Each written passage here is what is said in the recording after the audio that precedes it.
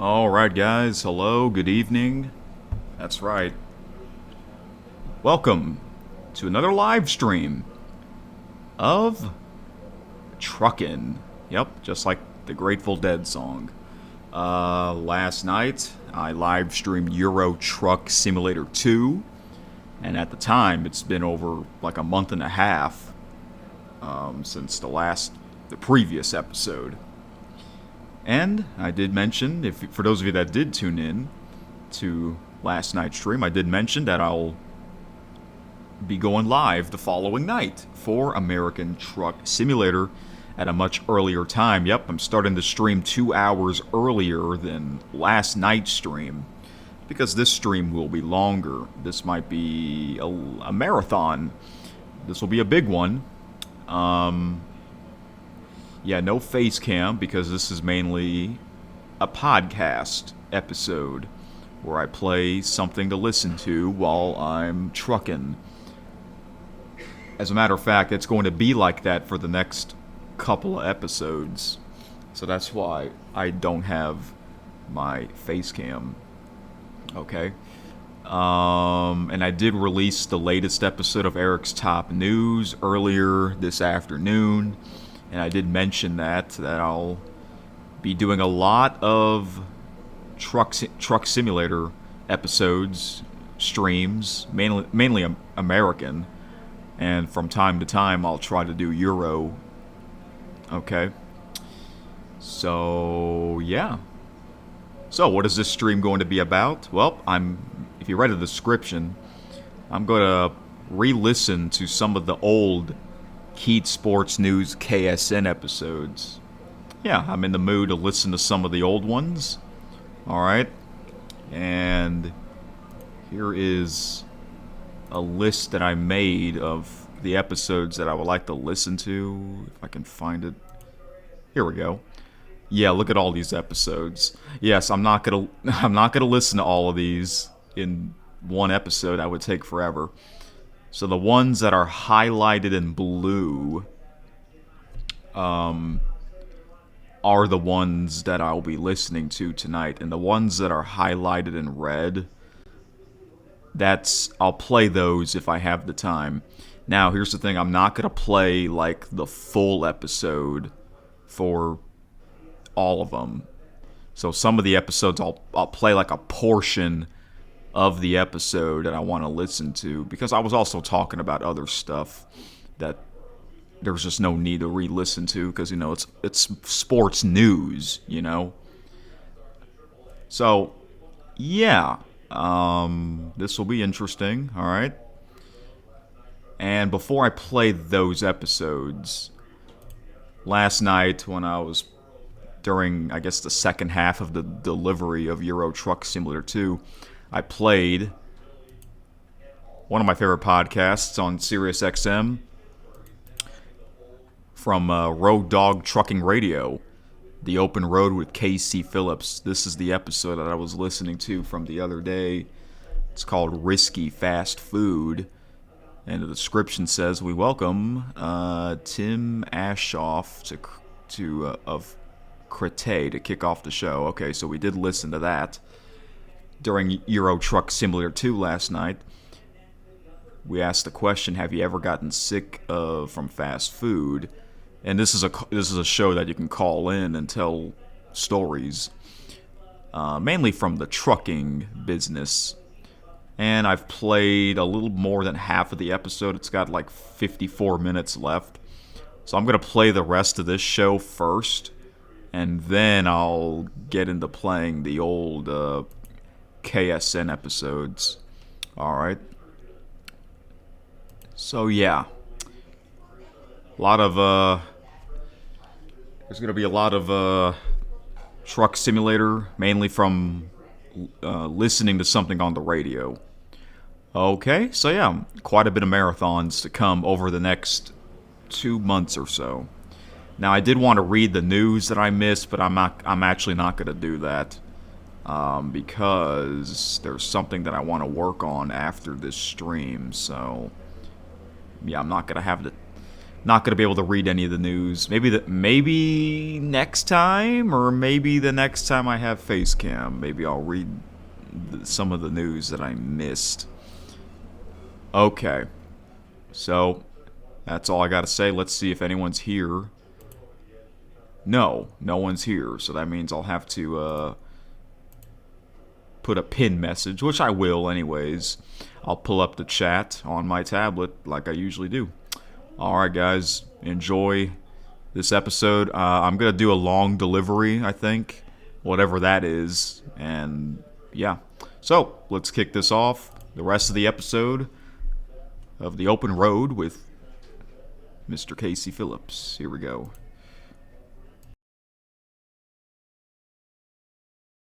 Oh, by the way,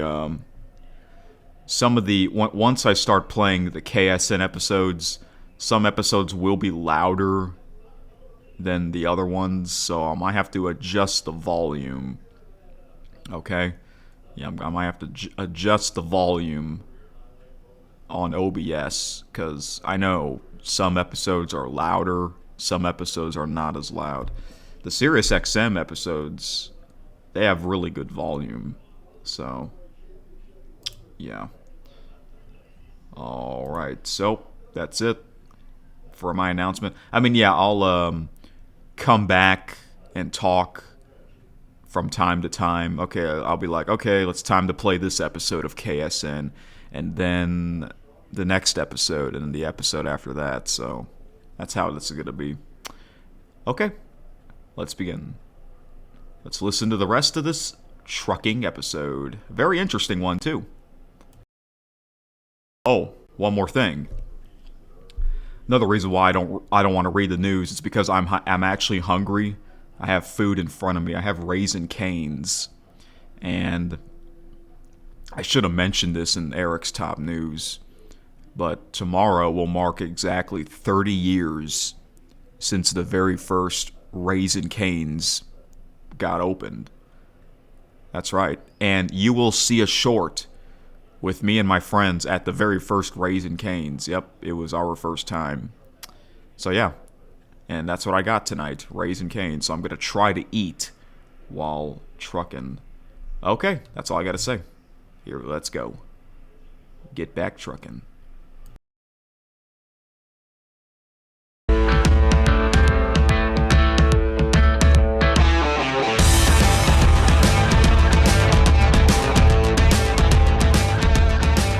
You guys want to get in? Love to have you. 8888 Road Dog. Almost forgot. In the top of hour number 3, we are going to welcome back to the show our good friend, Mr. Brad Gilly, talking about a high-speed NASCAR update with you to get hour 3 started, but then we'll get right back into the conversation. So we're talking about fast food and the situation that confronts every truck driver who's ever gone out on the road and needed some convenient food choices. When it comes down to the offerings out there, if you need a fast meal, which let's face it, a lot of people need a fast meal out there, you are limited to the locations that you're going to a few big names these days. And when the big name food retailers that engage in the fast food business segment are putting tainted ingredients between the bun or in the tortilla or on the chips or whatever, when there are tainted products, be it lettuce or tomatoes or cilantro or whatever the ingredient of the week is, that puts you at risk of getting sick. And so I am posing a hypothesis today that the trucking industry is unfairly impacted when quality assurance measures at fast food restaurants are not kept in the highest level of scrutiny by not only the companies, but also the federal government. The Constitution states very plainly that it is there to protect the citizens of the United States. And I think this falls into that category. We need protection with our food supply. If you guys got some thoughts on it, you want to get in, love to have you. 8888 Road Dog. If you've ever gotten sick from a burger or a taco or whatever, and you want to talk about your food poisoning story, we can talk about that. Do you think that you've had a screw you at the drive-thru situation where you didn't get something you ordered, or they gave you the wrong thing? Maybe they gave you a burger without meat or a chicken sandwich without the sandwich part of it. You're going protein style, DJT, whether you like it or not. Get in with us. Let's go to the phones. Next up is going to be Road Rage in Cincinnati. Road Rage, what's up? How are you doing today, Casey? We're doing okay, man. It's a Wednesday, just getting through it. Well, as you know, I strictly try and do food prep at home. I get those little single-serve containers, and then I'll make everything homemade, so I know what I'm eating and portion control and all Sure. that type of stuff. Mm-hmm. This week's menu was filet mignon medallions with mashed potatoes, cheese, bacon, and butter. I got a 4-cheese penna with blackened chicken, homemade macaroni and cheese, and sloppy joes is what's on the menu this week. Man. Sloppy Joe, sloppy Joe. Sloppy Joe.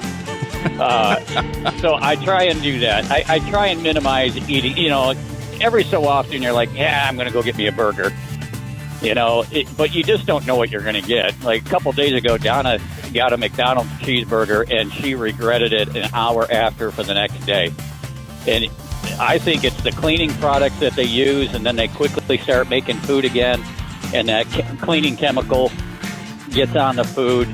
You just never know who's doing what the right way or not. And, I cleaned her out, but it's not the proper cleaning techniques, I guess. But 3 weeks ago, I got that Cyclospora, whatever it was, and that was a week from hell. Oh. I tell you, I barely had enough energy to get out of my bed to move 10 steps to get to that bathroom. And it was terrible. It was a crappy week, I'll tell you that. See, Dad Joke Trucker, that's how you do it, man. That's how you do it. Listen, Road Rage, did you really get something tainted at Taco Bell? I didn't eat Taco Bell, so I can't say I don't eat at Taco Bell. Okay. Unless I absolutely have to get something on there. That's just not one of my choices. Okay. So you did, but did you really get Cyclospora? Cyclospora parasite? I did. Okay. How do you know how you got it? I did. I don't know. You sit there and you think about it, review all the stuff and I'm not a big salad eater, so I can't sit there and say that I got it from a salad. I don't know how I got it, but I got it. I'm from Michigan, so Michigan was like one of the highest rate of getting that, and it was bad. I don't care how you put it. It's no joke. So, I did find that instead of Gatorade, there's a new drink out there I think it's called Rapid IV. Yes. Whatever it is. It has a little bit of a saline thing. Dude, that's what saved me because I was so dehydrated. You drink that down, and I recommend it. If you guys are driving in the Southwest and it's 117 degrees, grab one of those once a day because it's not just electrolytes. It's potassium. It's the proper saline balance onto it. It's not the best tasting stuff in the world, but it's not bad. Okay. Well, I'm glad that you're. Yeah, I'm glad you're able to share that this is how you dealt with the symptoms, and I'm glad you're okay, buddy. With regard to the products impacted by the Taylor Farms to Mexico, this is coming from the Food and Drug Administration, that Cyclospora infection did impact a lot of distribution in the U.S. So the iceberg lettuce was in many, many states, and also many retailers. Walmart was in there as well. So if you're at Walmart and you're buying iceberg lettuce, that's going to impact a wide range of customers.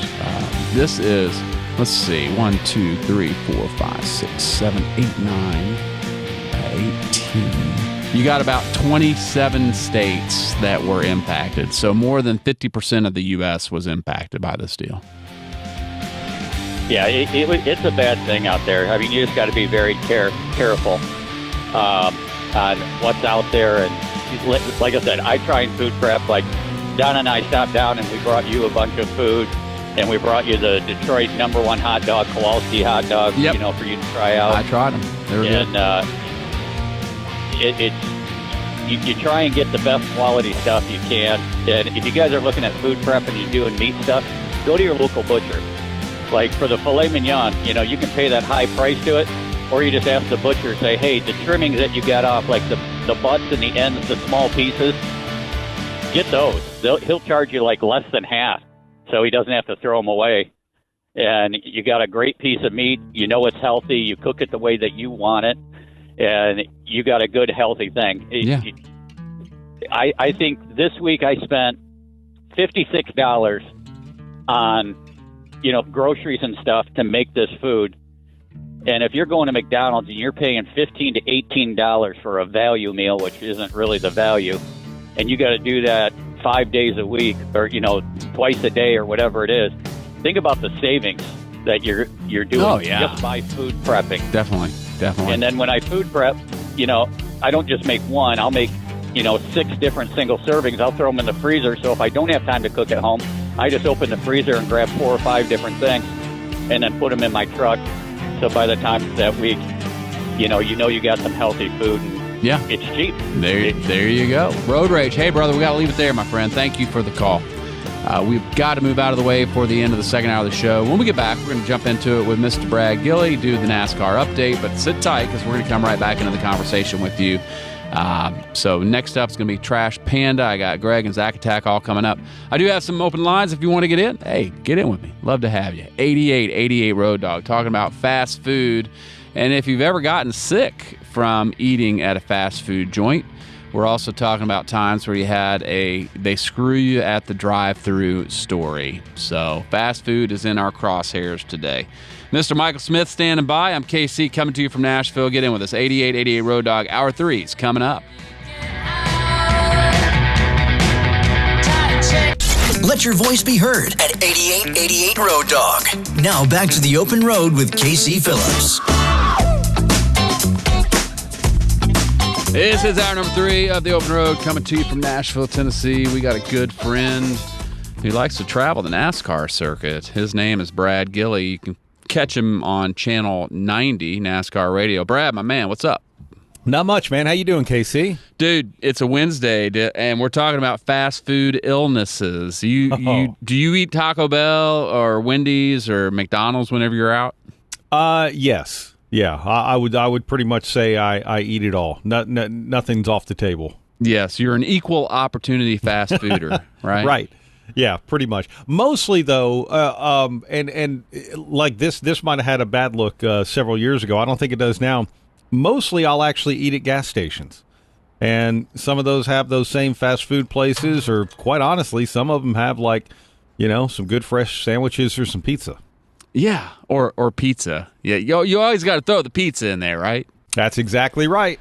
Well, when it comes down to it, there has been a lot of news recently about outbreaks of parasites and things like this, and so it's not just fast food. It's lettuce, dude. And I'm thinking, wow, everybody's at risk, and I don't know if you've ever had food poisoning. I have, yeah. I'd almost find it hard pressed to find anyone who hasn't, and some are more miserable than others, as a lot of us have experienced, I'm sure. Yeah. I've only had it once. Man, you're lucky. But yeah, I know it. I guess I'm leading a charmed life, my friend. Yeah. Well, be safe out there as you travel. Has there ever been a story about a driver that's been sick and driving to victory lane in the years you've been covering NASCAR? Yes.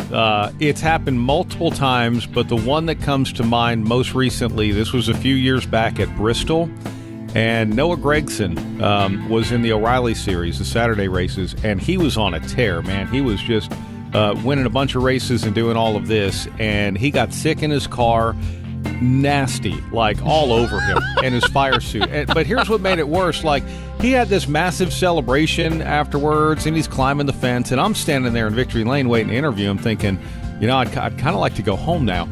But he came there all stinky and nasty and big smile on his face. I think he felt better. He used to, when he won races, would literally just throw up afterwards, just from nervous energy. Yeah. This one wasn't Yeah. nervous energy. This was like he was legit very ill, and not a good thing. It happened to Alex Bowman earlier this year at Circuit of the Americas, but he had vertigo and the dizziness, the nausea made him give back his breakfast. Wow. Yeah, I totally get the nervous energy kind of thing. When it comes down to it, though, as far as that suit that they're wearing, it's pretty sealed up, isn't it? From neck to feet, right? It's sealed up, but I mean, it's just cloth like any other cloth. It's just Okay. fire resistant. So it's not like, Gotcha. it's not like they're in a Ziploc. Okay. Okay. So things can pass through there. And, there are several jobs on a race car. There's like the underneath mechanic, the this, the that. There's the interior specialist. And, guess who gets the bad job from a driver yeah. who either can't hold it till the race is over, or get sick inside of the race car. It is That's the job right. of the interior specialist to handle all that. Make sure you bring your wood chips with you. Your sawdust. Bucket of Oh sawdust. yeah, you remember that? Like in school, it was like that red sawdust or whatever. Yeah. Janitor, clean up aisle 2, man. He'd come with the Yeah. sawdust. Yeah. Forgot about that. Great times, great times. Let's go ahead and jump into it. This is this week's edition of the NASCAR High Speed Update. High-Speed NASCAR Update! Well, this is a big weekend for NASCAR because it's the final race weekend of the regular season. After this week, NASCAR heads to Darlington Raceway and they start the 10-race chase for the NASCAR Cup. But in both the O'Reilly Auto Parts Series and in the Cup Series, we've got a lot of potential at Daytona International Speedway, of all places, a track where you get the 200-mile-per-hour bumper-to-bumper traffic jam. Big 20-car pileups can happen. You could be literally leading on the final lap of the race and end up finishing 30th. Anything can go wrong or right at Daytona as well. Denny Hamlin's already locked in the top seed of the chase by virtue of the amazing amount of points that he collected over the summertime. But on the bubble to make it in, Shane Van Gisbergen is sitting 16th in the standings, just 31 points ahead of Ryan Preece. That's in the Cup Series. In the O'Reilly Auto Parts Series, we actually have teammates who are fighting each other for the final spots, where William Sawalich, Brent Cruz, and Taylor Gray of Joe Gibbs Racing are 11th, 12th, and 13th, respectively. And they only take 12 cars in that chase. And by the way, Rajah Caruth from Junior Motorsports is hot on their heels, 15 points behind. So a lot of cool things can happen this weekend. Oh, and NASCAR has also changed the aerodynamic and engine package for Daytona, and they're not giving the Cup cars any practice ahead of the race. So that should make things even more. Yeah, it's awesome, isn't it? This is let's just have more carnage, chaos, and violence, and I think we'll get that. But KC, Friday night racing for the O'Reilly Series, Saturday night racing for the Cup Series, and it's really cool to see all the sparks and fire and all the other things under the lights. Okay, so I got to know, since you bring up the aerodynamics, et cetera, when they make these changes that are global to the sport, does it typically make the cars perform faster? What is the goal? Is it safety? No, sometimes it is safety because that's why they restrict the horsepower so much at Daytona and Talladega and now Echo Park Speedway in Atlanta, because they don't want the cars to go airborne. A jumbo jet takes off at like 130 miles per hour. These cars are going over 200. Okay. But this one is really more for the racing, and it's only on the Cup side of things. What's happened is the crew chiefs and engineers science it out so much that they've scienced it out to where fuel savings becomes a priority. And based on the way the cars were racing in a big draft, it was hard to actually tuck up and close in on the back of another car and then drive around and have that slingshot to make the pass. So what they did, they actually added drag to the cars, which punches a bigger hole in the air, but they reduced the horsepower. And as crazy as this sounds, KC, with more drag but less horsepower, the cars will go faster this weekend than they did in the Daytona 500, but the whole idea is to allow someone to drive up to the back bumper of another car, draft them, and then drive around them. And it was the drive around them part that they were having trouble with. It also is supposed to help with that fuel saving strategy, because we don't want to see people out there running at 60% throttle. Crazy, man. I think about other changes in sports that have an impact on scoring. Hockey had some changes with the size of the goalie area, and it does increase or decrease performance. It sounds like NASCAR is attempting to bring some more energy and interest into the sport by making these changes. Yeah, that's exactly it. And it's a target that they forever chase, because just when they do something, the engineers and crew chiefs figure out how to ruin it for the rest of us, but to the benefit of them. But think of it this way, like the shot clock in NBA, the shot clock is actually in the NBA Hall of Fame because how it changed the game of basketball by forcing people to actually go out there and try and score points. Yeah, crazy. Well, you know what it is? It's something to talk about, Gilly, and for you and me, that's always welcome. Another thing to talk about, right? Absolutely, and I have a feeling I have post-race coverage after the race on Saturday night. Based on the way this one could go, our post-race coverage might go until 2 in the morning, legitimately. Wow. So it'll be fun. It's going to be a great time. Brad, thanks for jumping in, my friend.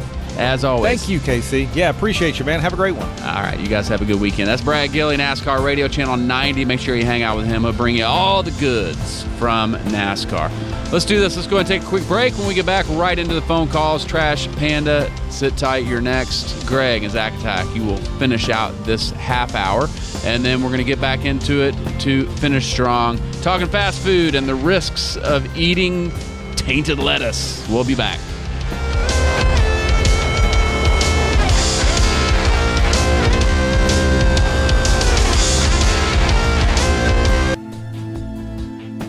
Conversation on the open road with KC Phillips. Join in at 8888 Road Dog.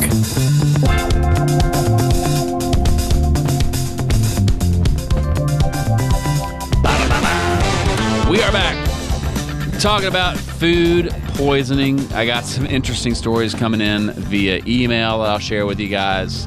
You know what? I forgot to pull up Facebook today. So sorry. If you have sent me a message to Open Road SXM, I will definitely check that here before the end of the show. We're talking about times when you are put at risk because they can't get the lettuce right. The lettuce recall is not just about the Taco Bell brand. It's not just about any other fast food. It is stores. Anybody carrying this lettuce, and most of it, I'm sure, has been pulled. Hopefully all of it has been pulled. But listen to this. Alabama, Arkansas, Connecticut, Florida, Georgia, Iowa, Illinois, Indiana, Kansas, Kentucky, Louisiana, Massachusetts, Maine, Maryland, Michigan, Missouri, Mississippi, North Carolina, Nebraska, New Hampshire, New Jersey, New York, Ohio, Oklahoma, Pennsylvania, South Carolina, Tennessee, Texas, Virginia, Wisconsin, and West Virginia. Also, it may have been further distributed to California, to District of Columbia, to Delaware, North Dakota, Puerto Rico, Rhode Island, South Dakota, Vermont, and Washington. Basically everywhere, everywhere might have Cyclospora lettuce. Just be careful out there. I really wonder how much loss has been incurred by these retailers because of it. And these are the scale of issues that put companies out of business. And that's tough. That is tough. They got to have good quality assurance measures in place. Got to run clean, just like you guys. Let's go to the phones. Have you ever had a fast food issue with food poisoning? Also, have you ever been screwed at the drive-thru? Trash Panda in Minnesota. Trash Panda, what's going on? Hey, not much. I usually like getting my lunch on route here. Okay. Some people throw away some good food, I tell you what. Oh, shut up, man. You're so full of it. I was wondering if that's what you were talking about. I was like, wait a minute. Where's he going with this? It can be chicken or whatever. Whatever I find in one of these trash cans around lunchtime, I'm going to... No, I remember being down in Louisiana. That was the only time I got food poisoning. It was like a little mom and pop truck stop, and they had like a kind of like a small restaurant. So I got the wings from them, and they were good. But come that night, all of a sudden I felt sick, and it was coming out both ends, And with mom and pop truck stop, it's not open at night. So I had to make do with what I had, and I had to go pick up the load the next day, and I'm throwing up every day. Oh my gosh. Oh, every like what? I think like 15 miles I was able to make it, and I got to pull over and throw up again. Yeah, dude. You were powering through, man, and that's just. Hey, Road Rage was talking about Liquid IV. Have you ever had that? I have not. I drank Gatorade. Okay. That must be something new. I guess it is. Yeah, I've never had it. So. I have to keep that in mind next time I get sick or whatever. That way. Yeah, 'cause even the stomach flu, it kind of tastes like stomach flu. You ever had that where you can't even keep water down or anything? That's pure misery too. Yeah, I've not heard of that, man. But it just goes to show you drink that water, you can't even keep them down. Yeah, if you have a parasite or some bacteria out there from something you've eaten, you just got to process it, man. And sometimes that can last a long time. My food poisoning was only a 24-hour thing.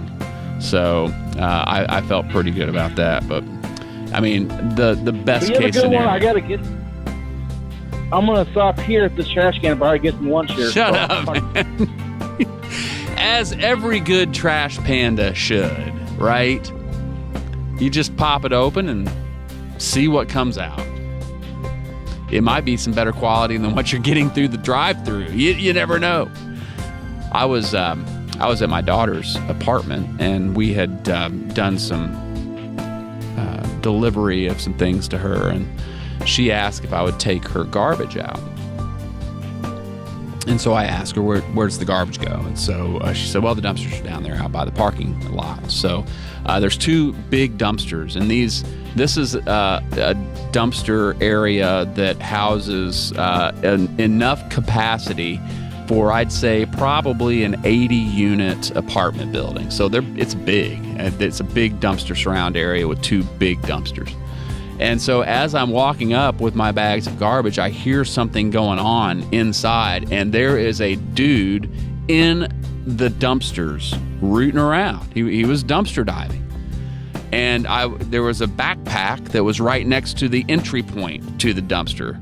And I was just like, man, I've never ever witnessed that. I've heard about it a lot, but I've never actually seen somebody doing it.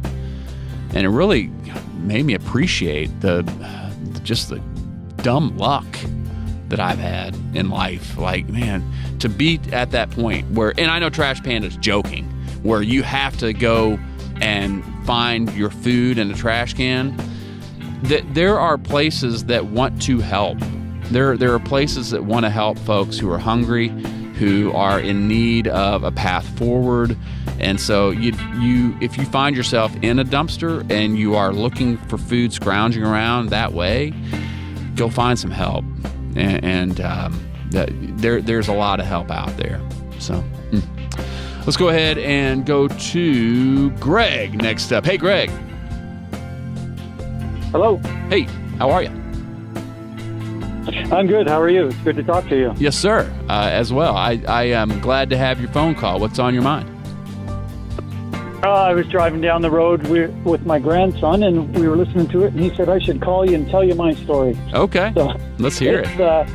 I was heading down to South Carolina, and I stopped in Virginia at one of the aforementioned burger joints, and got down to South Carolina, and that evening I just was taken down with something.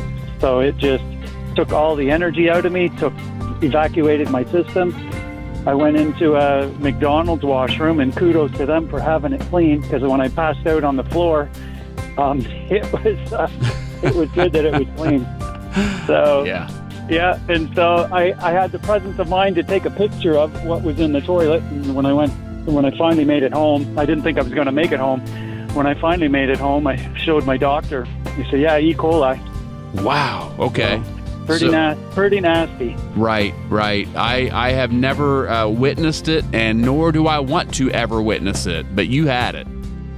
That's what it was. I just it was, I dragged my butt home, and it took me an extra day to get home. But yeah, knocked me right down. Yeah. I Yeah. was thinking of going to the hospital, and I thought, I'll see if I can make it. And unbelievable. But kudos to the McDonald's for having the clean washroom. Sure.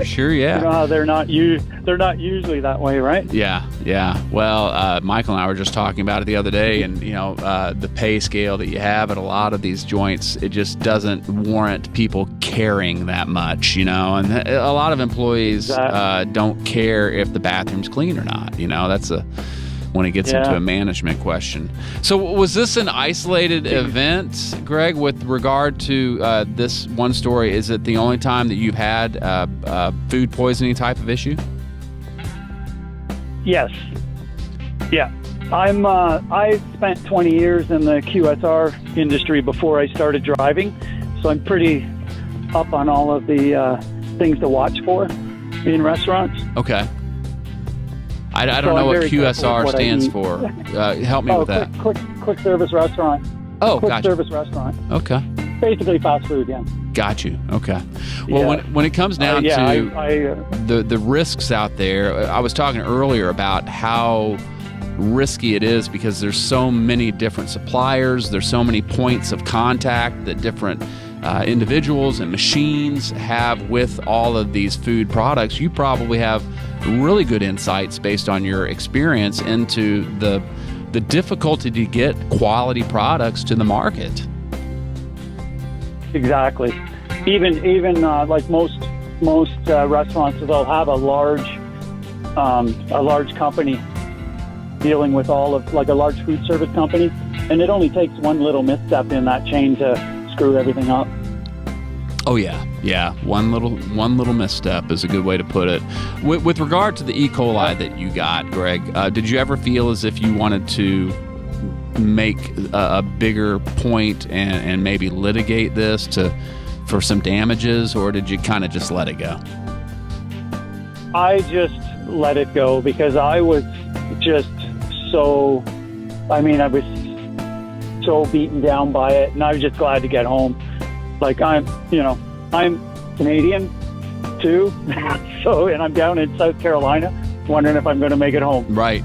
So shoot, yeah, count your blessings, right? Just, I thought about it, and I just thought, you know what, I'll just, not worry about it. Like I always keep receipts in my pocket for wherever I eat, just in case something like that could happen. Mm-hmm. And my wife gets angry because I don't usually always throw them out, and they just pile up when I get home. Or they go through the washing machine. I had everything to do it, and I just thought, you know what, I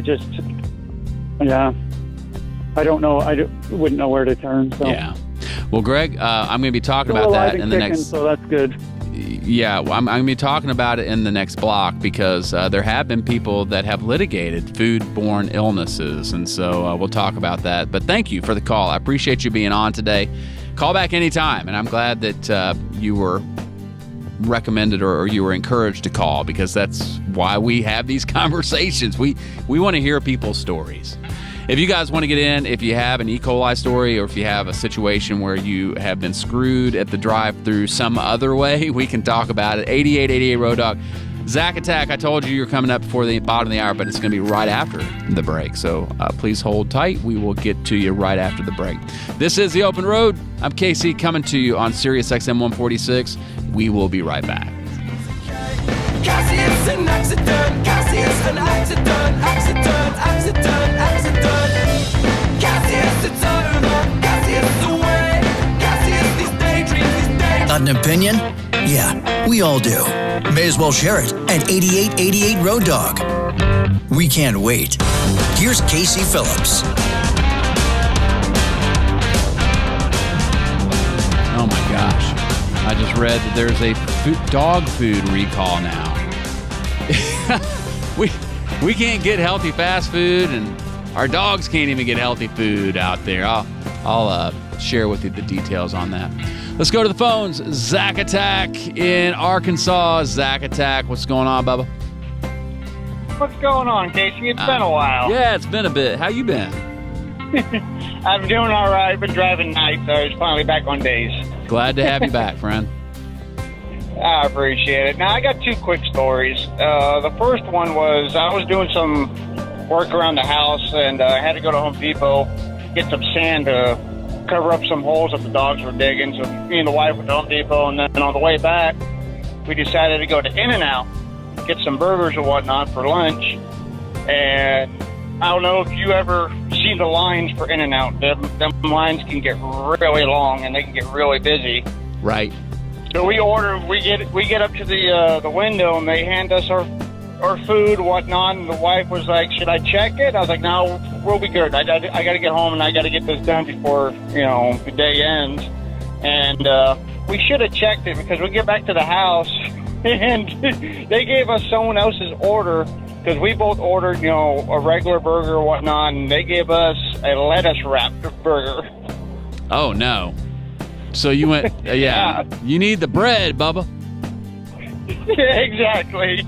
And then the second time we got screwed. It wasn't through a drive-through, but it was through a delivery through DoorDash and whatnot, where it was actually for 4th of July of this year.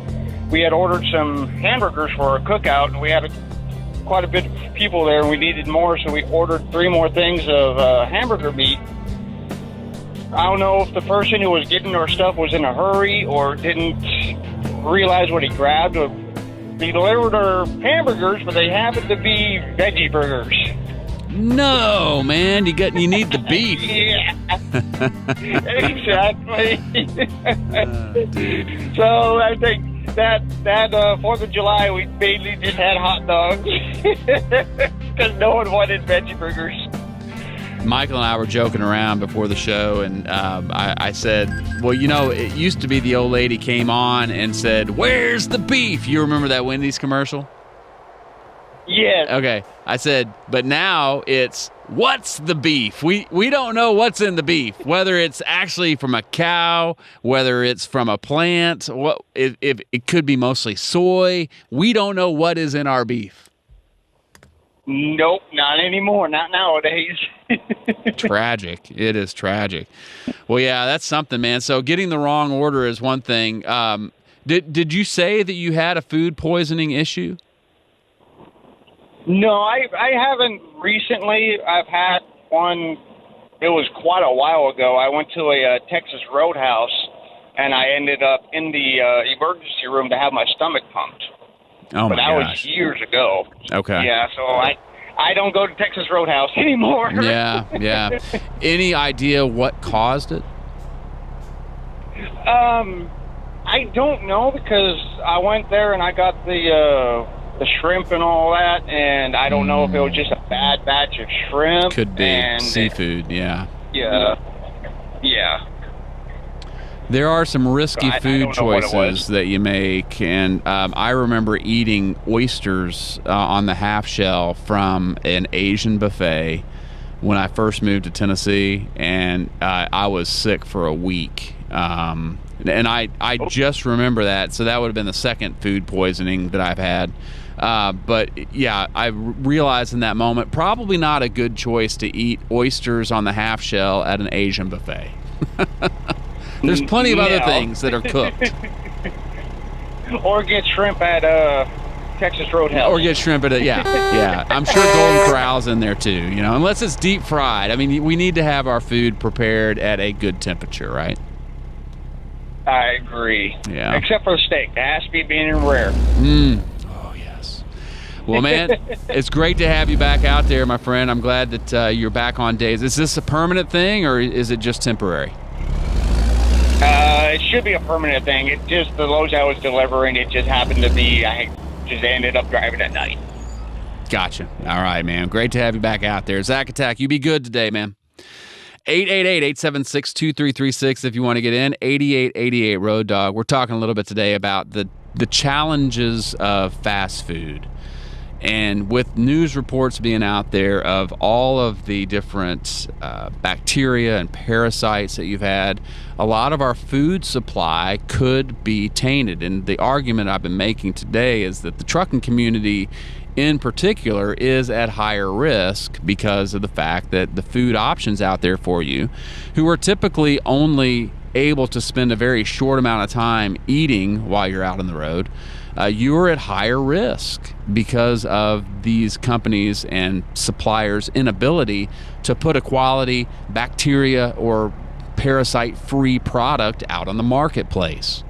So if you have a story about getting a tainted type of product, some food poisoning you want to share, love to have you. 8888 Road Dog. We've been doing very well, I will say. We've been doing very well at keeping the stories as clean as we can. I think the dirtiest was maybe Brad Gilly. And he's paid to be here, so I guess we'll let that slide. But with regard to the stories, there have been some great stories. If you have a foodborne illness story to share, we can talk about it. If you want to talk about getting screwed at the drive-thru with an order that was incorrect, just like we heard Zach Attack say, he got a lettuce-wrapped burger instead of a bun-wrapped burger. Let's talk about that too. Mr. Michael is standing by. Phone lines are open. It does bring in, though, that idea of DoorDash.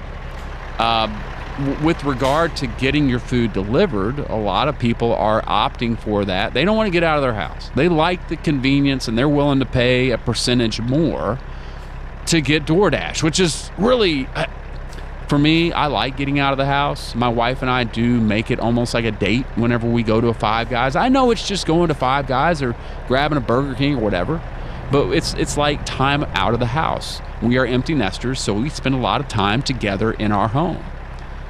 Our neighbors, however, get DoorDash every day. Every day. We go once every 2 weeks, and we'll go grab a Five Guys, something like that. But they have people showing up at their house every day. When it comes to the order accuracy, when it comes to the chance for any foodborne illnesses, I wonder if there are disclaimers whenever you sign up for these services that, hey, you indemnify the DoorDash delivery person. Because the last thing I would want if I do order from a delivery service, I don't want them opening my bag and rooting through my food. So I would say that, and I hope they do, I don't know if they do, but I would hope that they have a no bag opening policy. That if you have an order that you want to contest, you have to go back to the supplier of the food because the driver did not open the bag. Maybe they just wanted to grab a couple of fries, whatever, but Anyway, if you want to get in, love to have you. 8888 Road Dog. We're going to take a quick break. When we get back, I want to get into the story about the dog food. I do have some emails to share with you. Most importantly are your stories, though. So if you have a story to share, I'll get you in before the end of the show today. Get in with us. 888-876-2336. It's a Wednesday Out of Route edition. I'm Casey coming to you from Nashville, Tennessee. We will be back on SiriusXM's Open Road.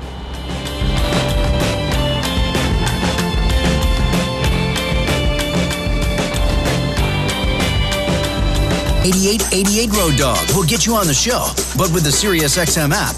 Listen back to your call anytime. Here's Casey Phillips.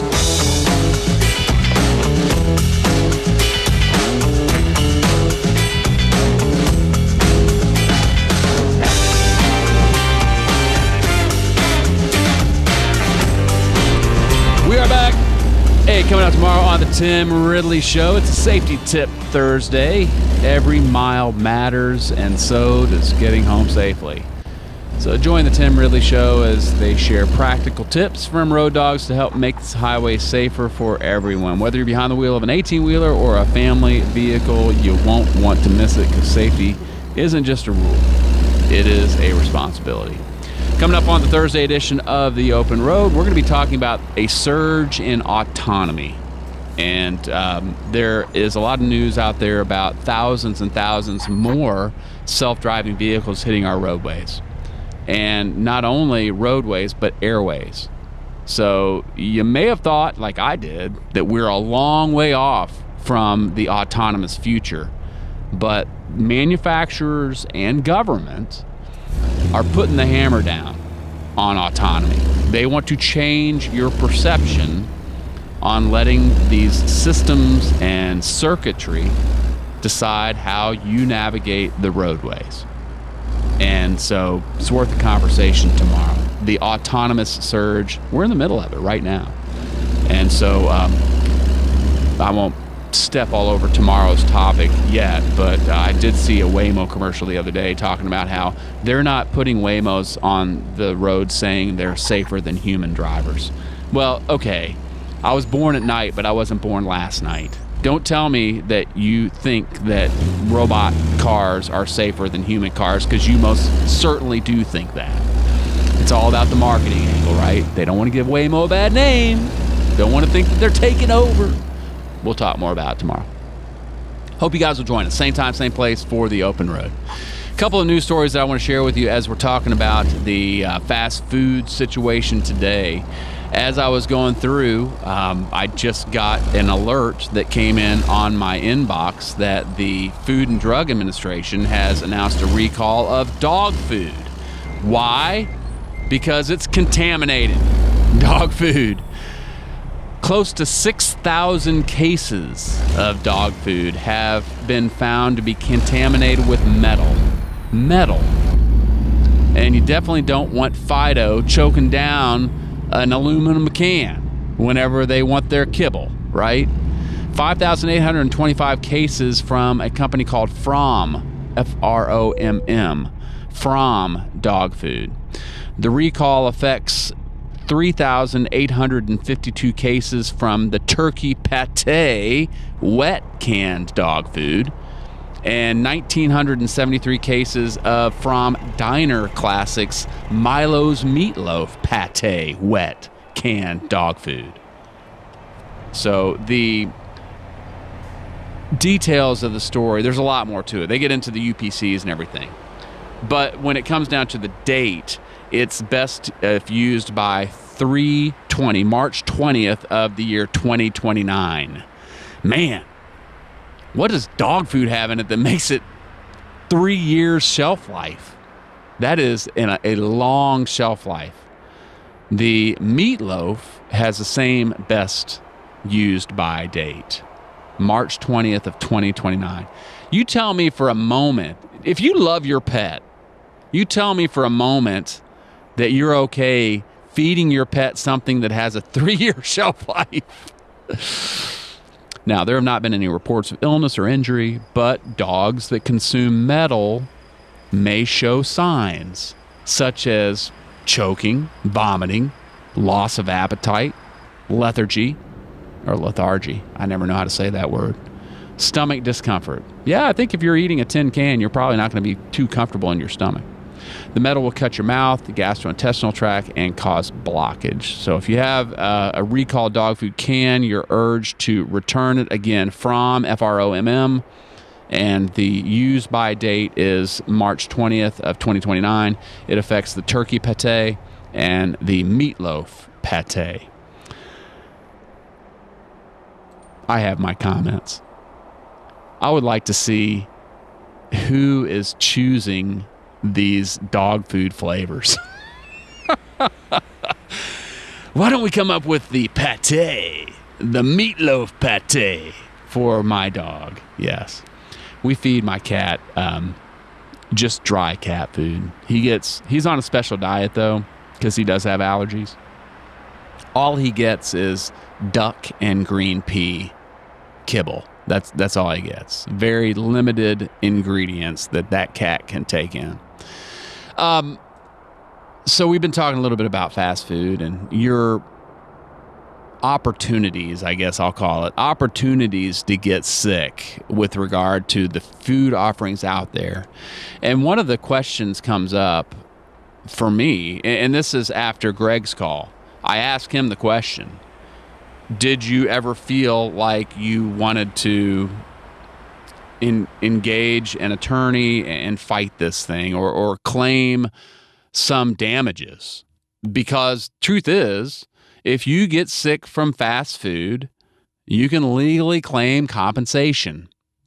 You can claim compensation. If you miss a week of work because of food poisoning, if you have medical bills because you had to go get treated, that's claimable. And I wonder if anybody out there has ever thought that, hey, I got sick from this thing and I want to pursue it. Greg did not, but he did everything that he needed to do. He kept his receipt, number one, which he keeps too many receipts if you heard him say it. But also he took pictures, which I don't know how comfortable I would feel doing it. But listen, if you know that you are going to arrange an attorney to take a look at this thing, you need to have the proof. And if you can notice that there is E. coli in your stool, you got to take a picture of it. You got to make sure that you have a good record of it. And heck, you might even go buy another one. You might buy another one from the same store before it's ever alerted to the store that they have a problem, because you might get another burger or whatever that is tainted with the same thing that got you the E. coli. But you have to be able to prove that the food was contaminated by the restaurant and directly caused your illness. This is a big part of any lawsuit. You have to have the ability to prove without a shadow of a doubt that this was the problem. And if you're looking for compensation, you're going to need to be able to prove it. You can seek compensation for medical bills, for lost wages, any pain and suffering, which is a sliding scale.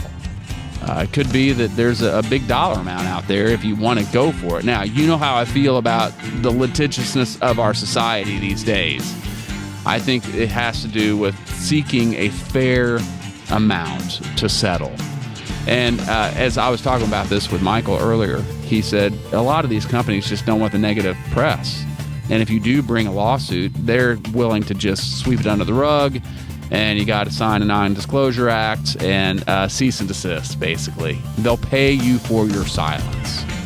So I don't know if anybody would actually do that or not. If you want to get in, got some thoughts, love to have you. 888-876-2336, 8888 Dog. Want to share with you an email. This is a message I received from our friend Bazooka. Bazooka, thank you for the email. He says, have I ever had food poisoning? Yes. I don't remember what caused it, so I'll leave that at that. Now, Bazooka did describe how he knew he had food poisoning, and I'm going to spare the rest of the listening audience. Bazooka, we'll just keep that between us, exactly what the symptoms were. But let me tell you, Bazooka does not hold back. He is a graphic He's a graphic writer when it comes to how he describes what was going on with his gastrointestinal tract and his colon, his lower colon.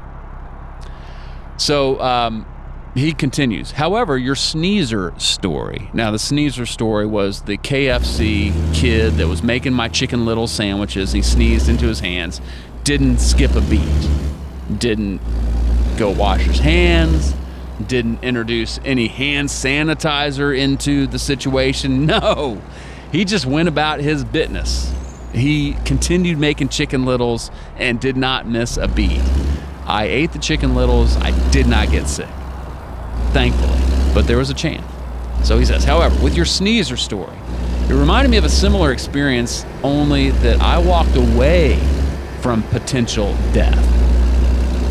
A neighbor's grandson owned a pizzeria in the next town, over where I lived in New York.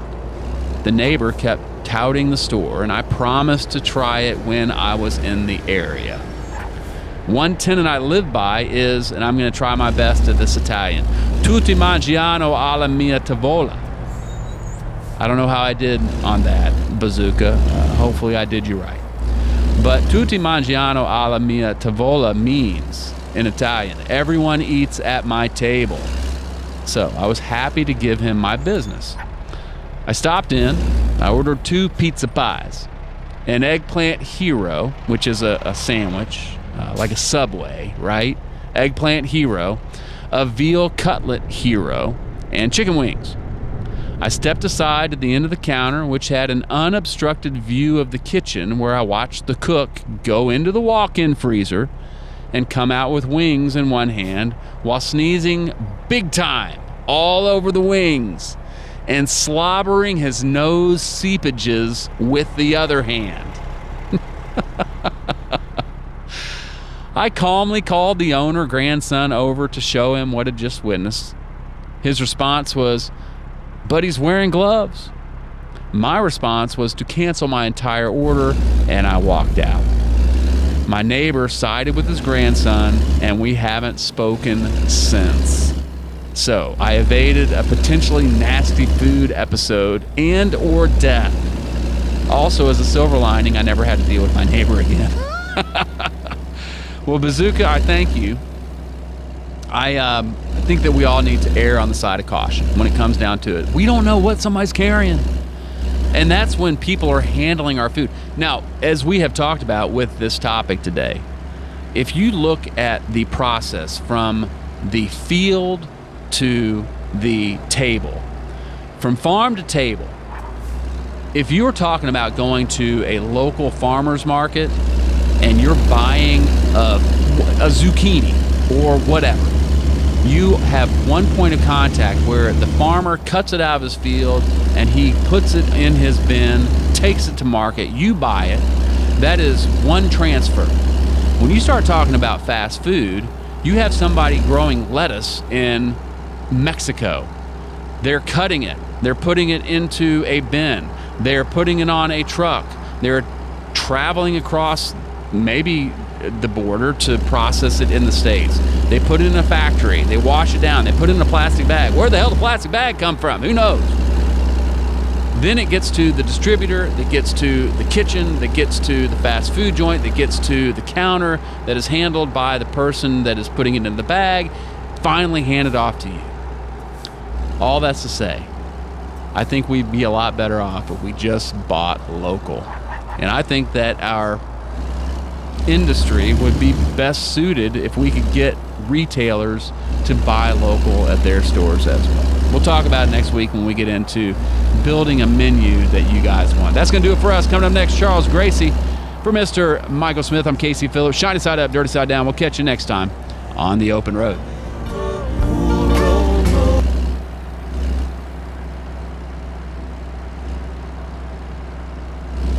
We're hitting the open road with KC Phillips. Incredible to listen to. Ride along with your thoughts on any and everything about the trucking industry. It's going to be interesting. Be part of the Road Dog Nation now by giving us a call at 8888 Road Dog. Interstate weather on the Open Road brought to you by Crete Carrier. Good morning to you. Welcome to the Open Road. I'm KC hanging out. It is a great day to be coming to you live for the morning drive.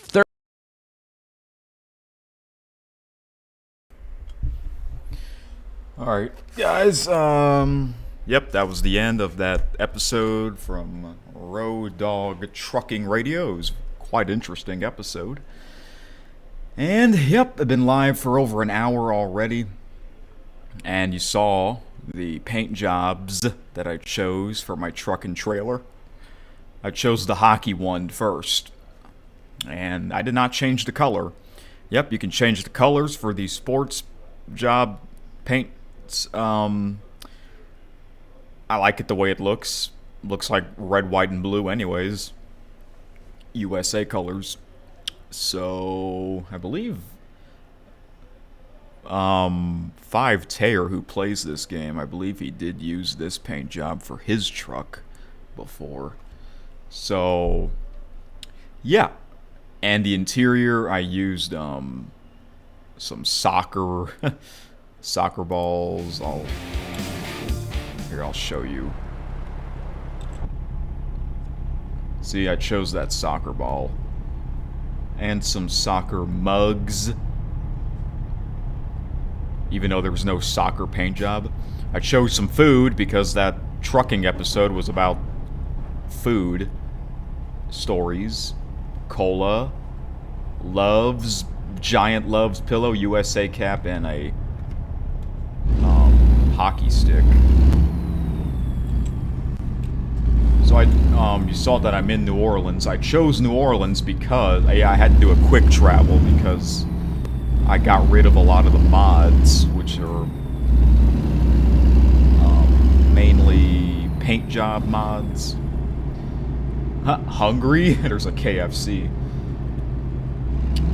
So I chose New Orleans because only because I was in New Orleans a couple days ago, so I figured why not go to the city that I went to. And it really does look like New Orleans, the city itself, so that's cool. Well, I'm going to do a delivery, a long one. Most likely this will be the only delivery I'll do in this episode.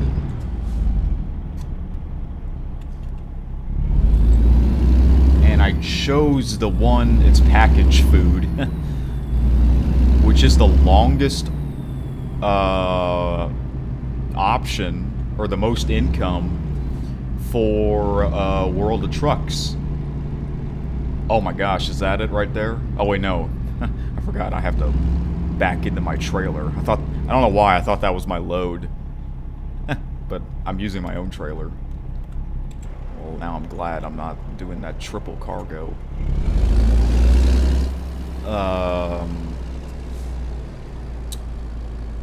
Yeah, World of Trucks. Just like those cruising events that they would have. The last one was a while ago. So I think this is the first. I wonder if this is the first. Heck, I'm gonna have to go back into the other side. I'm gonna have to turn around here.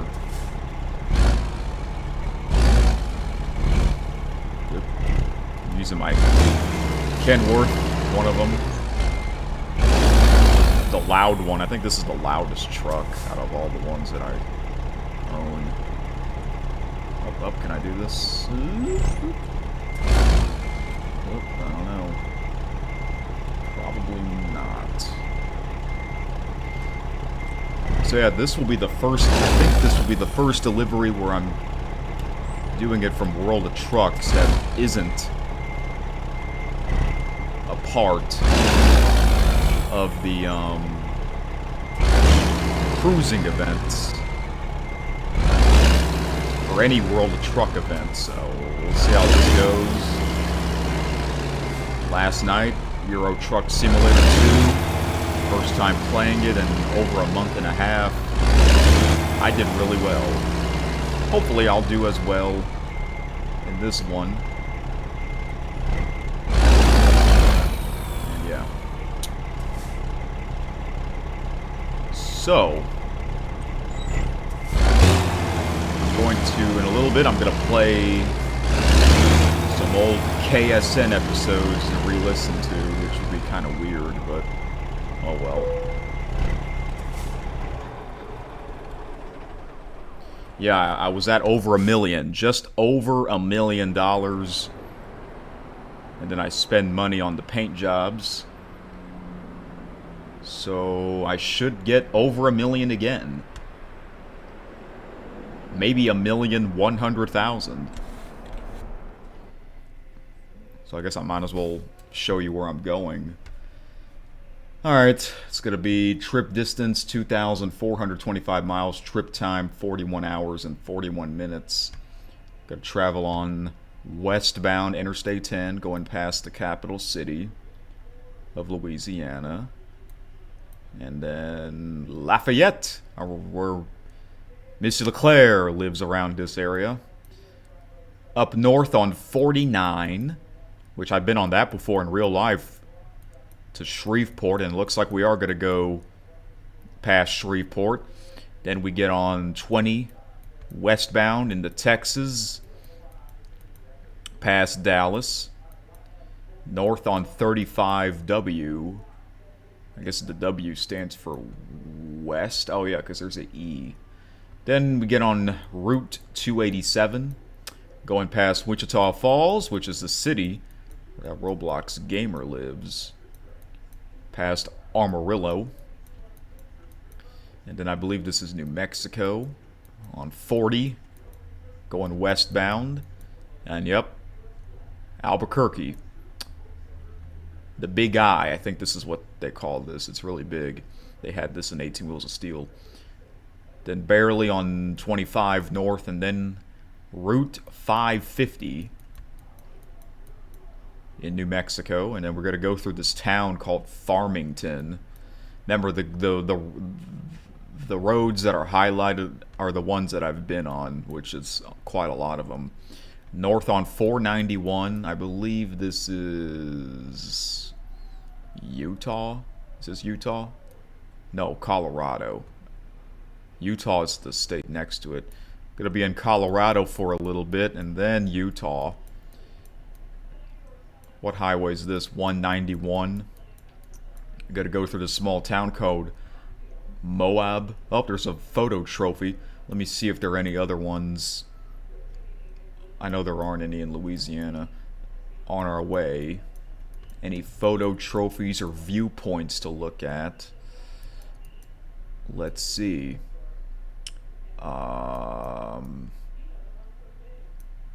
There's one right here, but this, I think you have to be on that.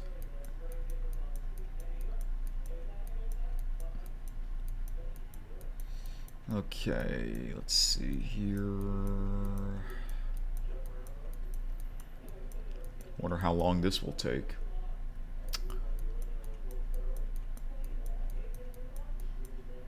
Maybe 2.5 more hours if I have to guess. Maybe. I'm gonna try and end the stream by midnight because there's something I want to work on after this stream. Okay.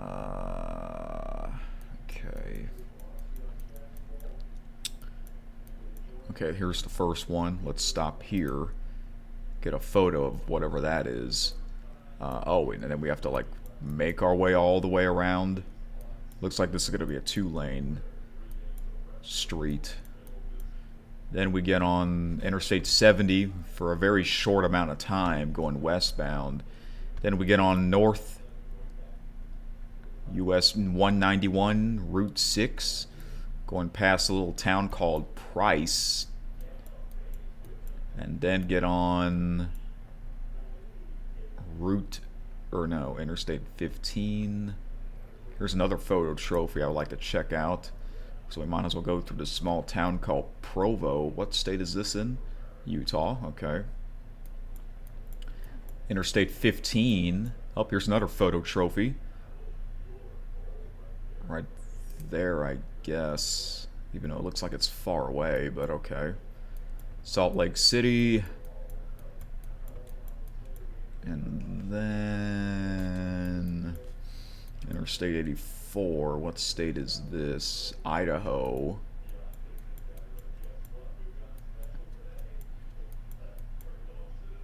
Oh look, wow. Idaho has their own highway. That's kind of cool. Hey, just like Louisiana. I'll show you that in a bit on the map. Going past Boise. And then I believe this is Oregon. Yep. Oregon past Ontario. Oh no, I have to go on this. Oh, I remember this. Look at all these. Look at this. This looks so weird. I remember this. This is going to be towards the end of the big delivery. Going past Pendleton. Right on the border of Oregon and Washington State.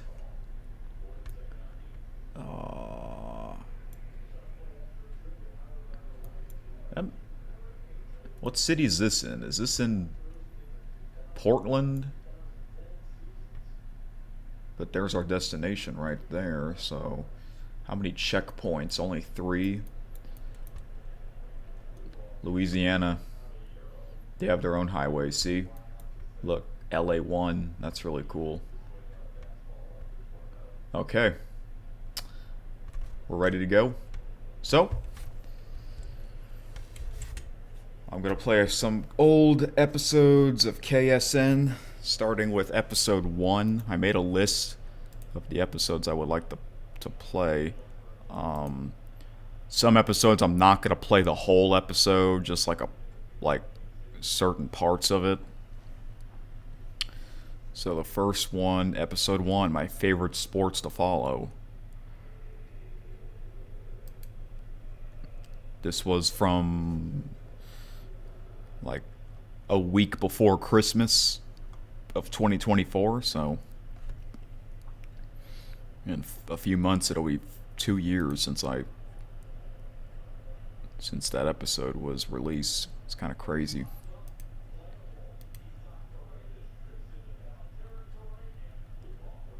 But yeah, I'll come back on here and then I'll let you know the next episode that I'll play. This one's 30 minutes. I think I'll play the whole episode for this one. Now, just to remind you, some episodes are louder than others. It is what it is, so I might have to adjust my volume on OBS, or maybe the game volume. Okay, so yep, I'll be back whenever it's time to change episodes. So here we go, big delivery. Let's do this. You're listening to Keith Sports News. Is this on? Yes. Okay. Oh yeah, I'm not going to show the video of the episodes. It's just audio, which makes sense because it's a podcast. So, yeah. Okay. Well, the time has come. That's right. Welcome to the first episode of Keith Sports News, or KSN for short. Yes. You may know me from my main channel, Eric Super Magnificent, which is basically my vlogging and gaming channel. I decided to do a separate channel only for sports talk related because I'm going to do this every week. Twice a week. Every Monday and Friday. Why? Because I'll be talking about what happened before the weekend and what happened after the weekend. Yes. So, and we are on, the most wonderful time of the year. It's been crazy, but fun. Have fun in life, This is something that I wanted to do for a while, and I think I picked the right time to do it. So yes. See, I got my microphone here. This is on a laptop. Quick story, I have never done a video from my laptop outside. This is my first time doing this. So I will do this outdoors as much as possible.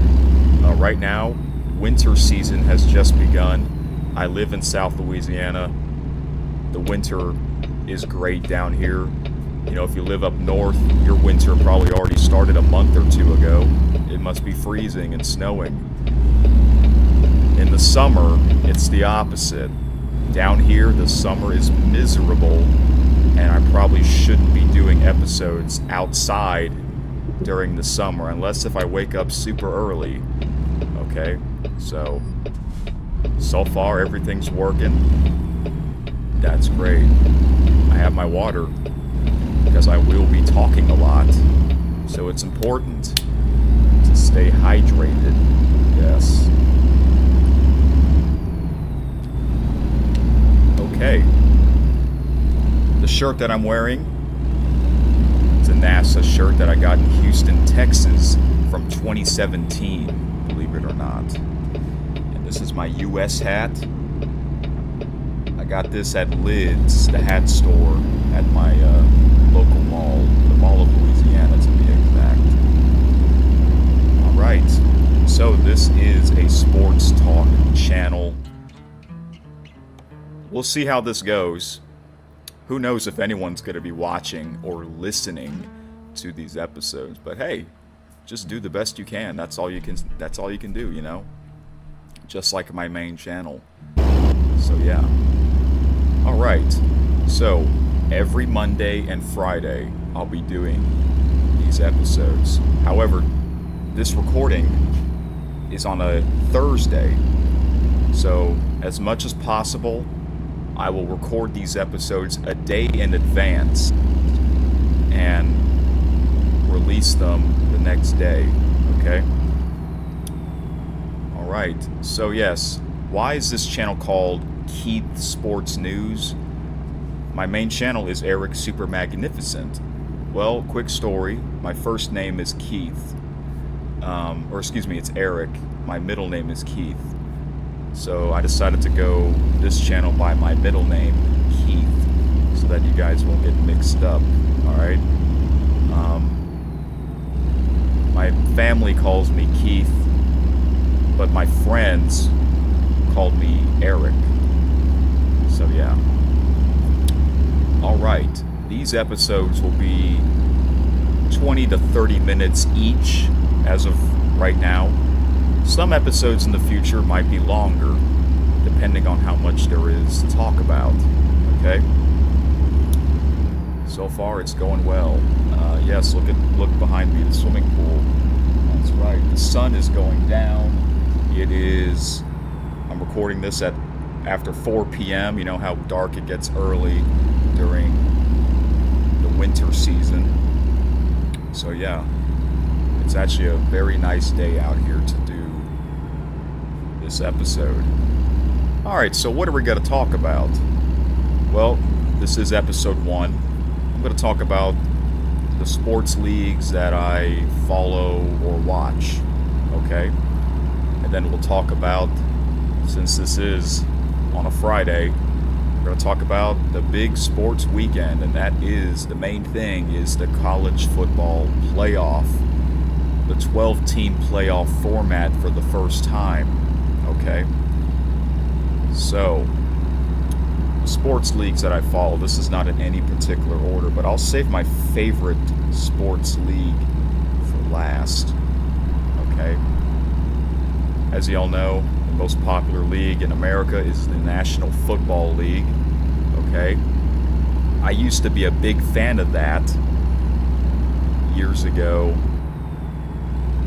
Quick story, I live in South Louisiana, so I used to be a Saints fan, New Orleans Saints fan. The Drew Brees era, Sean Payton, Drew Brees era, that was their golden era. And then that year, it was almost 6 years ago, where they got screwed out of the Super Bowl, and that pissed a lot of fans off. Even non-Saints fans were pissed off about that, including me. After that, I just like, I can't watch this league anymore. But then the following year was 2020, the COVID year. It was so weird for everyone. And then fast forward a few years later, I'm slightly getting back into it. But I'm not a huge fan of it like I was over 10 years ago or so, but I do know what's going on, okay? And I also, I watched the highlight show, and I would listen to a lot of sports talk podcasts. And that's the main reason why I want to do my own. Why not do my own sports talk episodes? Okay, the game just shut down. That was very bizarre. I wonder why. I wonder why the game just randomly shut off like that. I don't have a lot opened on my computer. I wonder if it's because it's from World of Trucks. I don't know. But that was strange. After playing the game for like more than an hour, it decides to randomly shut down. Well, let's, I wonder if I can continue that delivery. We'll see. So, alright, let's resume and try this again. That was very bizarre. So, yes. So yeah, the National Football League, not a big fan of it, but I do know what's going on, okay? At least the big stories, alright? All I know is that the Kansas City Chiefs are back-to-back Super Bowl champions. They're trying to become the first team to three-peat in the Super Bowl, win 3 Super Bowls in a row, which has never happened before. That team has 1 loss. They are the best team, but some people say that they're not the best team because of the way they play their games. You know, a lot of their wins are close wins, but hey, a win is a win. That's all that matters. It's not really like college football where it's all about the rankings. There really is no rankings in the NFL. So, because this is pro football, professional players. Even the worst team. What's the worst team? Is it there's some bad teams. You got the New England Patriots, Carolina Panthers, Jacksonville Jaguars, Tennessee Titans. I think they all have like 3 wins. So you have some good players on those bad teams. That's the way it is. Every league, you got good teams, average teams, and you got the bad teams. So. And you got the AFC and the NFC. The AFC has a lot of great teams. But back when I was a big fan of it, it was the opposite. The NFC was the better conference. Yes. So, that's that. So, we are in winter season. The last few weeks of the NFL's regular season. And then after that will be the playoffs in January. If you hear a helicopter, so you might hear some noises in the background, so please bear with me. I'm doing the best I can, alright? Can I see the helicopter? I cannot. I can't see it, but it is what it is. Okay. So we're approaching the end of 2024. All right. So how many episodes will I do in 2024? Well, this is 1. You got Monday, the 23rd, Friday, the 27th, and then Monday, the 30th. So 4 episodes to wrap up 2024. And those 4 episodes will be kind of like special type of episodes where I'll talk about other things that are somewhat sports related. And then after New Year's, we will get into the 2025 sports calendar season. Yes. So episode 1, I'm just going to talk about my favorite sports leagues and the college football playoff, the upcoming games. All right. Other sports leagues that I like. Well, I do like tennis. Lately I haven't watched much tennis because this is the off season. What I mainly watch is like the 4 Grand Slams, the Australian Open, which begins in about a month from now in January, the French Open or Roland Garros, Wimbledon, the most famous tournament in tennis history, and then the U.S. Open in New York. All right. I mainly watch those, but years ago, I would watch more tennis, but this year, not so much. I think it's because we're in a new era, but that's okay. So, yes, I do like watching the 4 majors for tennis, men and women. I'm more into women's tennis because there's more upsets, there's more surprises. I enjoy it more. I have a lot more favorite female players than male players. So, but I started watching tennis in 2016. I remember the first finals I watched was the women's finals, 2016 Australian Open. Then I got more into it in 2017 and 2018. I watched it a lot more back then, but now not as much. But I still follow the 4 majors. So the Australian Open begins in about a month from now. And that is my favorite. Out of the 4 Grand Slams, the Australian Open is my number 1 favorite.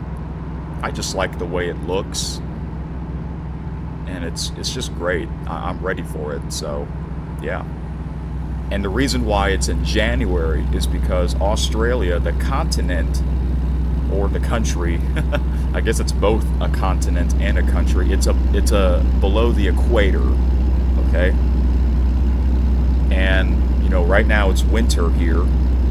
Down there, it's summer. It's the opposite, okay? So, basically it's June.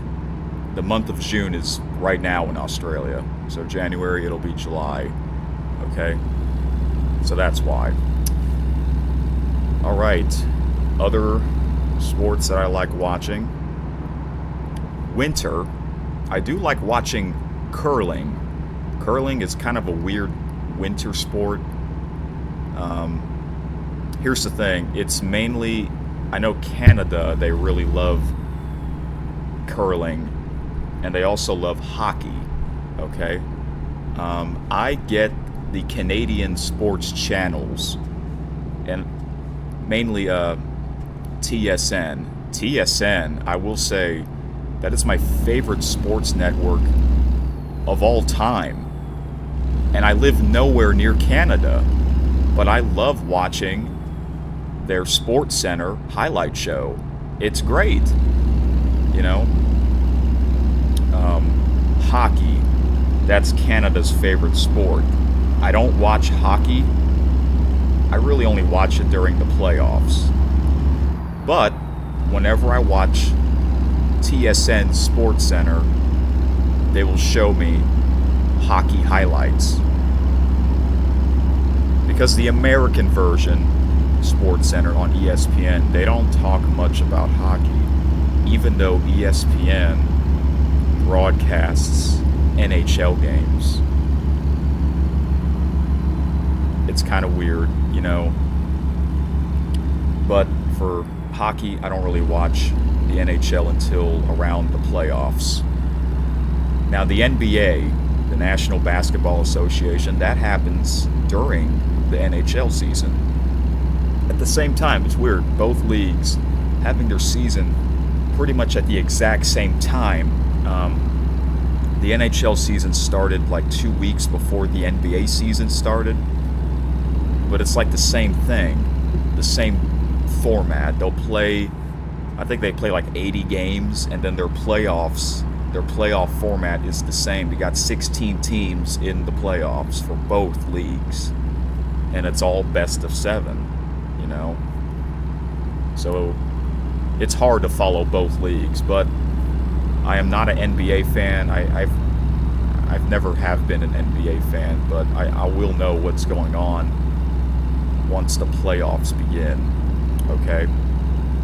I really only watch the NBA Finals. That's about it, so I'm kind of more into March Madness for college basketball because it's totally different. It's one game. You win, you advance. You lose, you're out. There's no best of 7. There's no best of 5. There's no best of 3. It's just one game. It's one giant tournament, okay? So, but yeah, like I said, TSN Sports Center, they'll show basketball and hockey highlights. That's about it until the playoffs. When it comes to me watching NBA and NHL games, it'll just be highlights on TSN Sports Center, all right? So, what else here? What else do I like? Well, there's certain sports that I will watch during a certain time of the year, okay? What I like to watch during a certain time of the year, horse racing. Mainly the Triple Crown. You got the Kentucky Derby, the Preakness Stakes, and the Belmont Stakes. So the Triple Crown begins with the Kentucky Derby, and that's always on the first Saturday of May. Yes, a lot of people watch that. A lot of people go to the racetrack. It's called Churchill Downs it's in Kentucky. Is it in Louisville? I forget. It's in Kentucky. So I love watching that. I've been watching that every year for over 10 years, you know. And then the Preakness Stakes would be 2 weeks after the Kentucky Derby. And the cool thing is, the Preakness Stakes is always around my birthday. My birthday's on May 19th. So whatever that weekend is, that's the Preakness. And then 3 weeks after the Preakness will be the Belmont Stakes. So yeah, I really enjoyed watching that. And also during the month of May, mainly Memorial Day weekend, is the Indy 500. That's really like the only race car event that I watch, is the Indy 500, because it's the biggest race car event in the world, and it's been around for over 100 years. Yeah. Okay, another sports league that I follow is Major League Baseball, the MLB, but it's kind of based on my interest in the league. It's kind of like the NFL. I used to be a big fan of the MLB, not as much now. It's the same with the NFL. The reason why I'm not a big fan of it much anymore is because of all the changes that they made to the league. I'm not really a fan of the changes, but I know a lot of people are a fan of that. But, you know, it's not the same league when I first started watching it, you know. It is what it is, you know. You can't please everybody, you know. Just like the college football playoff. You can't please everyone, you know. No matter what they do, not everyone's going to be happy. But if you have a lot more people that like it than more people that dislike it, then that's a positive thing.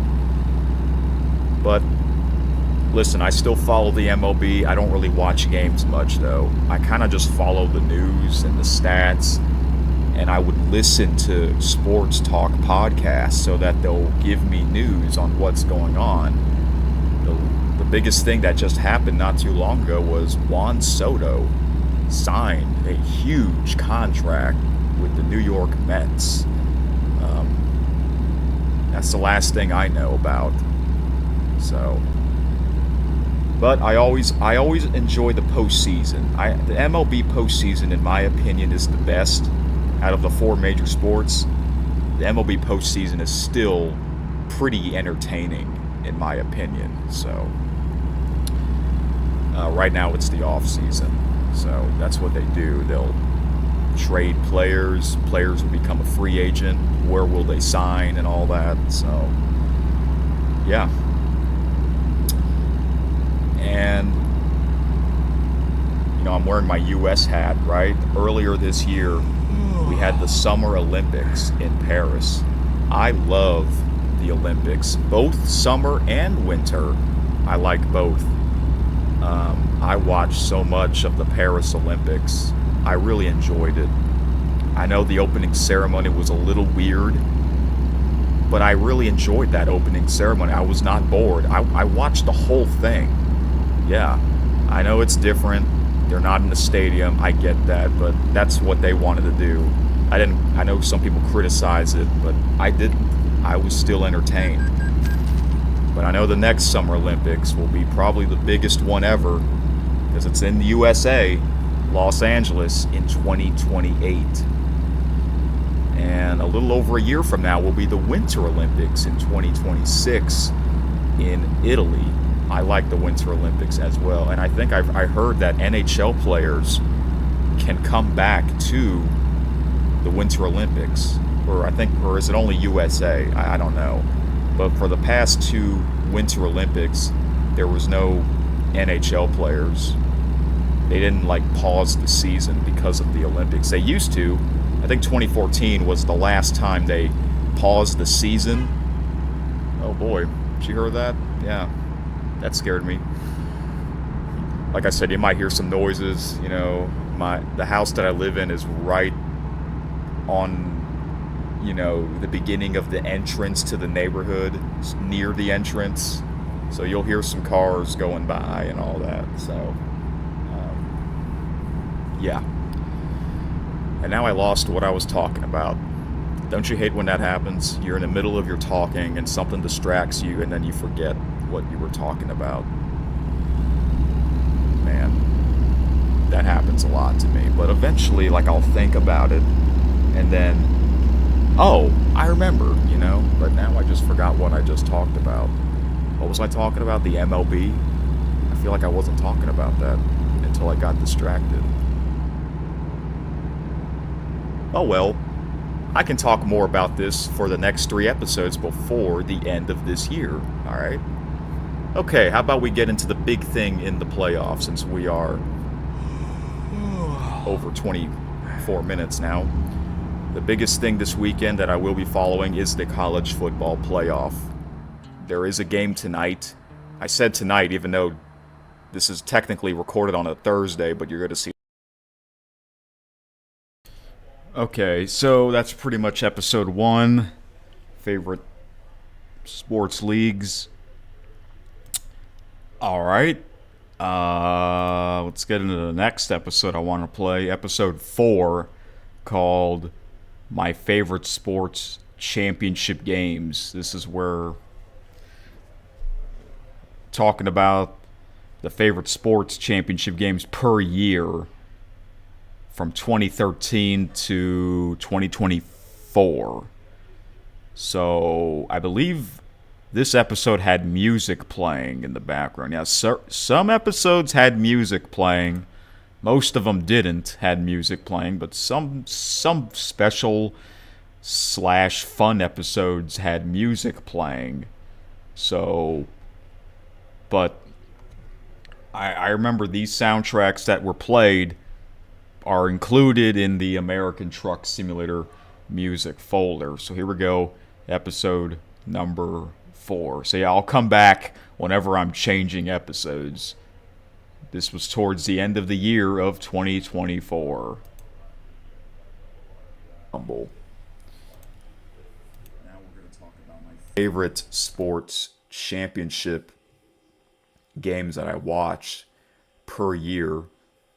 Alright. So, let's play a little Polar Sports soundtracks. For those of you that follow my main channel, I did a live stream of Polar Bowler, a game that came out 20 years ago. So, let's play some of that soundtrack. Alright, now let's get into the list that I made. I made a Google Doc. Alright, so 2013 was really the first year I got into watching sports. Okay, and one of the first games that I watched in 2013 was the Super Bowl. Super Bowl 47 between the Baltimore Ravens and San Francisco 49ers in the Superdome in New Orleans. That had that power outage for like a half an hour. The game was on CBS, and that was really the first Super Bowl I watched live, like actually getting into it. And that is the best Super Bowl that I watched live. The first Super Bowl I watched live was also the best Super Bowl that I watched live. So it was a great Super Bowl. I was rooting for the Baltimore Ravens, and they were winning pretty big at halftime. I think it was 28-6. Then after that power outage, the 49ers made a comeback, and the game was close at the very end. But in the end, the Ravens won, and it was Harbaugh against Harbaugh, brother versus brother. That was big.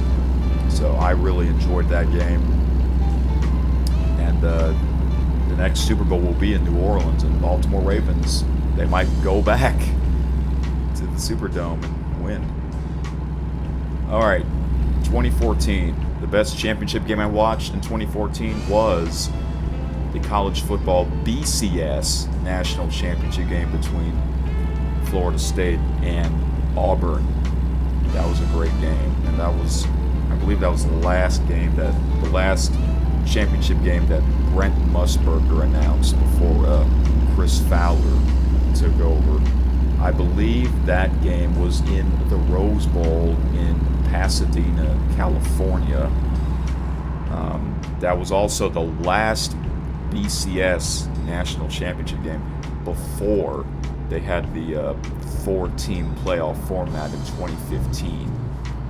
So that was a great game. I forgot who I was rooting for because I think Florida State was undefeated. They were the #1 team, Auburn. What made Auburn got in was they beat Alabama. Remember that kick six last play? They call it the kick six. That basically made Auburn go into the national championship game. So that was a great game. 2015. This is different now. Well, here's my water. I was wondering where it is because there's a lot of talking here. All right, 2015. It was the Triple Crown of horse racing. If you are a horse racing fan, you know what I'm talking about. American Pharoah winning the Triple Crown. The Triple Crown is so hard to win. It's only happened 13 times in over, I don't know, when was the first one? Over 100 years ago? It's insane. It's so hard. It's so tough. But American Pharoah was one of the best racehorses of all time. So the Triple Crown, you have to win the Kentucky Derby, then the Preakness, and then the Belmont in a 5-week period. It is tough. So that's got to be the best championship that I watched. Moving on to 2016, it was the World Series. And I got to say, that's probably one of the best or the best World Series that I watched live between the Chicago Cubs and the Cleveland Indians at the time. It went down to Game 7. I wanted the Cubs to win because they haven't won it in a long time. And they were actually down 3-1 in that series. But Game 7 was something else. It was crazy. And in the 10th inning, there was a rain delay. Yeah, there was actually a rain delay for a little bit. And then the Chicago Cubs found a way to win. It was awesome. So I'm glad they won it.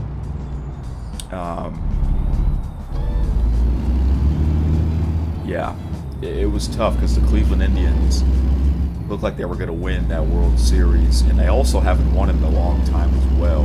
But the Chicago Cubs, it's been like 100 years or so since they've won it. So that was awesome. 2017 was also the World Series between the Houston Astros and the LA Dodgers. That was a great World Series as well. It also went down to 7 games.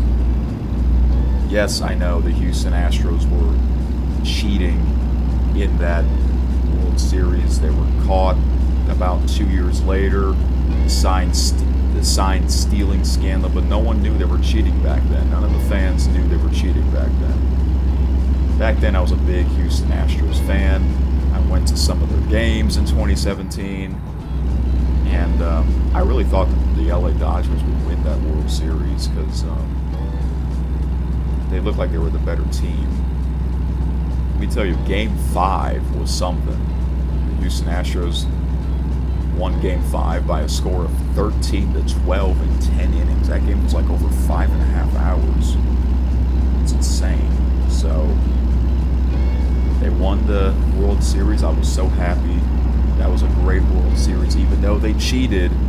But like I said, watching that World Series at the time, we didn't know they were cheating until 2 years later. So that was a great one as well. 2018, Back to horse racing. That's right, another Triple Crown winner by the name of Justify. Justify is still the last horse to win the Triple Crown. It's crazy. 2 Triple Crowns in 4 years? Wow. And we haven't had one since 2018. Justify, man. What a horse. A big horse, too. I remember the Preakness would always be around my birthday, and it was pouring down rain, and it was also kind of foggy as well, or really foggy, and he somehow won. That horse somehow won the Preakness. And then the Belmont Stakes, nice and sunny, clear skies, you know, it's great. So you always want to see a horse win the Triple Crown. So Bob Baffert, the trainer, he's won 2 Triple Crowns. All right, so now moving on to 2019. This is a tennis one, and that is Wimbledon 2019. The men's Wimbledon final between Novak Djokovic and Roger Federer. I did watch quite a bit of that, and man, that was probably one of the best finals ever that I've seen in tennis. A lot of people were rooting for Federer because, you know, he's older and he's won Wimbledon so many times.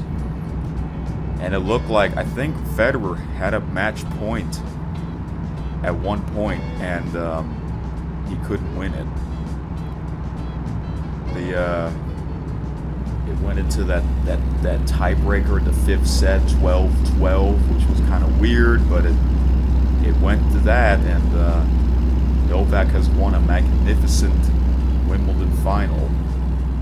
And I actually wanted Novak to win because I wanted him to catch up to Federer and Nadal for the Grand Slam numbers.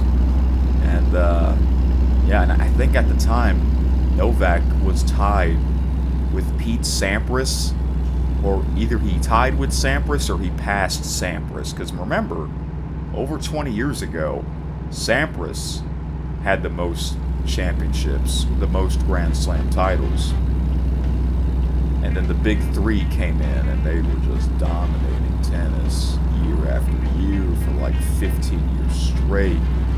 Yep, that's got to be the best era in tennis history, and it's kind of sad that that era came to an end when Federer announced his retirement. And recently, Nadal retired, and now Novak is the only one left. I think Novak, he's still a pretty good player for his age. I don't know how long he'll keep doing it. Maybe, I don't know, maybe 2 more years. He's 37. Maybe he'll go on until he's 40. 2020, the COVID year. But this championship game happened early 2020, before COVID shut down the world. And that was the CFP National Championship game between LSU and Clemson. Okay, I had to pick that one because that was one of the last big championship games with a crowd before COVID shut down the world, which was in mid-March. All right, so I was rooting for LSU because I live in LSU country, in the capital city of Louisiana, and undefeated. Joe Burrow, really great player. That was probably one of the best offensive teams I've ever saw. Joe Burrow, Heisman winner, and they had to play undefeated Clemson. Clemson at the time, they haven't lost in like 2 years. They were like 29-0. I think Clemson was actually the favorite, or well, maybe not the favorite, but like according to I remember looking up the ESPN matchup predictor. They picked slightly Clemson, like a 53%, something like that. It was close. And the game was close until the 4th quarter. Yeah, the game was in New Orleans, the Superdome, so it was kind of like an LSU home crowd game. And I was listening to the LSU sports radio on the SEC network.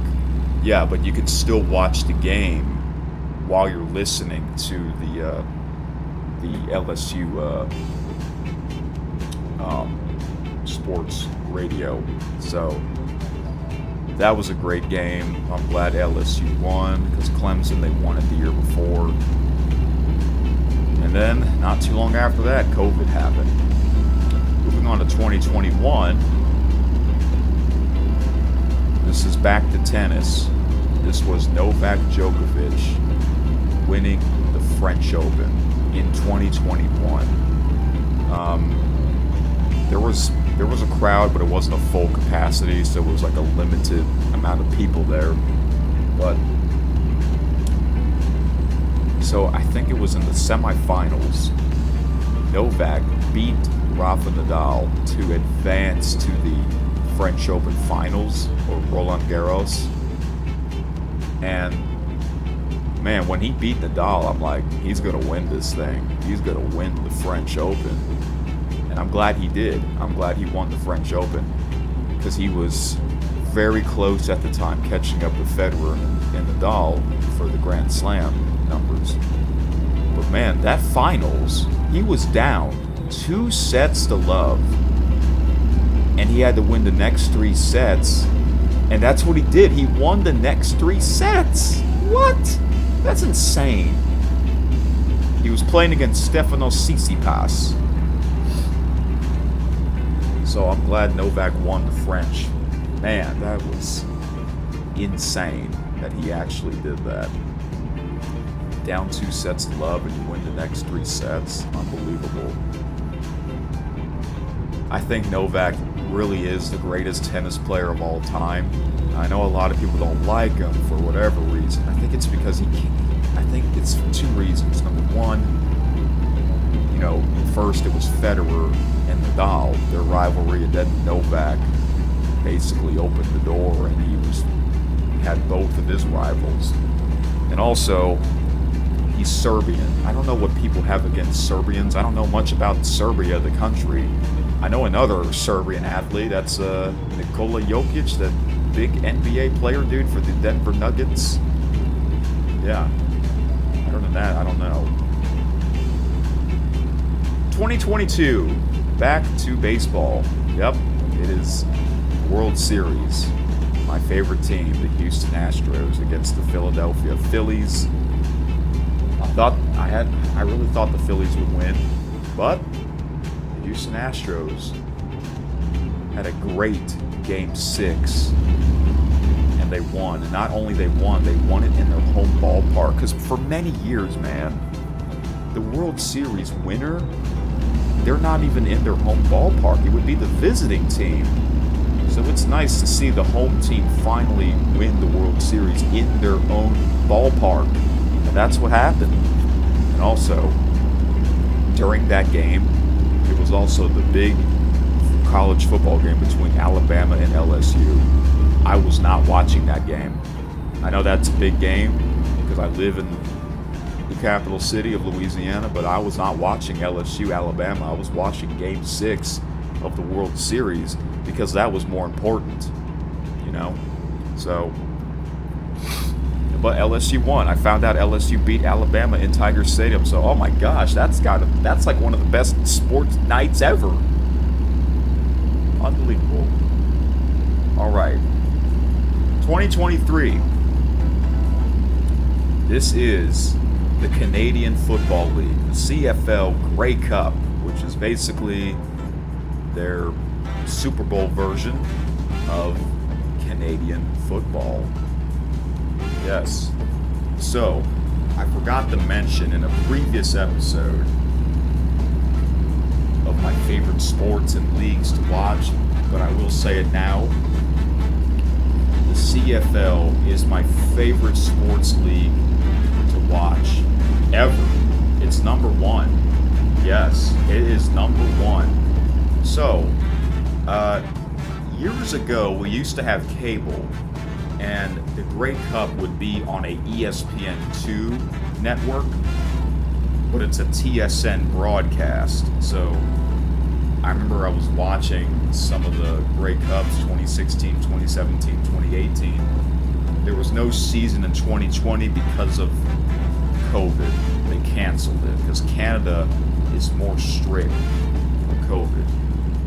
2021, the season came back, but it started late. It was a shorter season, but there was a season. And I have the Canadian Sports Channel's TSN. TSN is really my all-time favorite sports network. I love watching the Canadian Sports Center more than the American version on ESPN. It's more entertaining in my opinion. It's funny because I live nowhere near Canada, but I love watching that network. And I love watching the CFL. I got into it 2022. I got into it until college football started. When college football started, I kind of stopped watching the CFL. Yeah, college football distracted me. They brought me back to watch college games. But then 2023, I permanently decided I'm going to keep watching CFL games. I'm not going to watch much college games until after the CFL season's over. That's what I did. And I did that again in 2024. That's right, the Montreal Alouettes is my favorite team. And they won the Grey Cup against the Winnipeg Blue Bombers. At the time, Winnipeg won back-to-back Grey Cups in 2019 and 2021. So they were going for a three-peat. They were going for a three-peat. So, yeah. That was an exciting game. That was really an exciting game. Grey Cup. I always look forward to that. I've seen quite a bit now. And I really like the announcers, Rod Smith and Glenn Suter. Rod Smith, he's kind of like Chris Fowler. He's like the Chris Fowler version of TSN. He's got that voice, you know. So, yeah, okay, I know we're hitting 30 minutes. I usually end the episode, but let's extend it for 5 more minutes, I guess.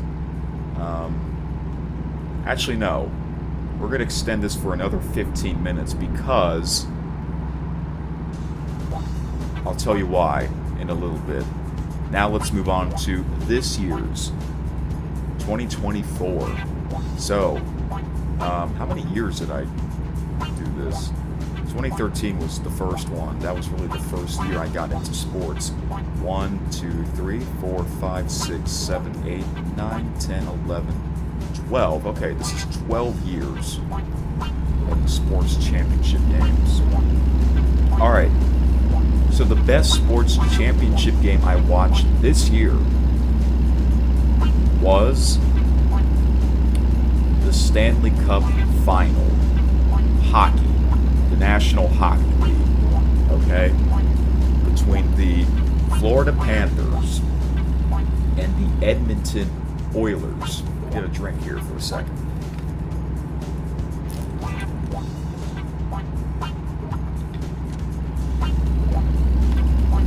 So, yeah, this was a weird final because, well, when we found out that it was Edmonton against Florida, that is a far, far travel. And Florida Panthers, they're in South Florida. They're like near Miami. Edmonton is way up in Canada. It's above Calgary, Canada. And I heard it was the longest distance for traveling. Okay? A long travel, plane flight. It's crazy. It's not the farthest ever. I think the farthest one would have been from Vancouver to South Florida. Because Vancouver's like above Seattle, Washington. That Canadian team. But man, Edmonton against Florida, that's such a long travel. So, Florida Panthers, they lost the 2023 Stanley Cup Final. So part of me wanted Florida to win. But part of me also wanted Edmonton to win because not only you have Connor McDavid in the Stanley Cup Final, but you also, a Canadian team, a team in Canada, has not won the Stanley Cup Final in like 30 years, I think. Maybe not quite 30 years. But ever since the mid-90s or whatever, whenever, you know, there was a couple times a Canadian team's in it, they would lose the Stanley Cup Final. Yeah. So, I wanted this game, I wanted this series to go to 7 games, and it did. But here's what happened. Florida, they won the first 3 games, and then Edmonton won the next 3 games. And I'm like, oh my gosh, we are about to see history. We are about to see history. That is so rare. That is so hard to make the ultimate comeback in sports. This best of 7 series. One team wins the first 3 games, and then the other team needs to win the next 4 games to win the series. That is insane. History was on the line for Game 7. It actually has happened in hockey, not in the Stanley Cup Final, but it was like in other playoff games. Let me actually look that up real quick. What do you call that? 3-0 deficit? Sports 3-0 comeback. Here he is. I once saw this on Wikipedia. It says a list of teams that overcome a 3-0 series deficit. It's happened once in baseball, the 2004 ALCS between the Boston Red Sox and the New York Yankees. And the Red Sox, they actually won the World Series after they beat the Yankees. And not only that, they won the World Series in a sweep, 4-0, beating the St. Louis Cardinals. It's insane. It has never happened in the National Basketball Association where a team wins 4 games in a row after being down 3-0, but in the National Hockey League, it's happened 4 times. It's actually, okay, it happened once in the final, the Stanley Cup Final. It happened in 1942. 1942 Stanley Cup Final. The Toronto Maple Leafs against the Detroit Red Wings, and the Maple Leafs made the ultimate comeback. The second time that happened, 1975 quarterfinals between the New York Islanders and the Pittsburgh Penguins. The Islanders made the ultimate comeback. Then it hasn't happened in 35 more years, the 2010 Eastern Conference semifinals between the Philadelphia Flyers and the Boston Bruins. The Flyers made the ultimate comeback. And the last time this happened, not only in hockey, but in the 3 major sports, because, you know, National Football League, they don't do best of 7.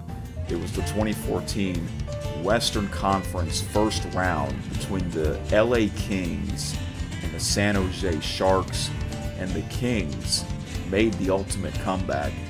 And not only they won that series, they won the Stanley Cup Final.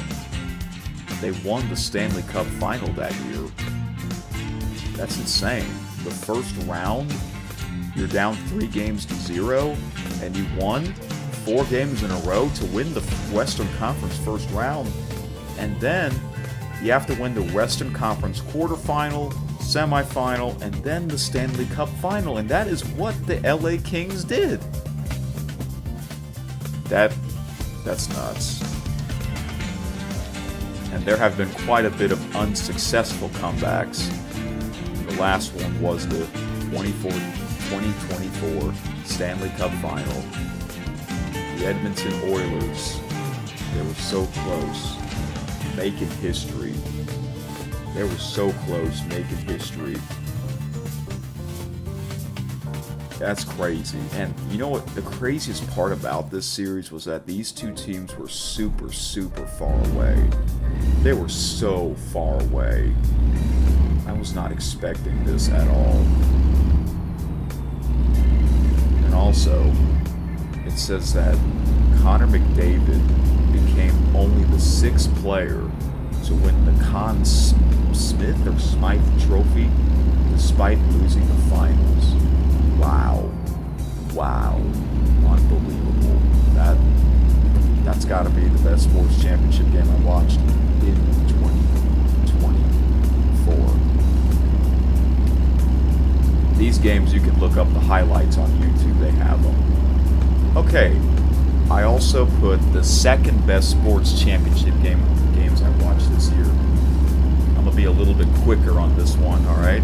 So 2013, like I said, that was the first year I got into watching sports. The first one, the Chicago Blackhawks against the Boston Bruins in the Stanley Cup Final. That was a great final. I was actually on vacation during the first game or two, watching it in our hotel room. And it's funny because Chicago, I have 3 brothers, 3 older brothers. 2 of them are twins, and I have my oldest brother. The twins, they are Boston Bruins fans. My oldest brother, he's a Chicago Blackhawks fan, so it's got, we got brother against the 2 twin brothers in the Stanley Cup Final. I don't know, I wasn't cheering for either team. I was hoping it would be a great final, and it was a great final. Chicago Blackhawks won that Stanley Cup Final. And now the Chicago Blackhawks are like one of the worst teams ever. And it's kind of like, in the NFL, the New England Patriots were the greatest team, but now they're like one of the worst teams. So, it happens, man. It happens sometimes. Another team, the New Orleans Saints, they used to be great with Drew Brees, but now they suck, because it's a different team now. It's a different era. So, all right. 2014, the second best sports championship game I watched was the World Series. The 2014 World Series between the Kansas City Royals and the San Francisco Giants. That was a great World Series because it went to Game 7. I wanted the Royals to win, but the Giants ended up winning that game. It was the Giants' 3rd World Series championship victory in 5 years. They won it in 2010, 2012, and 2014. And the weird thing is, they all won those on the road. None of those World Series they won were at their own ballpark. See, I wanted the Kansas City Royals to win, but San Francisco Giants won. And I think San Francisco was a wild card team. They were a wild card team that won the World Series. But then the following year, the Kansas City Royals won the World Series, so I was happy about that. Moving on to 2015, the first year of the college football playoff national championship game. It's the Big O's, Ohio State against Oregon. Ohio State won, and I'm glad they did. I'm glad they won. They beat Alabama. When you beat Alabama, the number 1 team in the country, you deserve to win the national championship game. However, back then, I did Bowl Mania on ESPN.com predicting the games, and I did pick Oregon to win. The the national championship game. The reason why I picked Oregon to win was because they crushed Florida State by a score of 59-20, I think it was. And I'm like, oh my gosh, I think Oregon might win the whole thing after that, and that's why I picked them. But when Ohio State won, I was happy. So, and yeah, that was the first year Chris Fowler was the announcer for that. Because before he took over Brent Musburger's spot, he was the host of College Game Day. That was the good old days of Game Day. 2016. It was the March Madness Finals, the national championship game for basketball between North Carolina and Villanova. At first, this was my number one.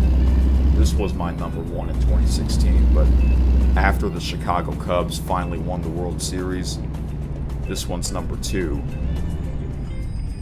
The buzzer beater. The buzzer beater. There was a buzzer beater in the national championship game in basketball. Oh, it's crazy. The last couple of seconds, I think it was like the last 10 seconds, North Carolina, they tied the game with a three-pointer. And then the last second, Villanova scored the game-winning basket, and they won. The buzzer beater. Insane, man. It's crazy. Wow. That is unreal. Crazy, man. Crazy. Jim Nantz on the call. He was great. I have no words, man. Just go watch that. Go look up that. Go look up the ending to that game. It's on there. 2017. The second best championship game I watched in 2017 was the national championship game in football between Alabama and Clemson. A rematch, because they faced each other in 2016. Alabama won 2016, but this time Clemson won it in 2017. They got their rematch, revenge. It was so close. I knew it would be a close one. Deshaun Watson was the Clemson quarterback. Jalen Hurts was the Alabama quarterback. Man, how times have changed, man. How times have changed. It looked like Alabama was going to win it again because they were winning most of the game. Clemson basically got the game-winning touchdown with 1 second left. And that's how they won. And it looked like it was going to go into overtime because Clemson was down 31-28. So if you kick the tying field goal, most likely it would go into overtime. But instead, they got the game-winning touchdown and they won 35-31. I was happy Clemson won, but Alabama, they've won this so many times. And I'm happy for Dabo Swinney. And do y'all remember that referee? The Muscles, Mike DeFee, that's his name. The Big 12 referee. Golly, he is all jacked up, that referee. He is all business. Don't mess with that guy. He's not a referee anymore. I don't know what happened. I kind of miss that guy. So, that was a great game. 2018.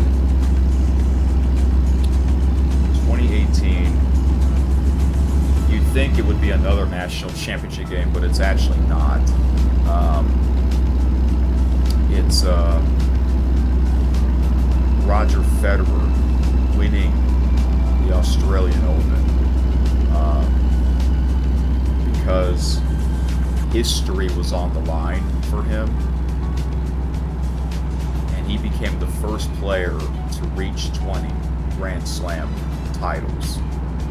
That's right. First player to win 20 Grand Slams. So that's why this is on that list.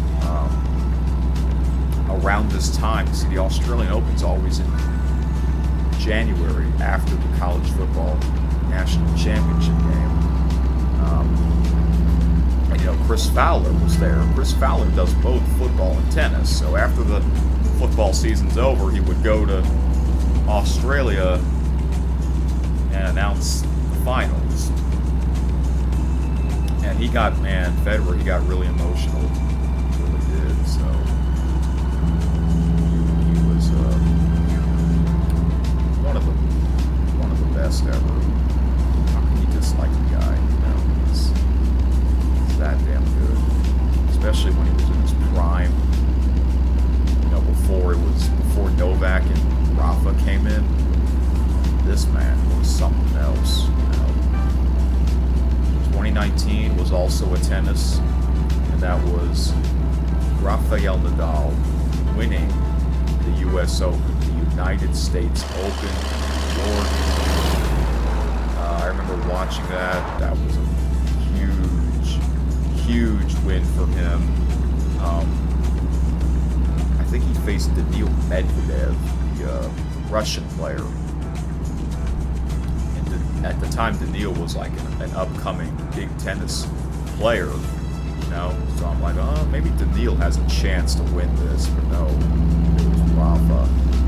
And obviously, the crowd wanted Rafa to win because, you know, he's up there with Federer, and that was big, man. It's crazy, man.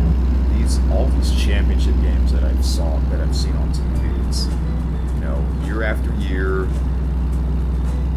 Gets, you know, you're going back in time now, you know, it's going back in the past. You know, think about it.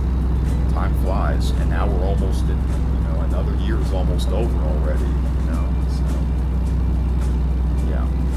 But I'm glad I'm doing this episode, this special episode. I know this episode is a little bit longer, but that's okay. We're almost done here. 2020. Yes, no fans, but I would have to go with the World Series, the LA Dodgers against the Tampa Bay Rays. That was a great World Series, despite having no crowd. The whole series was in Arlington, Texas, where the Texas Rangers play, and at the time, that was a brand new stadium. That was the first year that ballpark opened in 2020, so... and they really were the two best teams, even though the season was so short. They only had a 60-game season, but they really were the two best teams. I forgot. I don't know if I was cheering for either team, but I don't think I was. I think I just wanted a good World Series, and it was a pretty good World Series. Especially that ending to, what was it, Game 4? Game 4, the ending to Game 4 was wild. So, I kind of wanted Tampa to win because Tampa has never won it. They've never won it. But the LA Dodgers, for many years, they've been a great team. So, I would have to go with that one.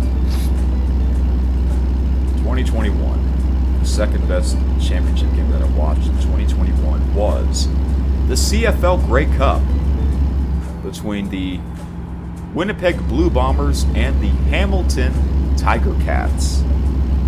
And this was the first year that I watched it on the actual TSN network instead of the ESPN network. Because ESPN, they would have that bottom line ticker at the bottom. But TSN doesn't do that for their games. So, that was a great game. I wanted Hamilton to win because they haven't won it since the late 90s. And the previous year, or the previous season, 2019, because there was no season in 2020, they had a rematch. 2019 Grey Cup was also Winnipeg against Hamilton. Winnipeg won that Grey Cup pretty easily. So 2021 came, and I wanted Hamilton to win, and they really could have won that, and the game went into overtime. I think this was the third Grey Cup in history that went into overtime.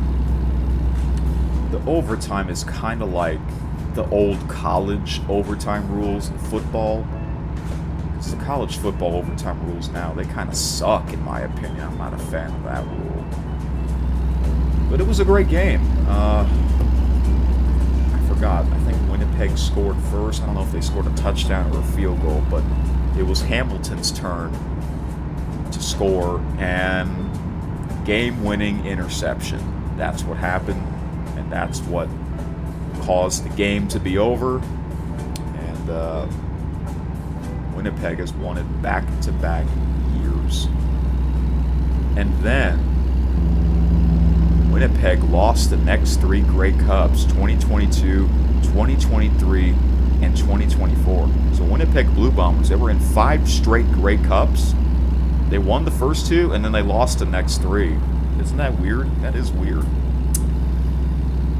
All right. 2022 is also the Grey Cup. I mentioned Winnipeg has lost the last 3, so they lost in 2022. They played against the Toronto Argonauts. That was also a great Grey Cup. Toronto won the game by 1 point. And a lot of these Grey Cup games are cold because they're in Canada. Grey Cup's always around in mid-November, so it's always pretty cold there. And I wanted, I think I wanted Toronto to win. So, but that was a great Grey Cup game. 2023, back to tennis. That would have to be the Wimbledon final between Novak Djokovic and Carlos Alcaraz. That was a great Wimbledon final. I watched that live. It's another tennis one, the 2024 Australian Open between Jannik Sinner and Daniil Medvedev. Okay? And it was probably the best final of 2024. Jannik Sinner he's also younger than me. Daniil Medvedev, he's been a big tennis player for the past 5 years or so, because I mentioned he was in the 2019 US Open final. So I wanted Daniil to win. And he was winning. He was up. He won the first 2 sets, but then Jannik Sinner, he won the next 3. He won the next 3 sets. Oh my gosh. And Jannik Sinner, he is that damn good. I wanted Daniil to win. But Jannik won. Sinner won. Sinner the winner. And I think Sinner will be the favorite, either him or Carlos. My prediction for the Australian Open in 2025, it's either going to be Sinner or Alcaraz. I kind of hope that's the final, because I don't think those 2 guys faced each other in a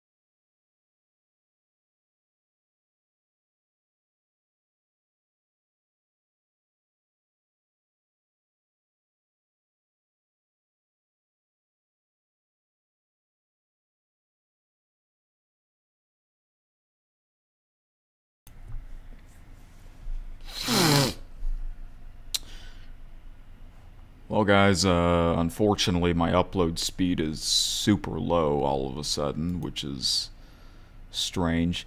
Now, I don't know if this is going to be heard on stream or not, but I normally do check my upload speed before I go live, but this time I didn't. This time I did not check my upload speed before I went live. I believe I did last night for Euro Truck Simulator 2, and that stream had no problems whatsoever. But this stream was going well until the last 10 minutes or so, and I've been live for over 2.5 hours. It's kind of weird that this is happening now.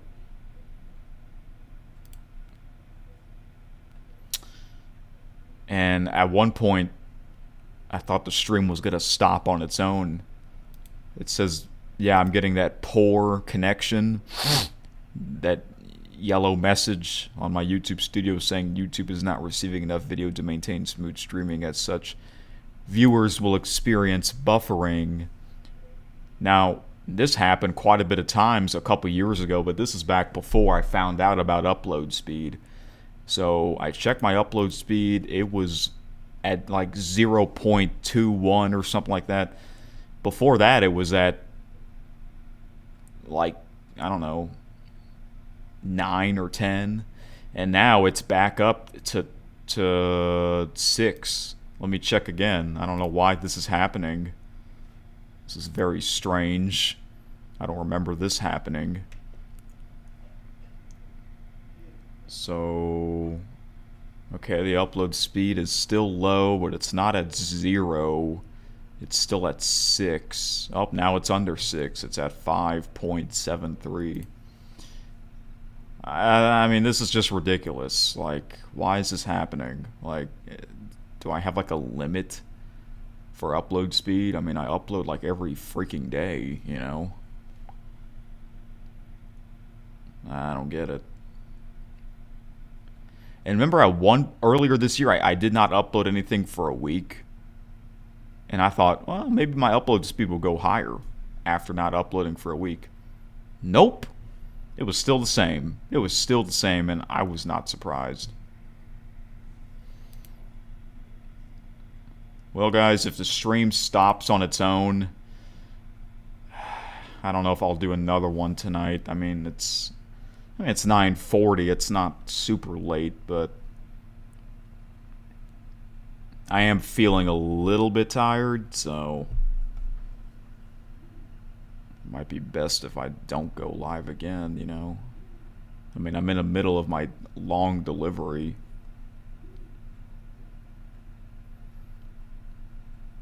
So, I don't know why this is happening. Which is a damn shame. The stream is playing on my tablet, and about 5 to 10 minutes ago it was buffering like almost all the time. Now it's well, it's a little bit behind. Okay, live right now. Is it buffering? I still have that error message. I still have that error message on my YouTube studio. The stream is not buffering at all on my tablet, so I wonder why this is still happening, as well as having this error message. Oh. Okay, that was weird. The stream just like refreshed itself on the tablet without me touching the screen, but okay. Okay, why is it doing this? Huh.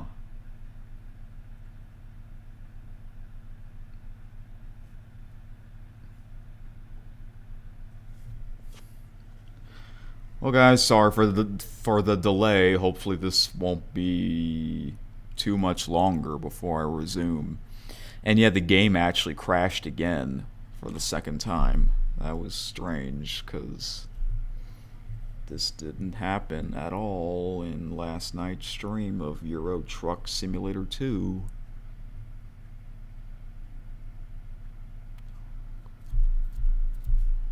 If the stream stops on its own, I might actually just go to bed early. Might be best if I do that, but I'm hoping to resume. I don't know why this is happening. Okay, let me mute the music.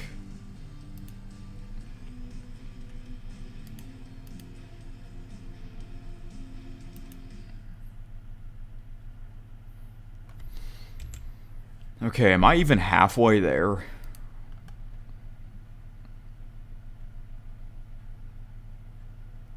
I hope it's not because I'm doing a World of Trucks delivery.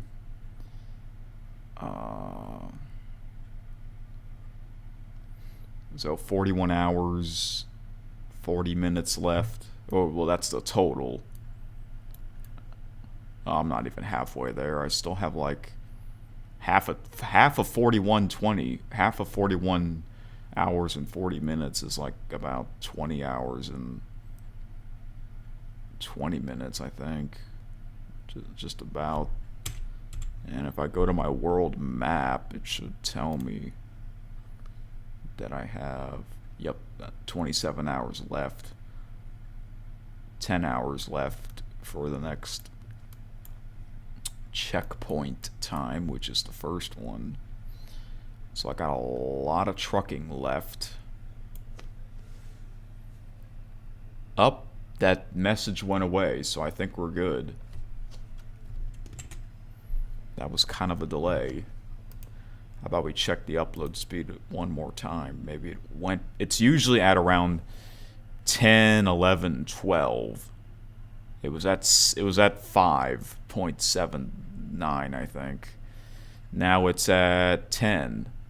Nope, now it's at 9. Now it's at 8. Now it's at 7. It just keeps going down. Okay, well, it went up to 7 megabytes per second, 7.20 to be exact. Before that, it was at like 5.75 or something like that. So it slightly went back up. I hope, okay, well, I think we're good right now. Hopefully this doesn't happen again. I'm almost done playing episode 4 of KSN, so let me just finish the rest of this, and then I'll play the next episode that I want to play. So here we go. Let's resume. It is insane. Alright. Now, 2024. The second best sports championship game that I watched. You know what? For some reason, I actually didn't list 2024 the second best championship game I watched that year, but did some research. And that is it's another tennis one, the 2024 Australian Open between Jannik Sinner and Daniil Medvedev. Okay? And it was probably the best final of 2024.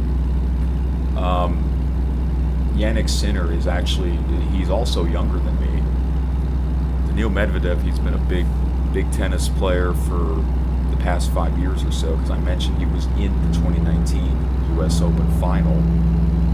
So I wanted Daniil to win. And he was winning. He was up. He won the first 2 sets, but then Jannik Sinner, he won the next 3. He won the next 3 sets. Oh my gosh. And Jannik Sinner, he is that damn good. I wanted Daniil to win. But Jannik won. Sinner won. Sinner the winner. And I think Sinner will be the favorite. Either him or Carlos. My prediction for the Australian Open in 2025, it's either going to be Sinner or Alcaraz. I kind of hope that's the final, because I don't think those two guys faced each other in a final, Grand Slam final. But hey, if Novak can somehow make it to the final, I'll cheer for him. Why not? So, there you have it. I talked about my two favorite sports championship games that I watched from 2013, the first year I got into watching sports, to 2024. What do you guys think? You guys let me know. And I know this episode was a lot longer. I didn't thought it would be this long, but that's okay. We're approaching the 1 hour mark, so I'm going to end this. So yeah, guys, Happy New Year. I'll see you guys on Friday, and we're going to kick off the 2025 sports calendar year. And the big thing will be the football playoffs, both college and the National Football League. That's usually the big thing in January, and then the Australian Open will begin later in January. So those will be the main things that I'll be talking about. So yeah, it's been a great year for sports, in my opinion, and another year has come to an end. So have a happy, safe New Year. Don't go crazy. I know I would always hear fireworks, but yeah. So, oh yeah, New Year's Eve night will be the next college football playoff game. I will watch that, and then there's 3 on New Year's Day. I will watch those as well. So we'll see how those goes. But this time, those games are on neutral sites. All right, guys, that is it. Have a happy, safe New Year, and I will see you guys on Friday, 2025. Here we come. Bye-bye. Thank you for listening to Keith's Sports News.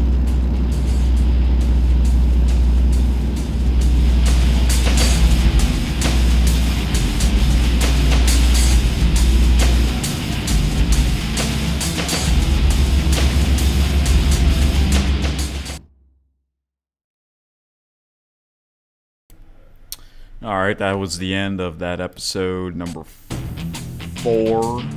You're listening to Keith's Sports. Oops, autoplay was on. That's kind of weird. I normally have that off. Okay. You know what? I changed my mind on what to listen to next. Yeah, I actually changed my mind.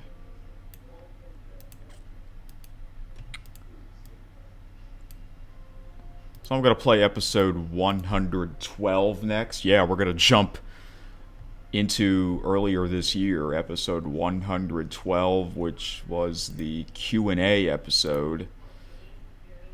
Unfortunately, not many questions were answered. Now we're going to talk. Not many questions were asked, but I remember that episode had music playing, so let's play that next.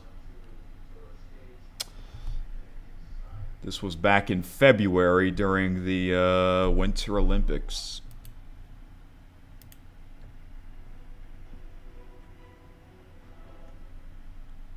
Alright, here is that episode 112 of very few questions answered. So, yeah, that just shows you not many people followed the podcast. Oh well, it is what it is. Here we go. Let's resume. Yes, I'm playing music. Playing the Olympics theme and American Truck Simulator, because that game just hit 10 years not too long ago, and you guys know, if you follow my main channel, that is my number 1 favorite game and the most played game. So yeah, this is a special episode of me answering your questions. Alright? I was going to do this yesterday on Thursday, okay? But I decided to wait one more day to see if I get any more questions.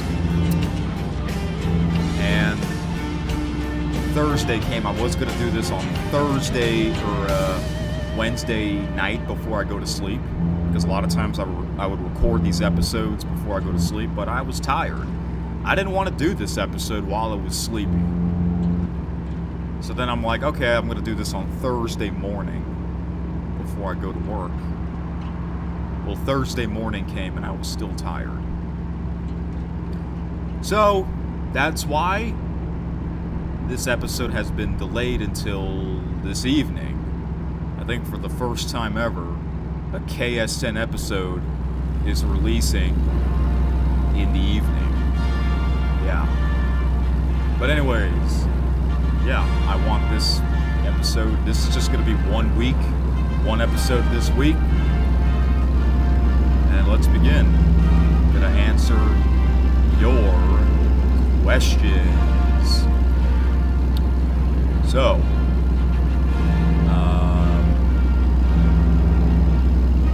made a post on my main channel, Eric's Magnificent, from 3 days ago.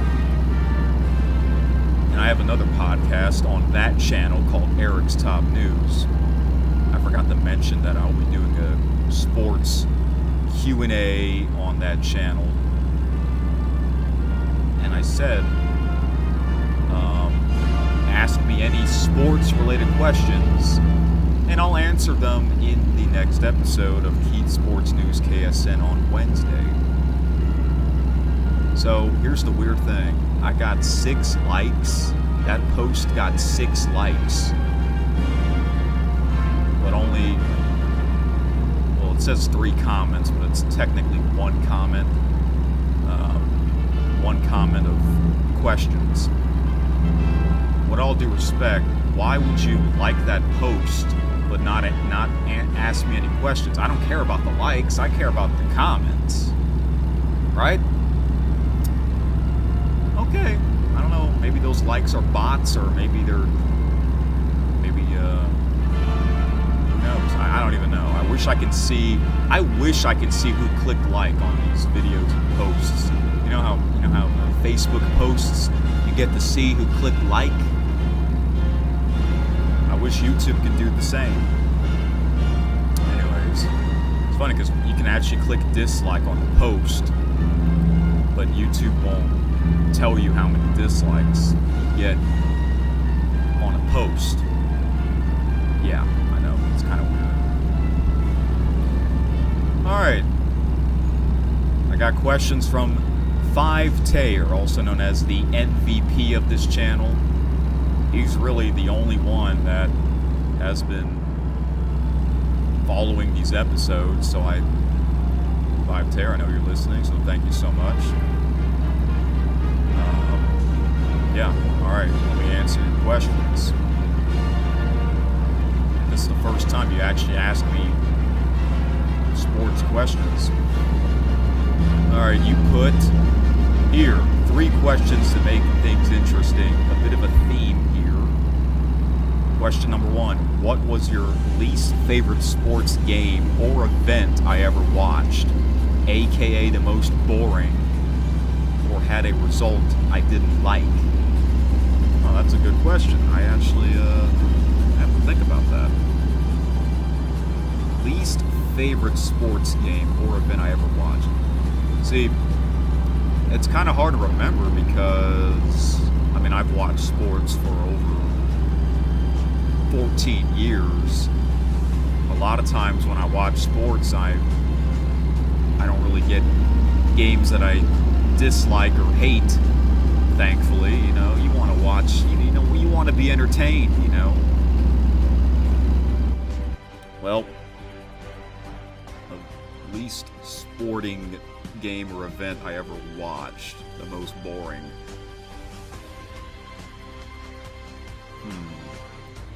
One that came to the top of my head, the 2024 UFL Championship. That was a shutout.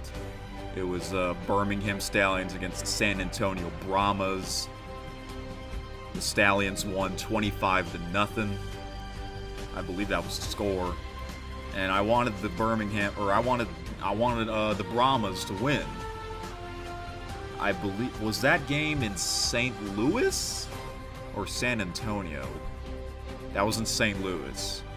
I think 2025 was also in St. Louis. Yeah, somehow the Brahmas beat the St. Louis Battlehawks to go to the UFL Championship game. And that was just a big disappointment.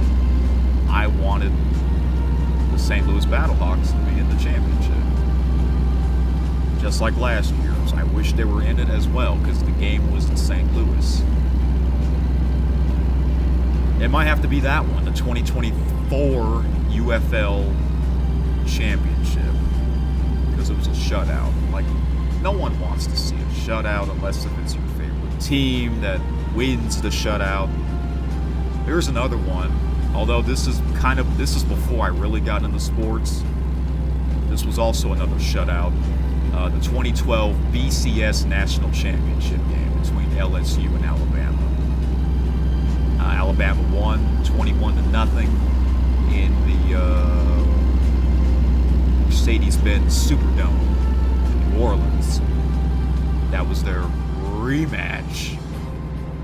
That was in 2012. That was really before I got into watching sports. So I do remember watching some of that game, and it was a big letdown because obviously I was rooting for LSU in South Louisiana. It looked like Super Bowl 60 was going to be a shutout this year, although I was entertained. That game was I was still entertained with that game because of the broadcast.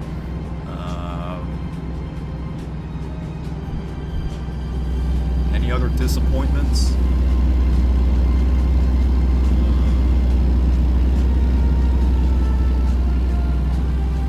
WrestleMania 34, the ending was disappointing.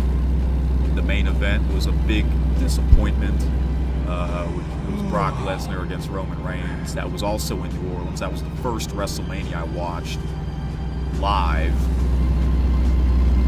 It's like, come on, the grandest stage of them all was a big disappointment. The ending, like, come on, you want to send the fans home happy on the biggest event of the year. I'm just saying. But I remember watching that live and I'm like, oh, this match sucked. This match sucked. But I remember watching that live. That was almost 8 years ago already.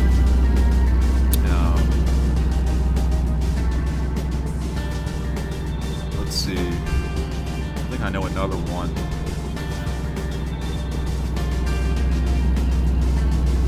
Yeah, that match was boring. The UFL Championship game was boring because that was a shutout. Anything else in terms of boring? No.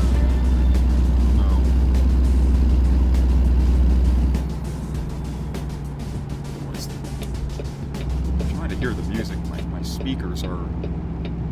It's the cord, the wire. Okay. Back to the Olympics on NBC with Mike Tirico. Alright.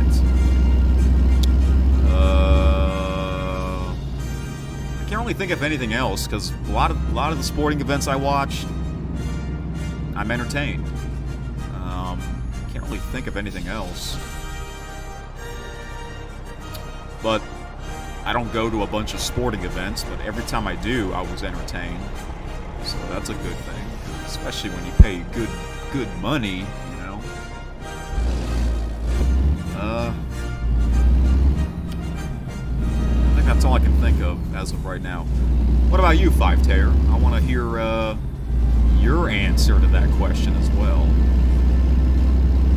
Was it Super Bowl 60? Because I know you didn't want the Seattle Seahawks to win. That was a disappointment for you. Okay, next question. Also from Five Taylor. Who is your least favorite Oh, who is my favorite and least favorite sports broadcast announcer? Well, I like a lot of them. I'm sure you do as well. But you might know who my least favorite is. I mean, it's hard to pick one favorite. There's not many that I dislike. I mean, I don't really dislike any of them. But my favorite... Oh, well, I just mentioned Mike Tirico. I've always liked him. Who doesn't like Mike Tirico? Let's see here. I'd say, I guess he is my favorite NBC announcer. There's not that many well-known NBC announcers to me. There's a lot of well-known ESPN announcers. Mike Tirico used to be on ESPN. I like Chris Fowler. Chris Fowler's awesome on ESPN. What about Fox and FS1? Well, I used to like... Well, years ago it was Joe Buck. I wish he was still on there. I don't really... Ever since he left Fox, I don't really hear him much. I don't really hear him calling games because he doesn't really call baseball games anymore. Although he is going to call that one game on opening night. Is that correct, Five Tair? Because I remember you're the one that gave me that news.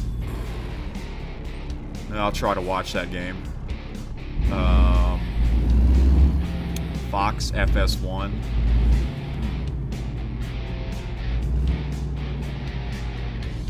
I mean, it's really MLB and NFL.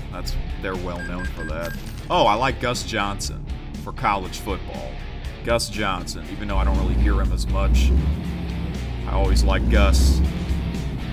CBS, Iron Eagle, I've always liked him. Who else? Those are the 4 main networks.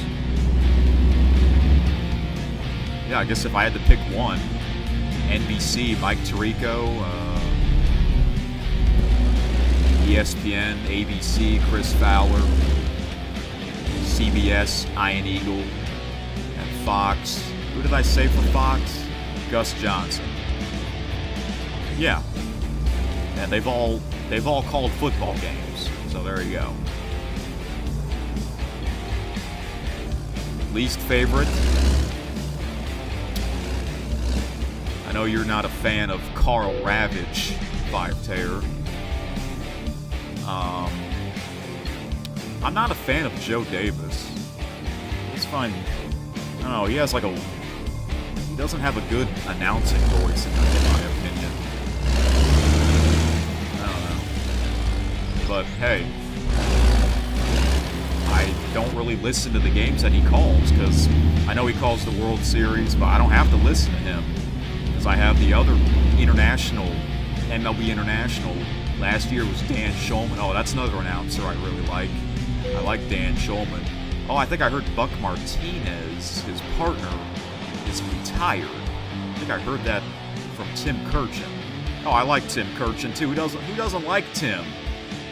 He's like Mr. Baseball News. I like the MLB on ESPN announcers. But I know you said you're not a fan of that, Five Tair. I know we've had this conversation on episode 100. Hey, maybe we can do another one of these episodes soon. All right. Yeah, I'm not a fan of Joe Davis. It's just not for me.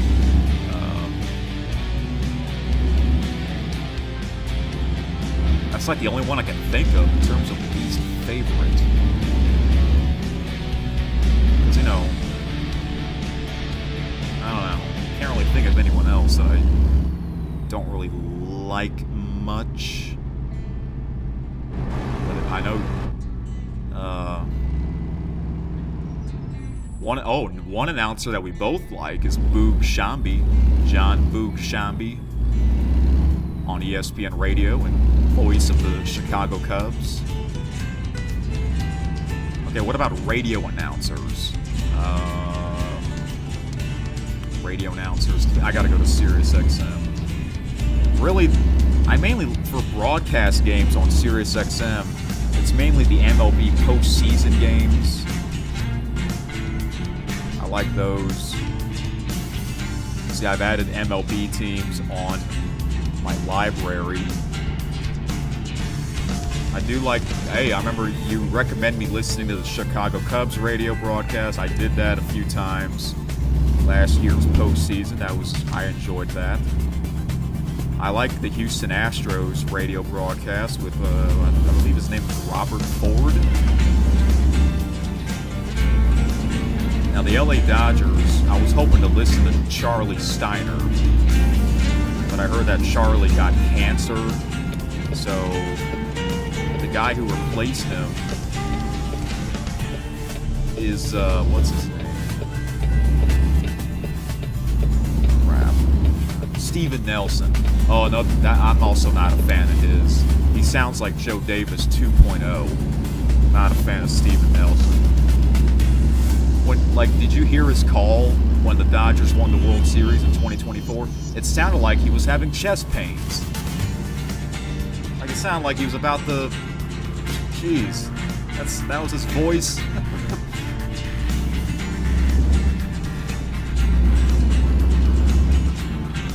I don't know. That's just my opinion. We all have our favorites and not so favorites. I like the, let's see.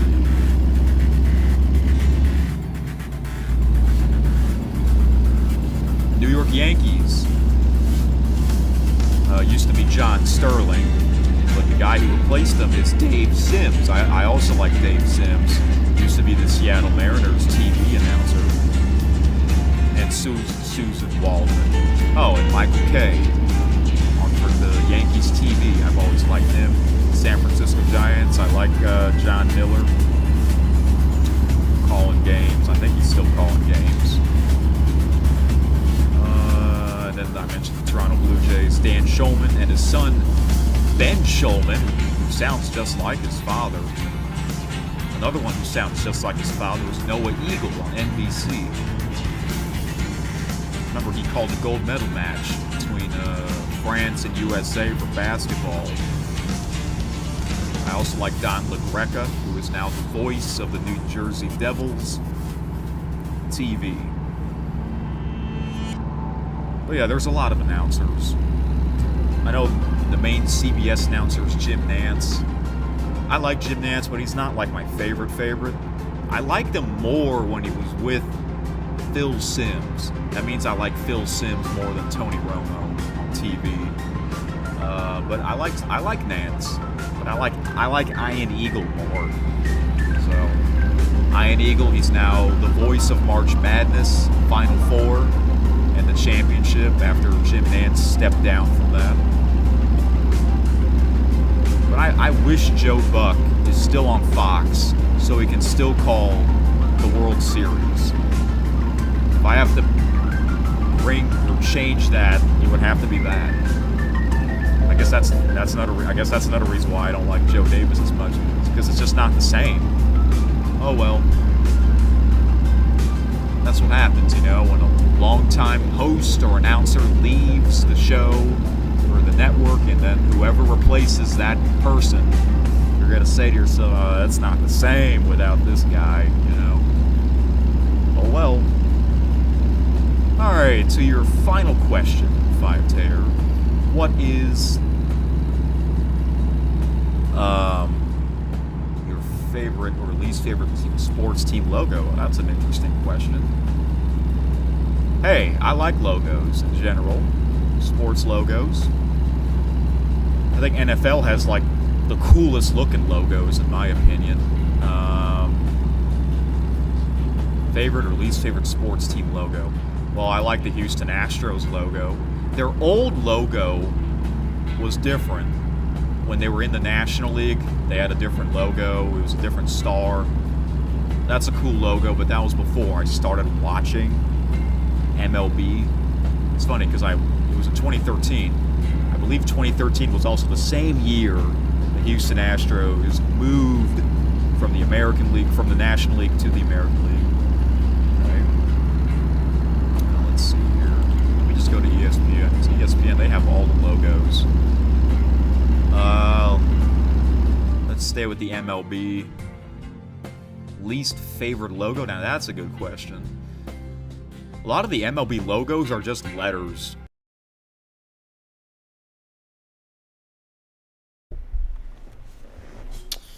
Okay, we're having issues again with the upload speed.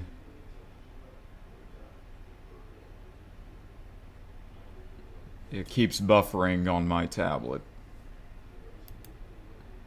I don't know why it's doing this. Time to check the upload speed again. It might be back down at 0 something.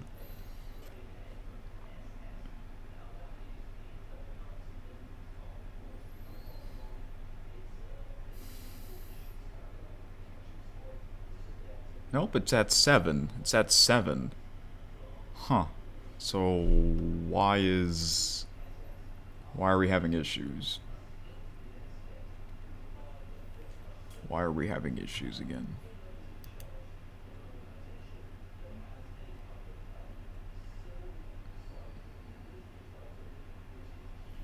Guess I'll wait for a bit until that message goes away.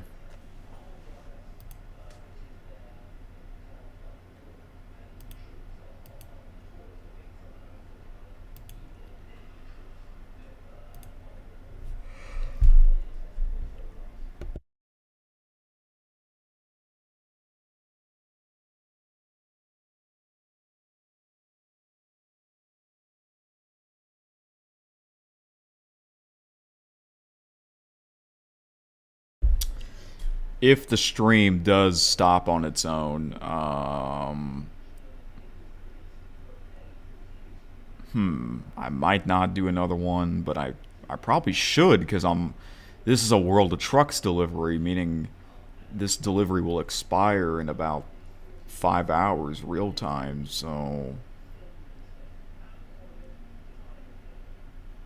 either I'll do another stream or maybe, I don't know, record the rest of the gameplay delivery. I don't know. But that message is still there, and I guess I'll wait for a few minutes. Hopefully this won't be too long.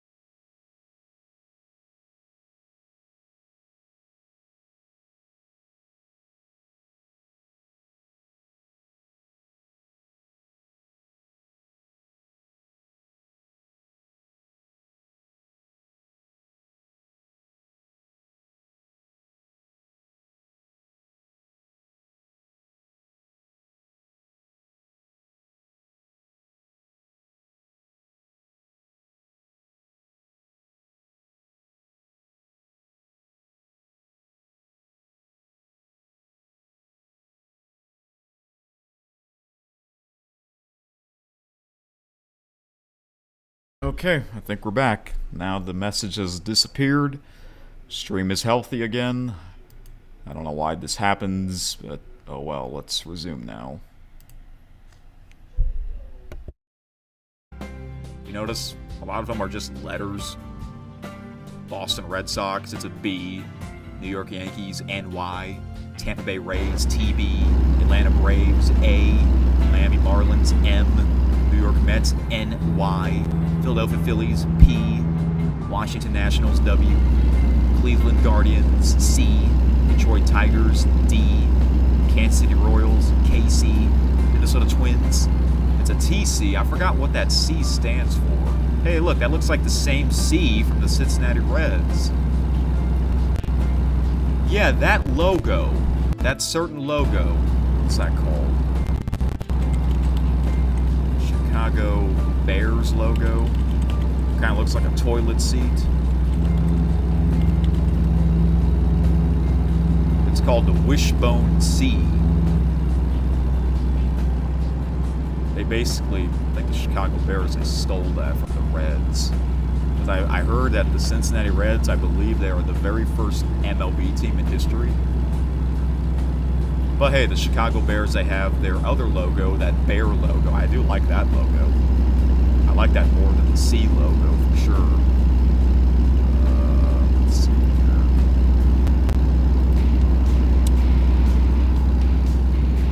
Pittsburgh Pirates, P, you know.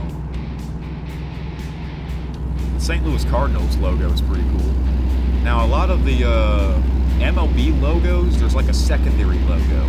So like the Boston Red Sox, it's the two Red Sox logos.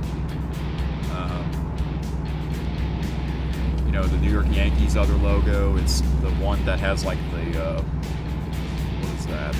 Uncle Sam's hat. I like that one. I like the LA Dodgers, that the logo that says Dodgers on it. With the baseball on top, that's a cool looking one. You know what I miss? I miss the old Arizona Diamondbacks logo. Yeah, it's the one that's the shape of a D with the snake. I miss that logo. Yeah, that looked really cool in my opinion. Hey, the Milwaukee Brewers logo is really cool because if you look, it's a glove, but it says MB on it. That's a really cool one. A lot of these logos are really interesting. That's one of them. I remember I saw a video on interesting facts on how they got the logos. Okay, and the Milwaukee Brewers is one of them.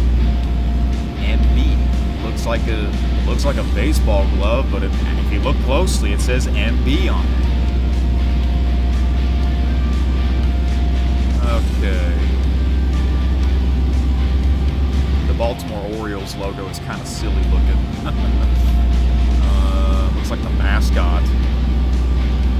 The Washington Nationals logo looks like the Walgreens logo. How about NHL logos? I mean, I don't really watch NHL games much, as well as NBA, but I'm familiar with their logos. I don't think I've ever got to see the Utah Mammoths logo. Because it used to be called the Utah Hockey Club, and before that they were in Phoenix, the Phoenix Coyotes. Boston Bruins logo is well known.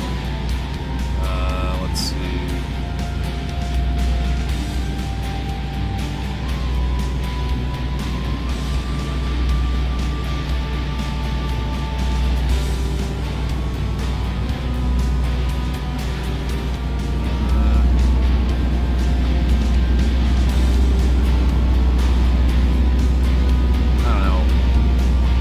Seattle Kraken logo. That's also one of the recent teams that joined the NHL, as well as the Vegas Golden Knights.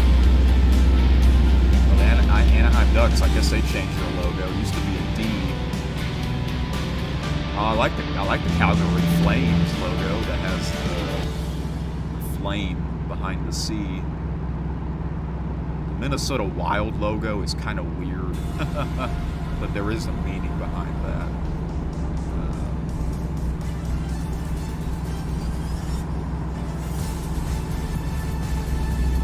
NBA, let's see their logos. Boston Celtics. That's a well-known logo. New York Knicks. Not sure how the Philadelphia 76ers became a name.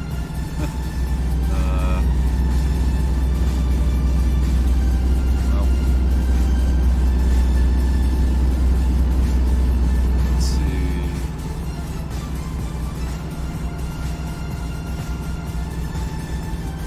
Minnesota Timberwolves. That's a pretty cool looking logo. The Portland Trailblazers. Now that's a weird looking logo in my opinion. I don't know what the heck is that supposed to be. Utah Jazz. There's no Jazz in Utah. Come on, they gotta change that. Used to be in New Orleans a long time ago.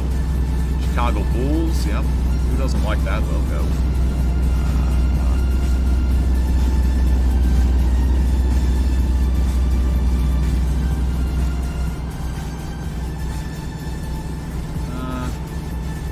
Phoenix Suns is pretty cool looking. Their logo. Miami Heat. I like that one. I like that logo. Dallas Mavericks is pretty cool. Oh yeah, the Houston Rockets has a meaning. Memphis Grizzlies is cool. San Antonio Spurs. That's a weird looking logo. Okay, and now to what? MLB or NFL. I think NFL they have I think they have the most well-known logos. I like the Buffalo Bills logo. They've had that for a long time. Miami Dolphins. The old New England Patriots logo looks pretty cool.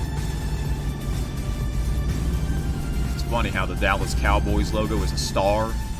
That's also the name of the hockey team, the Stars. New York Giants is just NY. Philadelphia Eagles, their logo's cool. You notice how that logo's facing on the other side compared to all the other ones? That's because if you can look at the right side of the Eagles logo, it looks like it says the letter E. E for Eagles. Washington Commanders. Remember, they used to be called the Redskins. Baltimore Ravens. I remember Don LaGreca says that logo looks noisy. And it does, but I still like it. Cincinnati Bengals, that's a cool logo. Cleveland Browns is just a plain orange helmet, but I do like the color orange. I do like the Chicago Bears logo, not the C logo, but the actual Bears logo. Detroit Lions logos is cool. Green Bay Packers looks like the Georgia logo, but it's in green. Minnesota Vikings, pretty cool. Houston Texans, Indianapolis Colts, Jacksonville Jaguars. I like the Tennessee Titans logo, even though they're like the worst team right now. Atlanta Falcons. Yeah, I remember their old logo. That's a weird looking logo in my opinion. Carolina Panthers is cool. New Orleans Saints, Tampa Bay Buccaneers. Denver Broncos is a really cool looking logo. I heard the Vegas Raiders has probably one of the best logos ever. LA Chargers, Arizona Cardinals. There's also the Louisville Cardinals. It looks similar, their logo, except that Cardinal is showing its teeth. LA Rams. I like the old Rams logo more. San Francisco 49ers, Seattle Seahawks. I'd say the Seahawks logo is really cool. Yeah, and I like how when the players are wearing the Seahawks helmet, it looks like the two Seahawks logos are connected to each other at the back of their helmet. That's cool looking. Now, what about also UFL? Can I look at their logos?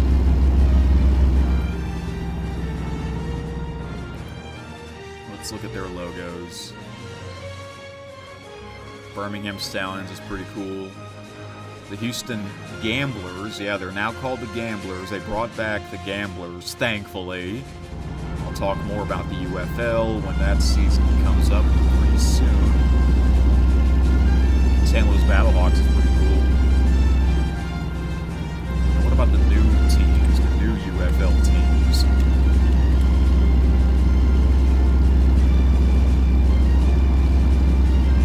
Is there some new teams here?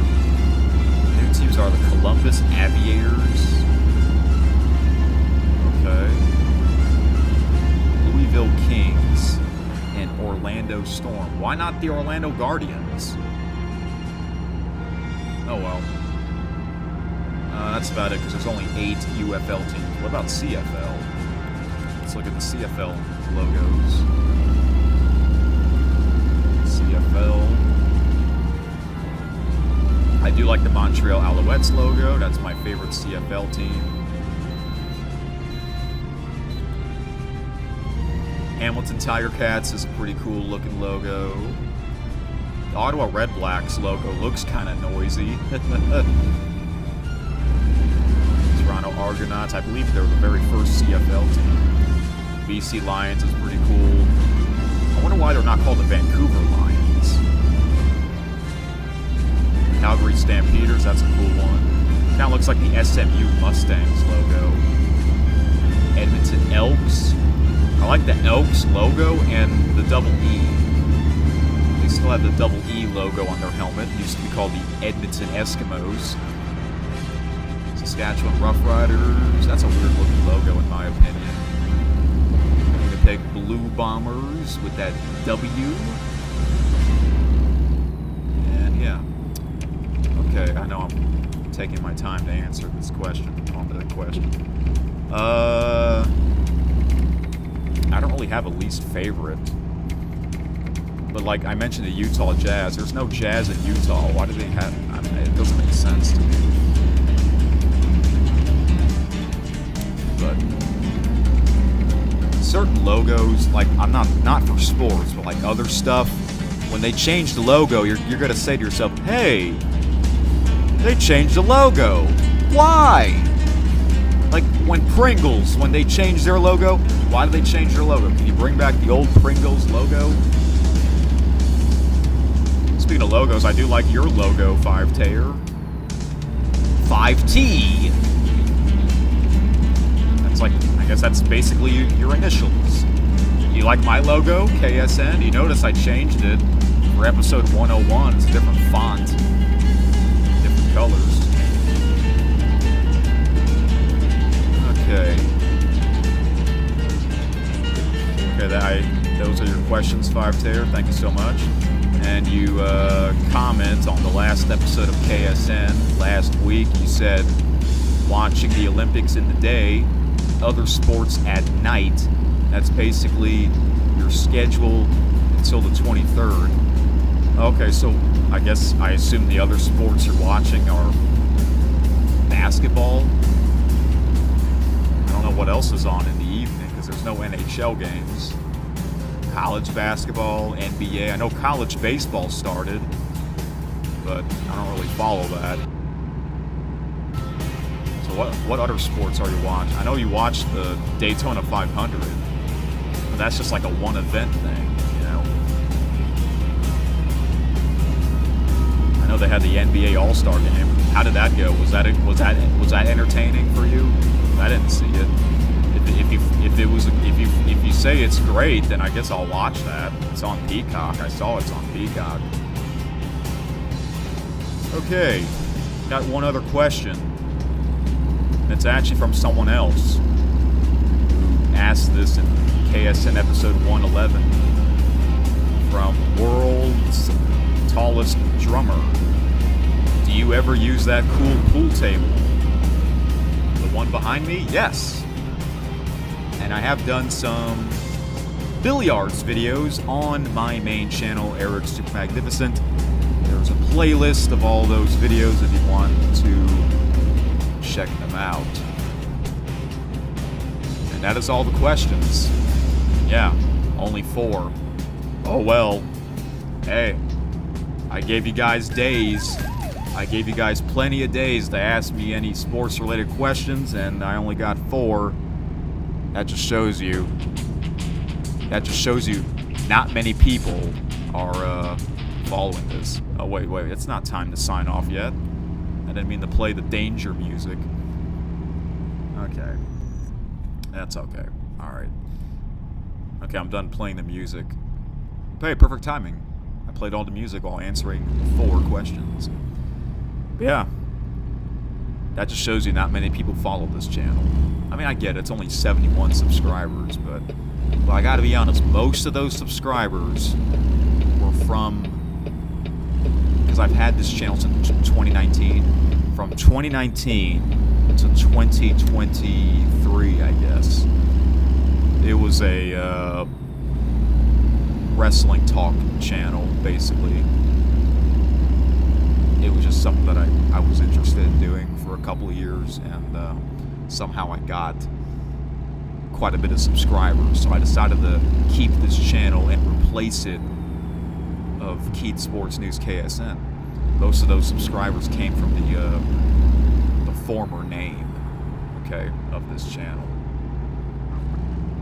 But it's funny because, you know, on my main channel, I made a post to let you guys ask me any sports-related questions, and I got 6 likes. Why would I get 6 likes and hardly any comments? That doesn't make any sense to me. I know that I'm not trying to be mean or anything, but why click like just to be nice? I don't listen to thank you, but I don't care about the likes for this subject. Now, last year on my main channel, I made a poll. Here's one poll.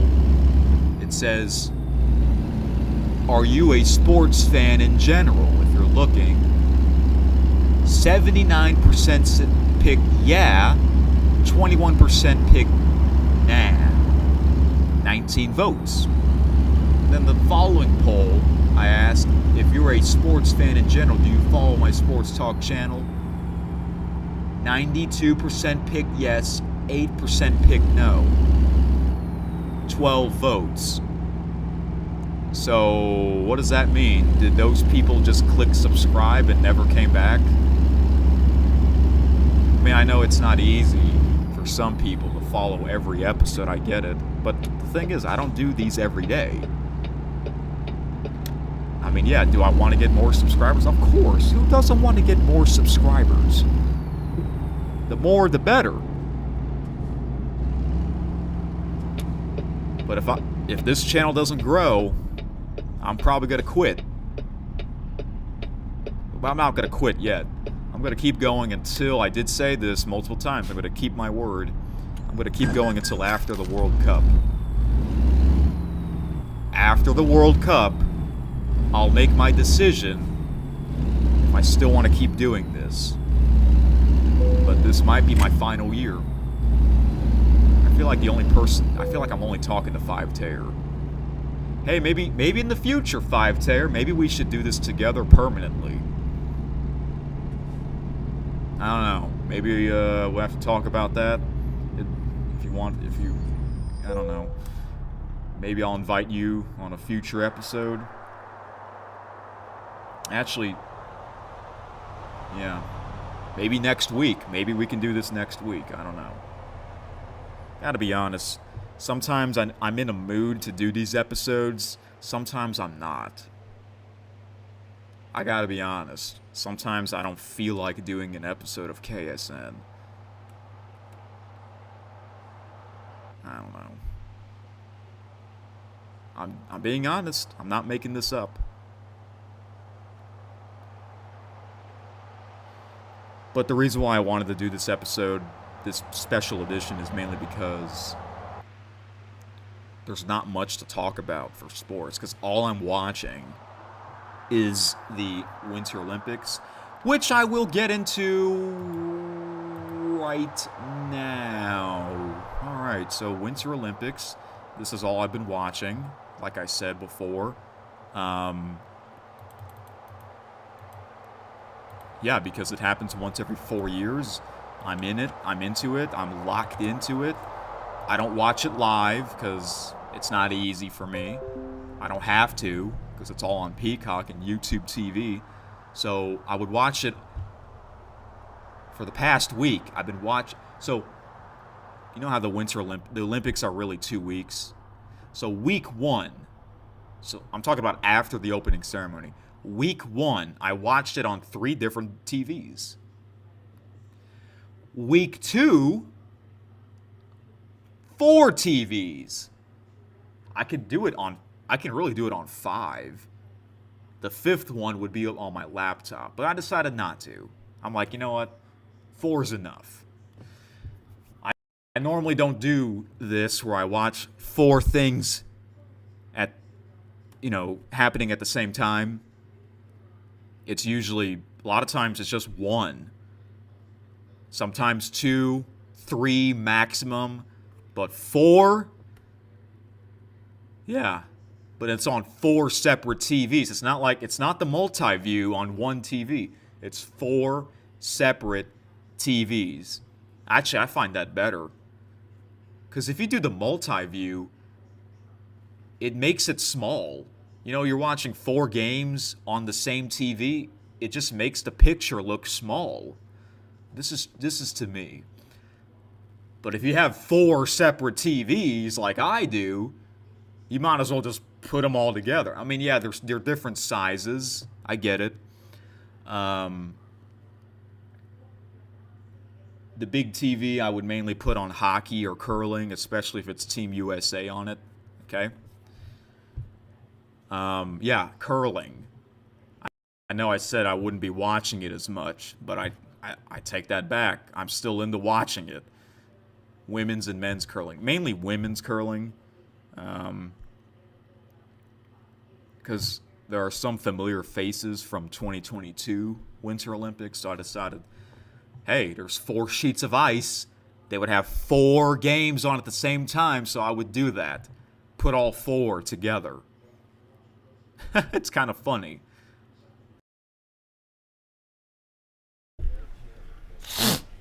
Okay, so I'm done. That's episode 112. And I'll play one more. I might not play all of it though. I'm now gonna play episode 130. This is a call that I did with the MVP of KSN. His name is Five Taylor, who's pretty much listened to all 160 episodes. So the episode's 2 hours and 25 minutes, but I'm not gonna play all of that. I'll play certain parts of the episode. So, yep, this was from only a couple months ago. You did a.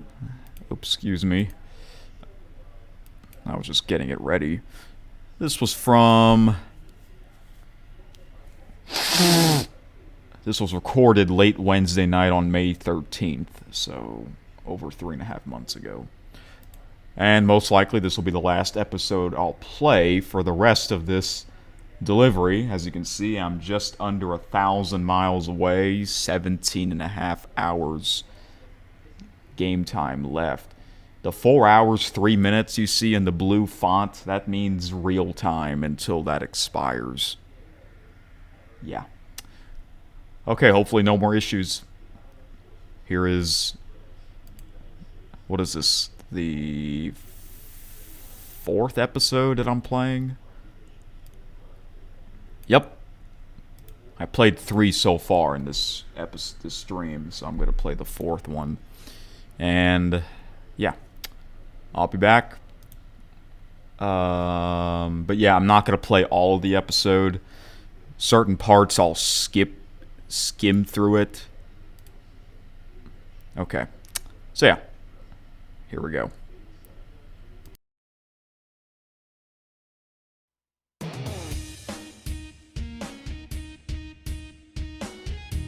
Heat Sports News, also known as KSN.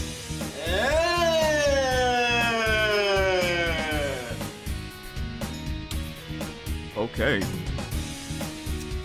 It's going to be a Taylor, aka the MVP of this channel. So here we go.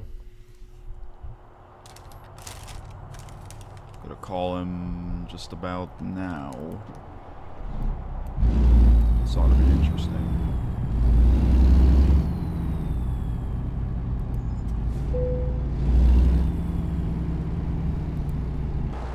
So yeah, we're gonna talk about sports, of course. And just getting things correct.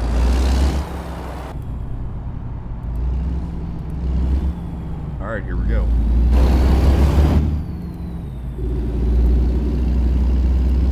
Makes that buzzing sound.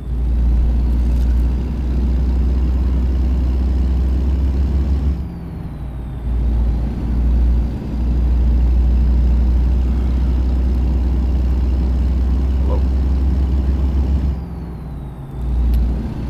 Hey, can you hear me? Yes, I can. All right, wonderful. So, yeah, it's been. So, how are you doing tonight? Pretty good. I'm doing good. Are you tired? Yeah, a little bit. Oh, okay. But we're starting this at a decent time. Much better than episode 100. Yeah, I was gonna say that the last time we did a call was episode 100, right?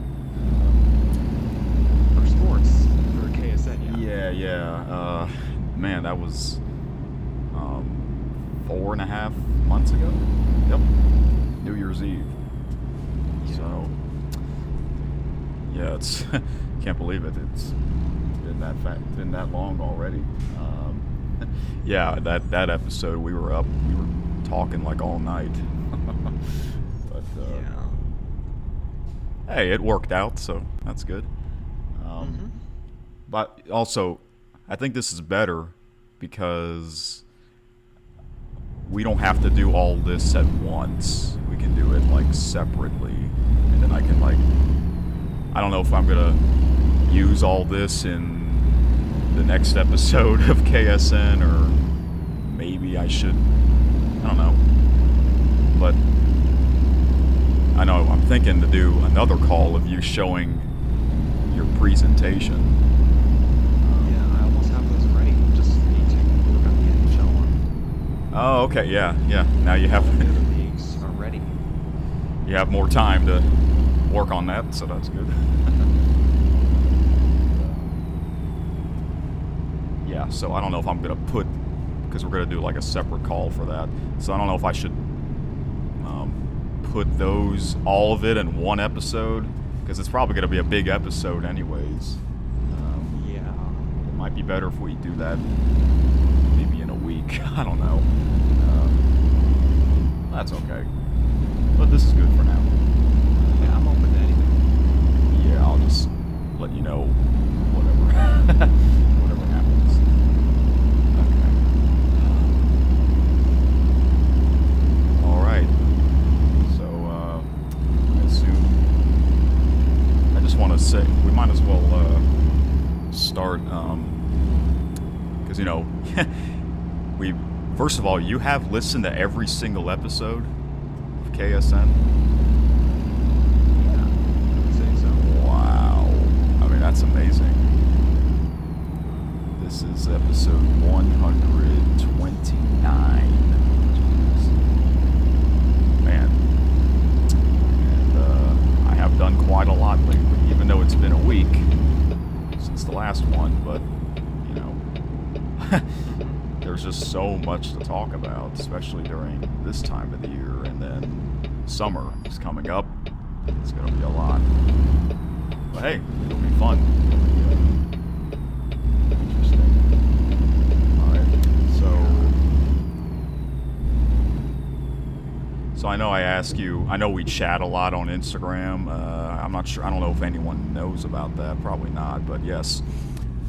For any of you that are listening to this, we do chat quite a lot on sports. Not just me reading the comments,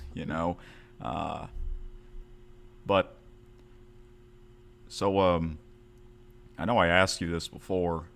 I might as well ask you because this is on, KSN. So what really made you got into sports? Because I thought it was your father, but you said not necessarily. I know you said because you've always wanted to get into sports. So what made you decide, yeah, this is the time. This is the time for me to get into sports. Can you tell me the story on that, if you can? I don't remember a lot, but I do know that the 2023-24 NFL season really started that. Yeah. That was the beginning. That was the beginning, and then you got into other leagues over the next year. Wow. Yeah. So so this is really so you started in 2023, so I guess September, right? So this is your almost 4 years, right? Yeah. Just about. So you watched a lot in 2024, and I assume you watched even more in 2025. Yeah, I would say that was the case. Yeah. All right. So your number one favorite league is the MLB? Yeah, I think that's the case. Okay. I mean, it's really close between the MLB and NFL. Oh, okay. Yeah, I figured that those are your top two favorites. So, it's funny because I'm just now, because I didn't, you know how I made a list of things to talk about? I'm just going whatever pops into my head. So, excuse me. All right. Okay. So, well, that's really cool that you got into watching a lot. And I asked you, what sports year you like better, 2024 or 2025? And you said 2025, right? Yeah, I just watched so much.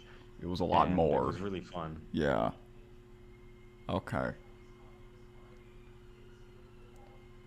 And I assume the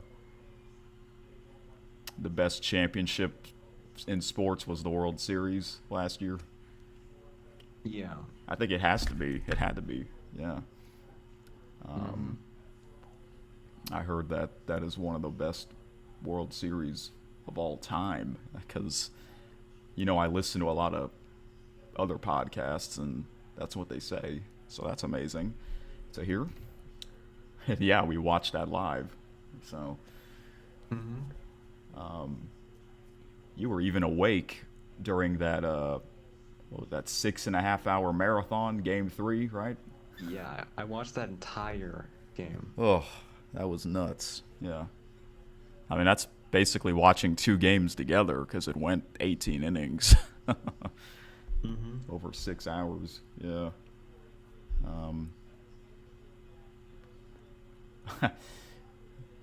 I mean, I think that was a game that will be talked about forever. So, all right. Your number one. So I know your number one favorite MLB announcer is Joe Davis. Is he your number one favorite sports announcer? Period. Or just MLB?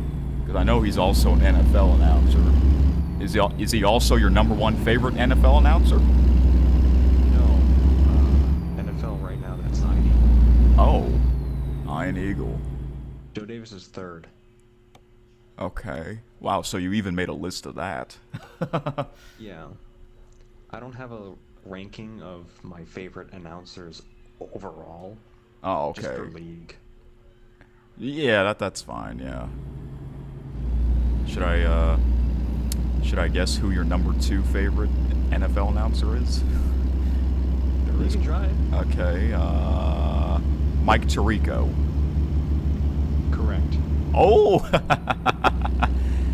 See, who doesn't like Mike Tirico and Ian Eagle? Yeah.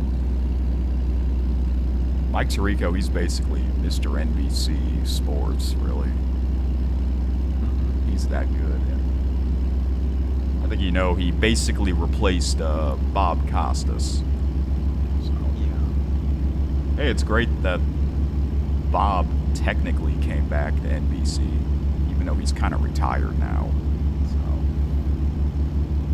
yeah, I remember you told me about that game that he called that Throwback Tuesday game. So that was cool. If they ever do that again, I will be sure to let you know. Yeah, I mean, I didn't even know about it until you mentioned it. So that means you follow a lot of sports news on social media, right? Yeah. Oh, okay. I used to kind of do that on Twitter. I mean, right, a little bit peek behind the curtain. Right now, a bunch of NFL games are being leaked, like the schedule. Yeah, I even got some ESPN notifications on that. Adam Schefter. But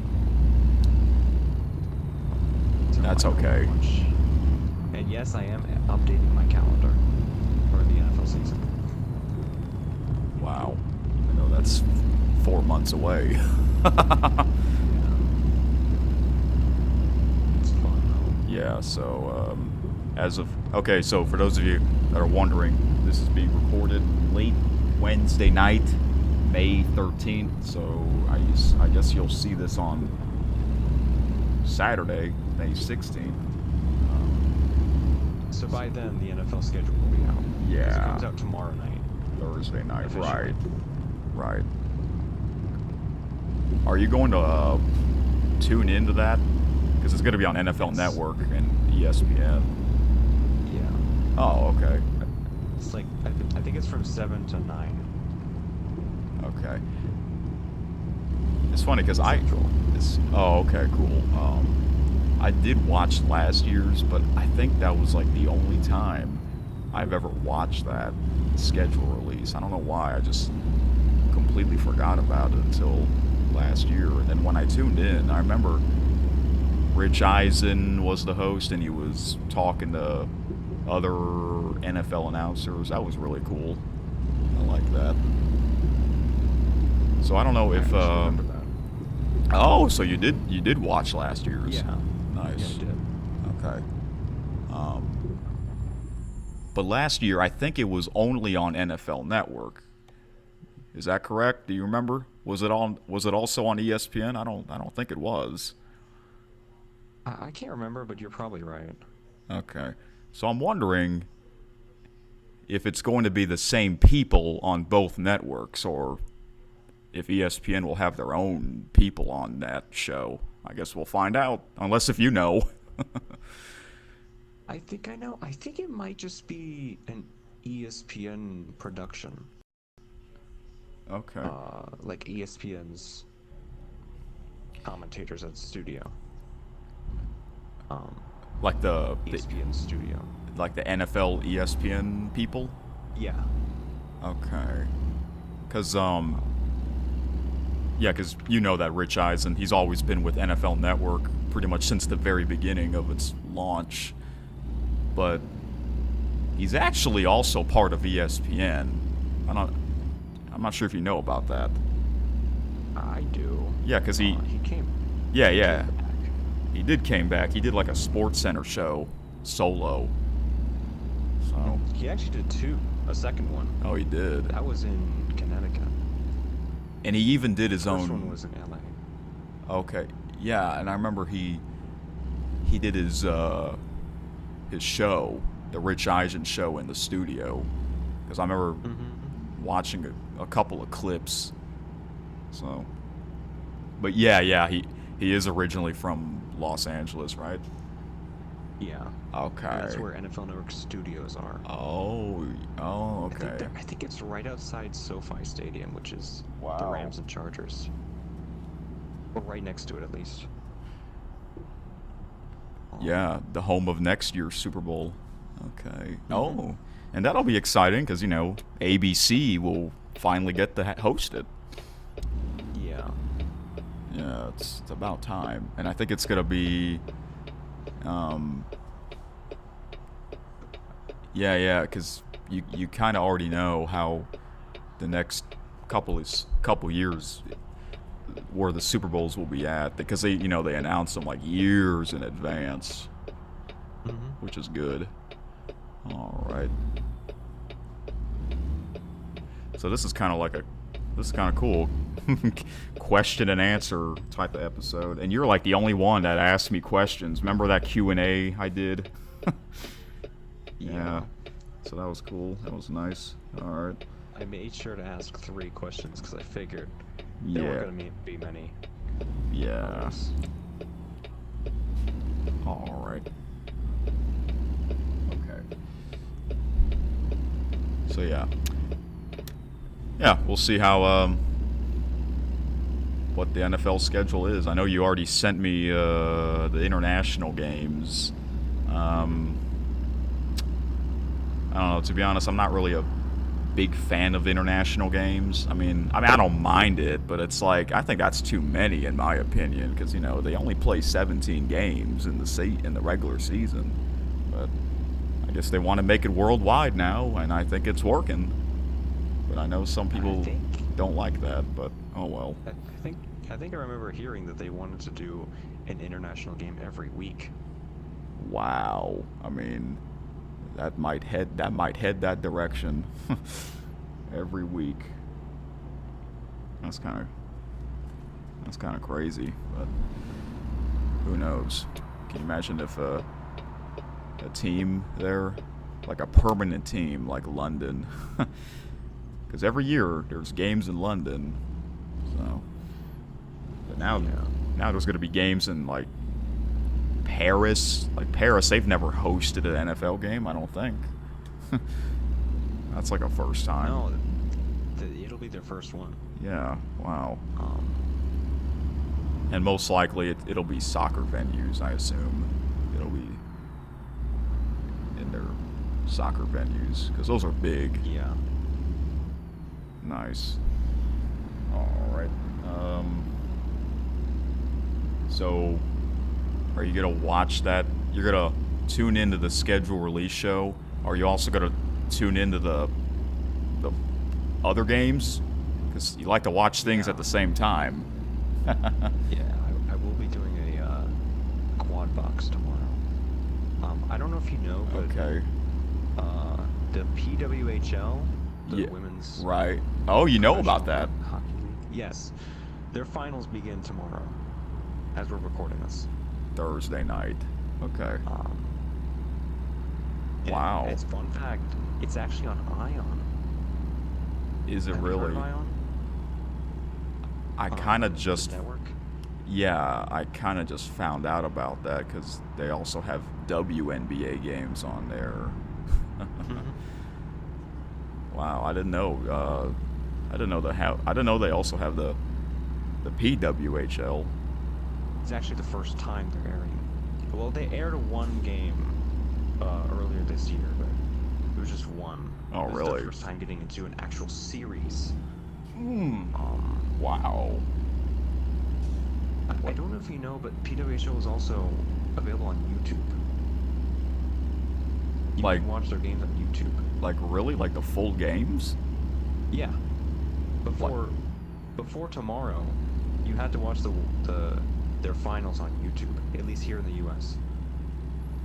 And you can watch them live?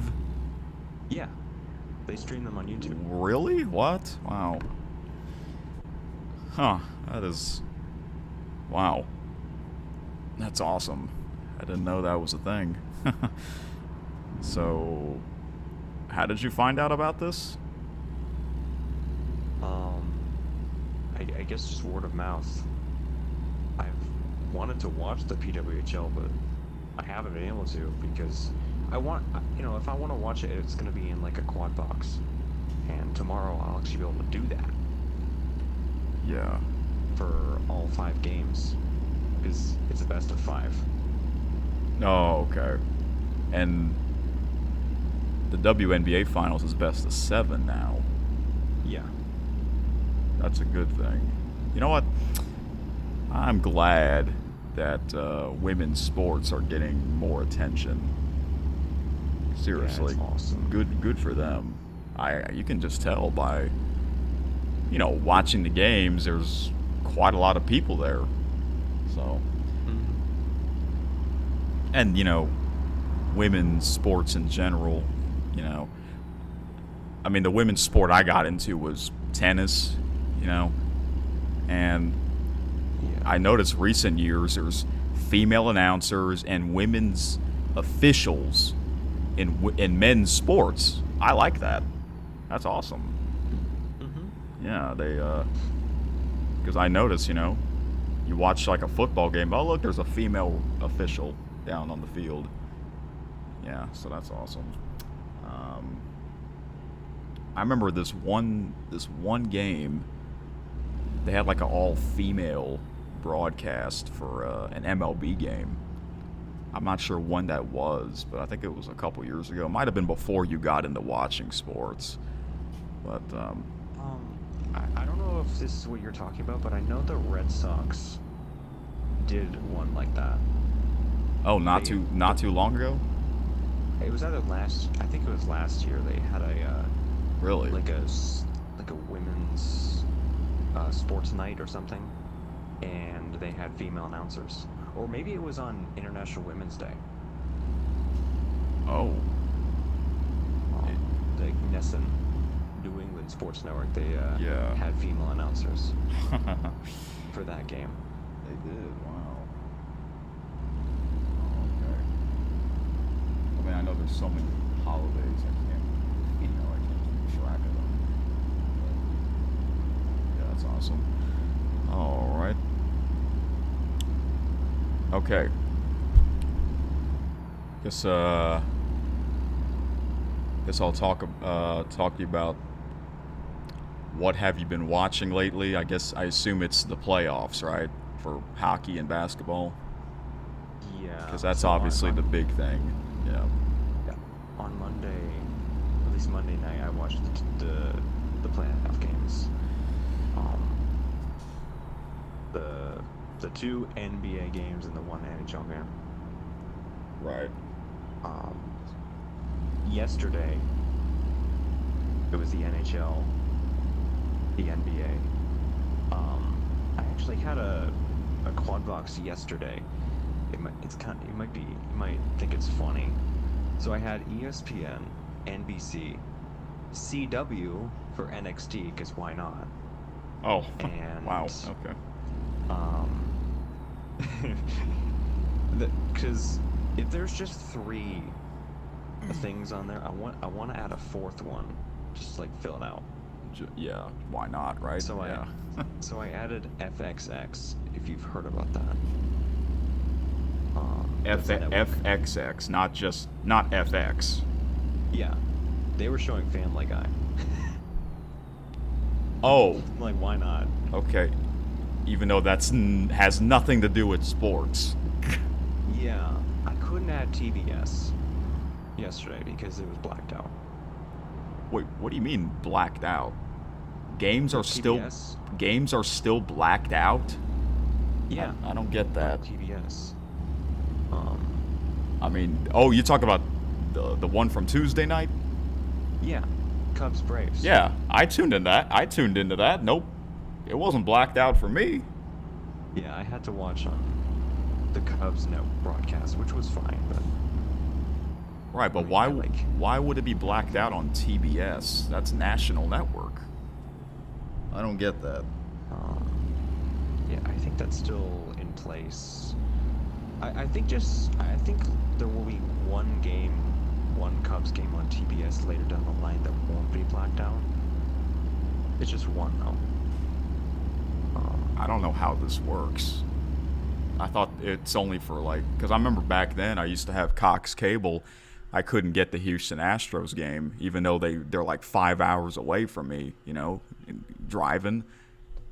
But the closest, for some reason, I had Fox Sports Southwest, which is they had the Texas Rangers games, and even though they're farther away, I was able to get their games, but not the Houston Astros. But I remember, because I like to read the history on certain things. Houston Astros, they used to have a network called FSN Houston, but then that channel got basically bankrupt. So they had their own network. I think after that it was CSN, and then Root Sports, and then AT&T Sportsnet. Now they're called Space City Home Network, even though it's like, it's kind of the same every time, but they just changed their names. But that was disappointing. Like, I don't get it. Why would they want you to go to the games? How can I go to a game when they're 5 hours away? Yeah. Unfortunately, I live in the state that has the most regional blackouts in Major League Baseball. Iowa has the most blackouts? Yeah. What? Blacked out by 6 teams. Are you serious? I don't what? So are they so I assume it's the 6 closest teams to you, to where you live? Yeah. Oh. Both Chicago teams, the Cardinals, the Brewers, the Royals, and the Twins. Wow. All of those teams would be blacked out here. What the heck? TVs or MLB Network. Interesting. Do you know why that is? Because I don't understand that at all. I don't really know. Because, didn't you say the Chicago Cubs are the closest team to you, even though they're, over 2 hours away? Yeah. Traveling? Yeah, what the heck? So NBC, none of their games are blacked out for you?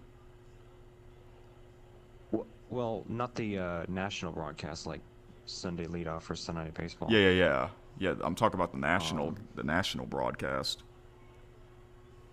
Because TBS, that's national broadcast. So. Yeah, TBS would be blacked out. But not Fox or FS1? No, FS1 is a coexist, which means you can watch the national broadcast and also your local broadcast.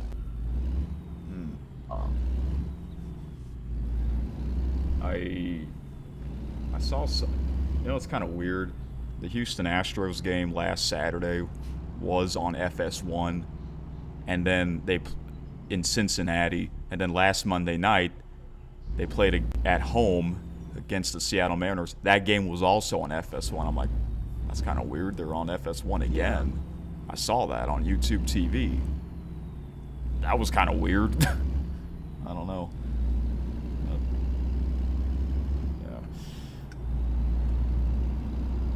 It's kind of weird how this works, but 6 teams blacked out for you. So what happens when you try to tune in to TBS? What does it say? This game is blacked out in your area or something like that? Yeah, if it features one of those 6 teams, it will say it's just blacked out and I just can't watch it. That's so dumb. I used to be really, really upset about that for Cubs games, but and for all the other teams I would be. But for Cubs games, I do now have their local broadcast. I do now have access to it. Not through YouTube TV, but through their own website. Oh, you can okay. Just pay them directly to get access to it. Okay. Well, at least you find a way to do that. Yeah. I think I got access to that in June of last year. All right. Yeah, that means I've been watching a lot of Cubs games. Yeah. But it's been awesome. So, I might as well ask you this. Why did you choose the Chicago Cubs as your favorite team? Why not the White Sox? Well, because of my father. He's a Cubs fan. Okay. I want to be different, even though technically I am with Iowa, the Hawkeyes. Oh. I actually didn't know he was a Cyclones fan until sometime last season, last college football season. Oh, okay. So why did you decide to be different on that one? it was already too late. I had chosen. I actually did watch a little bit of college football in 2023. It wasn't much, but it was a little bit. It was mainly Iowa. Okay. So that was before I found out that he was a Cyclones fan. Oh, so you decided to stay with the Hawkeyes, right? Yeah. Okay. And plus, they are closer to where I live. Hmm. Iowa State. Oh, okay. Like, Iowa And- State's like 30 minutes away. Oh, Or really? Iowa's 30 minutes away. Okay. I can actually see myself going to Oh, a game? Koenig Stadium Wow. at some point within the next couple of years. Oh, Hopefully. all right. And I know that's a rivalry, right? They play each other. Yeah. Isn't it like week 2? I've noticed that they always play each other like in the second week. Mm-hmm. And then the Hawkeyes play Nebraska Black Friday. It's always Black Friday. Yeah, that's the big one. Yeah. Okay. They're keeping that tradition going. All right. You know, their uniforms, they look like the Pittsburgh Steelers. You notice that? Iowa Hawkeyes. Yeah. They do look like the Pittsburgh Steelers. The black and gold. That's cool. I think they're the best black and gold team out there. I'm just saying. That might be me being biased. Yeah. But I can't really think of another one. I mean, there's so many. You know, there's a lot of red teams. You know, a lot of teams wear red. Yeah, like a lot. Oh. Like college and pro sports. It's like, wow. It seems like almost half the teams, they wear red. Well, all right. Okay. So your other okay, so for the NFL, you didn't choose the Chicago Bears as your favorite team. It was the San Francisco 49ers, even though they're super far away from you. yeah. And you never got to know why your father became a 49ers fan, right? No, I still haven't gotten around to that yet. So you decided to be a 49ers fan because of him instead of picking the Bears? Well, now I assume the Bears are your second favorite team, right? Yeah. I figured I probably should just do that. May Okay. as well. All right. Considering I have a second favorite team in the NHL and NBA now. Oh, really? What are those teams? You might remember me saying for the NBA, it's the Houston Rockets. I don't remember, actually. This might sound weird, I might switch it to the Phoenix Suns next year. As your second favorite team? Yeah. Oh. Okay. I mean, yeah, that's the cool thing. You can pick any team you want. I'm not gonna change my primary favorite team, Right. but my second favorite team, I feel like I can mix that up. And your other leagues, such as the UFL and the CFL, you chose the St. Louis Battlehawks and the Winnipeg Blue Bombers because they are the closest team to you. Is that correct? Yeah. Okay. That's cool. I'm kind of hoping that the UFL has another team somewhere like Minnesota or maybe even Iowa. I just chose the Battlehawks because it's the closest team. I don't really want to be rooting for the St. Louis team. Because of Chicago Cubs, St. Louis Cardinals rivalry, right? Yeah. If Iowa or Minnesota or maybe even Illinois gets a UFL team, then I will switch to that Yeah, one. you might as well, because that'll be even closer to you, right? Yeah. And I don't have to root for St. Louis anymore. All right. I guess we'll talk about the the UFL.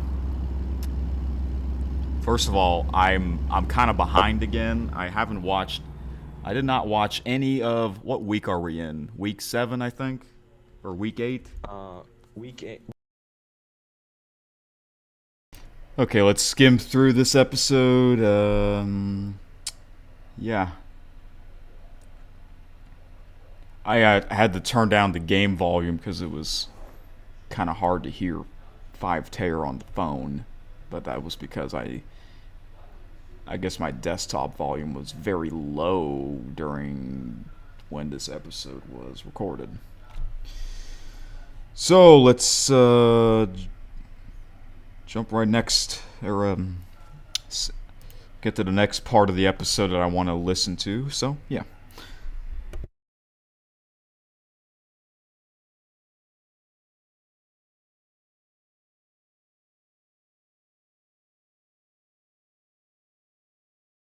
All right, are you ready to talk about the CFL? We might as well. Sure, we can go ahead and do that. Sounds like you. All right then. Well, are you looking forward to this season? Even though, after all these big announcements that they're planning on changing. I mean, it's hard for me to say because I'm not as much of a CFL fan as you are, but I did enjoy watching it. Right, because you kind of got into it, you know, not that long ago, right? Mm-hmm. Okay. Well, the major changes are next season.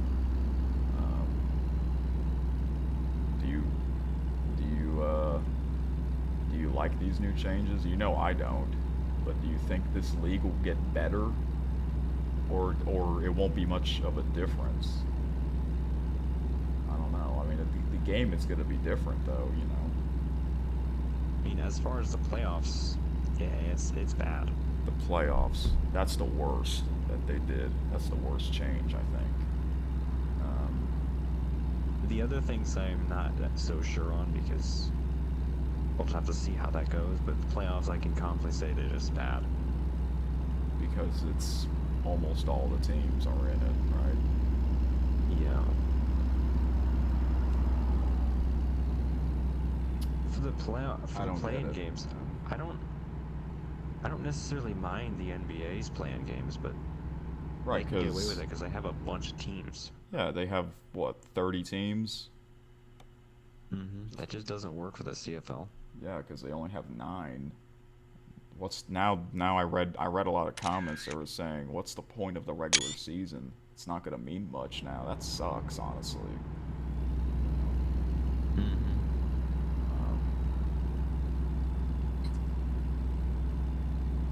Well, I assume you're not going to be watching as much of that league because of these unnecessary changes, in my opinion. But, I think I'll at least be watching the first game this season and next season. But everything else, I don't know. And maybe I might try to watch the Blue Bombers games, but right. Okay.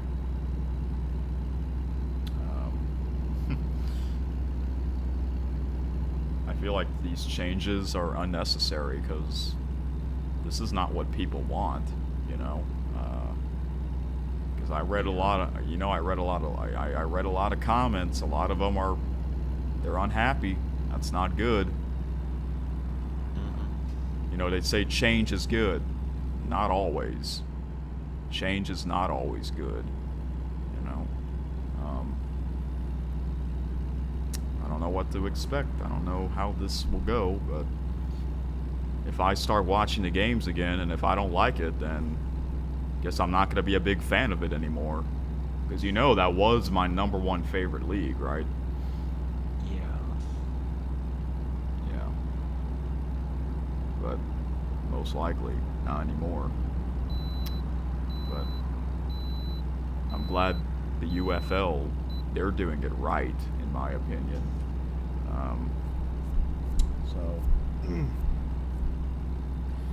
I just don't understand why would you have, for the CFL playoffs, why would you have 8 out of 9 teams? Like, do you want to see 2 teams with losing records in the Grey Cup? I don't. You would want to see one of the best teams, such as last year's. Last year's Grey Cup, both teams deserved to be in it.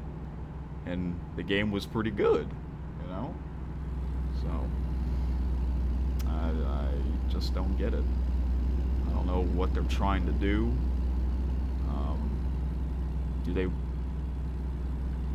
I don't know how can you get more American viewers when the Grey Cup's on NFL Sunday? That's not going to work like that, you know. The Grey Cup has always been on NFL Sunday, but they're not going to change that. I guess they don't want to change that. If you want to get more American viewers to watch your league, you can't have the Grey Cup on NFL Sunday anymore. You can't. It's got to be Friday night or Saturday night. So I don't understand. So what do you think about that? Nope. We lost him? Oh, I thought I lost you. No, you're fine. Again, I'm just not as much of a... I don't know too much, you know, if that's a way to put it. Right, because you're kind of still a new fan of the league. Usually when CFL news is going around, I go to you to see what you think. Yep. You're probably the biggest CFL fan I know. Yep. And I'm the reason why you got into it. Right? I mean, actually, you said I'm probably the biggest CFL you know. I think I'm the only CFL you ever know. Is that correct? Do you know anyone that likes the CFL? I don't think you do. At least considering people I talk to frequently know. Right, and I think you also said, like, I'm like one of the only ones you chat with about sports. Yeah. Yeah. Alright.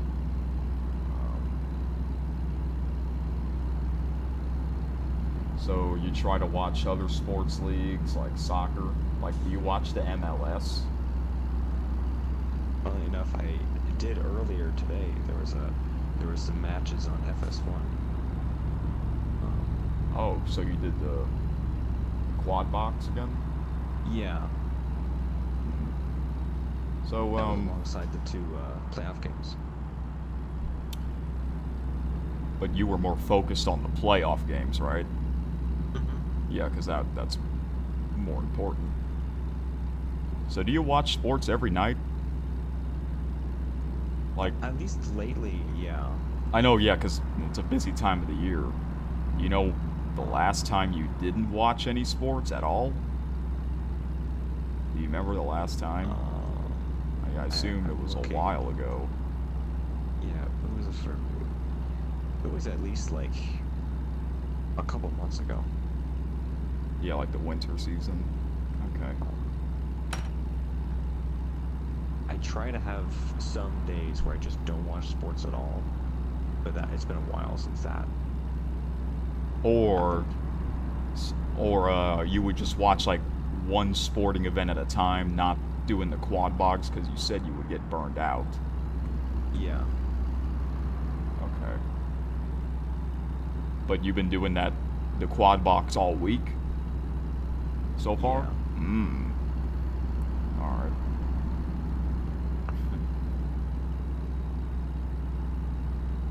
That's one cool thing about YouTube TV.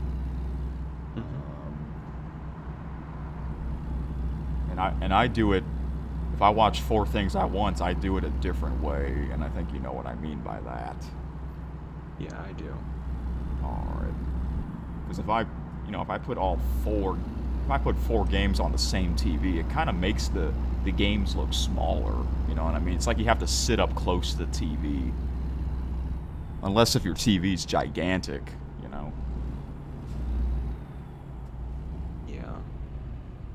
Like, do you sit close to your TV when you try to watch 4 games at once? Oh, so you can. No, I do not. Oh. Well, when I mean close, I don't mean like, like right up close, but you're not like sitting far away from it, because that makes the games look small if you sit far away from the screen. I'm trying to figure out how to explain it. I usually just sit on my bed and watch things on my TV. Oh, okay. Yeah, your bedroom, Sometimes right? Yeah. Yeah. Sometimes I will get up close if there's if it's Something exciting. If a certain game is Yeah. down to the final seconds. Oh, right. And it's close. Yeah. Otherwise, I'm somewhat far away. Oh, okay. Wait, for the quad box and one game at a time? Just generally when I watch in sports. general. Okay. All right. Because with the quad box, you can't have the audio on all 4 games. It's just one. So do you so when a game goes to commercial, do you switch the audio to another game that's not in commercial? Or do you just leave it alone? If I think of it, I do switch it. Okay. It's basically like your own channel, commercial free. Yeah. Yeah. Sometimes there's one thing that I almost never turn the audio on. Like, for example, today the MLS. I basically focused on the other games. Okay, yeah, that's okay. I get that. All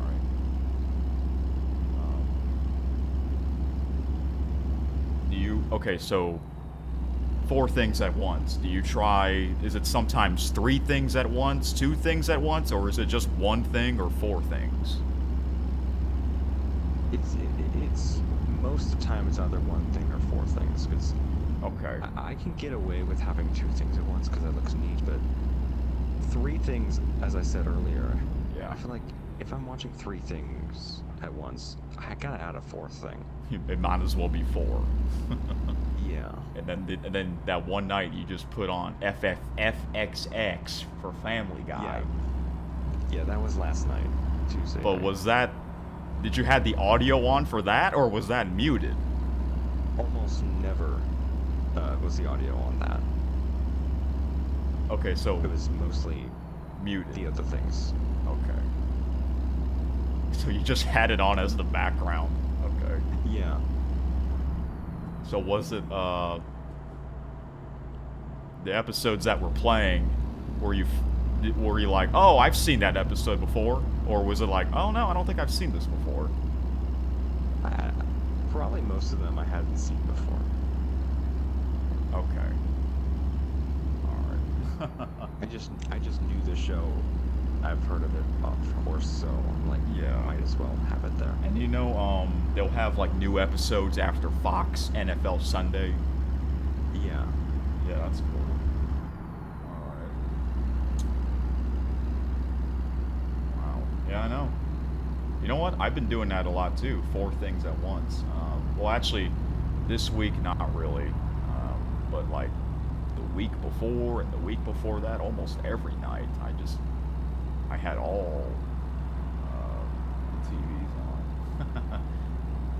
And I mean, it's not easy. Let's be honest. It's not easy watching 4 things at once, because if your eyes are locked in on this one game, you're not going to see what's going on in the other games. Like, you're focused on this other game.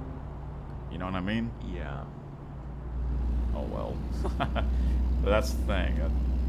That's kind of how it's like that every time, But, yeah. I mean, that's the thing now. Some people, they'll have like separate TVs. It's kind of easy now. This is like the new cable. Did you had cable before YouTube TV?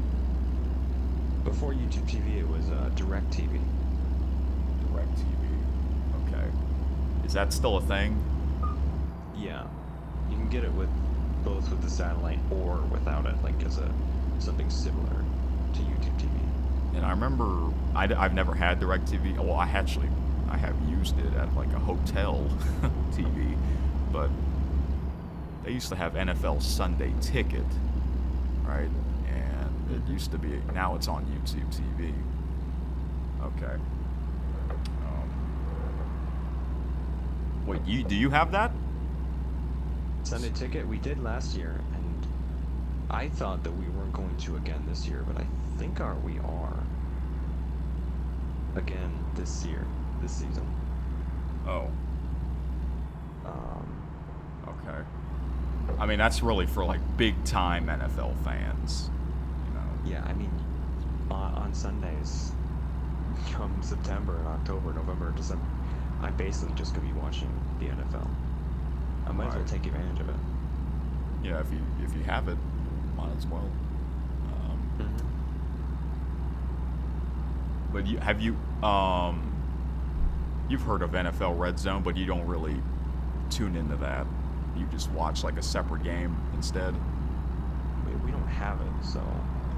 Oh, you don't have it? Yeah. I wonder how you can get it.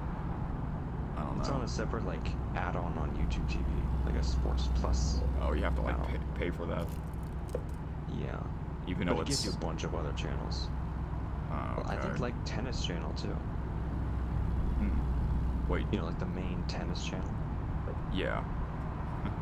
When you say 2, there's actually a Tennis Channel number 2. Yeah. I already have access to that one, but on YouTube TV, it just. That's also on Peacock too. Yeah, like, you know, Peacock, they have their own channels, like live channels. Yeah, and they added that, so that was cool. Yeah. All right. So you don't have NFL Red Zone. Does that mean you also don't have MLB Strike Zone? Yeah, I don't have that either. Oh, okay, but you have MLB Beginning, right? Yeah. I got access to that because of, you know how I said that I got access to the Cubs broadcast through a separate thing?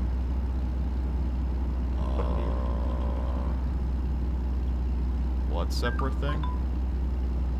I mentioned how I got access to the Cubs broadcast like last year through a separate service that you can pay directly. Yeah, their website, right? Well, okay. I got access to Beginning because I wanted MLB Network, but that's not on YouTube TV. So I got a separate thing. It's called MLB Plus. It's like $7 a month, and I get access to MLB Network and Beginning. So that's cool. How I watch MLB Network. Yeah, I noticed not too long ago. I noticed that MLB Network and NHL Network are not on YouTube TV. I wonder why that is. Because yeah, I don't. I actually think that MLB Network used to be on YouTube TV. Oh yeah, it did. Because I read the history of it, and somehow it got removed, which is a shame. Because you know YouTube TV has NFL Network and NBA TV. But you know, MLB and NHL Network, they're sister channels.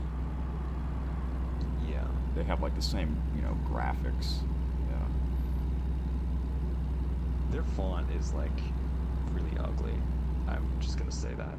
On their, you know, the font that you see on their network.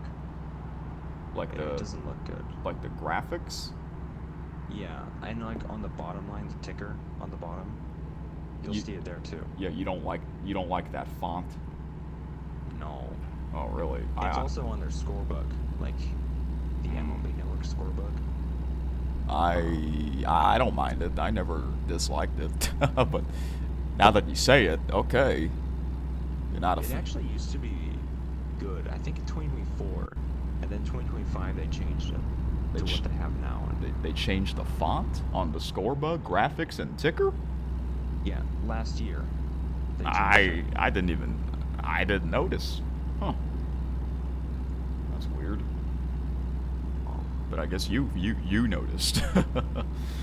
Yeah, a lot of the small things I do notice. Yeah, I've noticed some small things too, but not that. I don't know. I think I can show you the difference If you can. when we talk about my scorebook rankings. list. Yeah. Alright. I can show you the difference then. Okay. I do like MLB Network's really cool, especially MLB Tonight.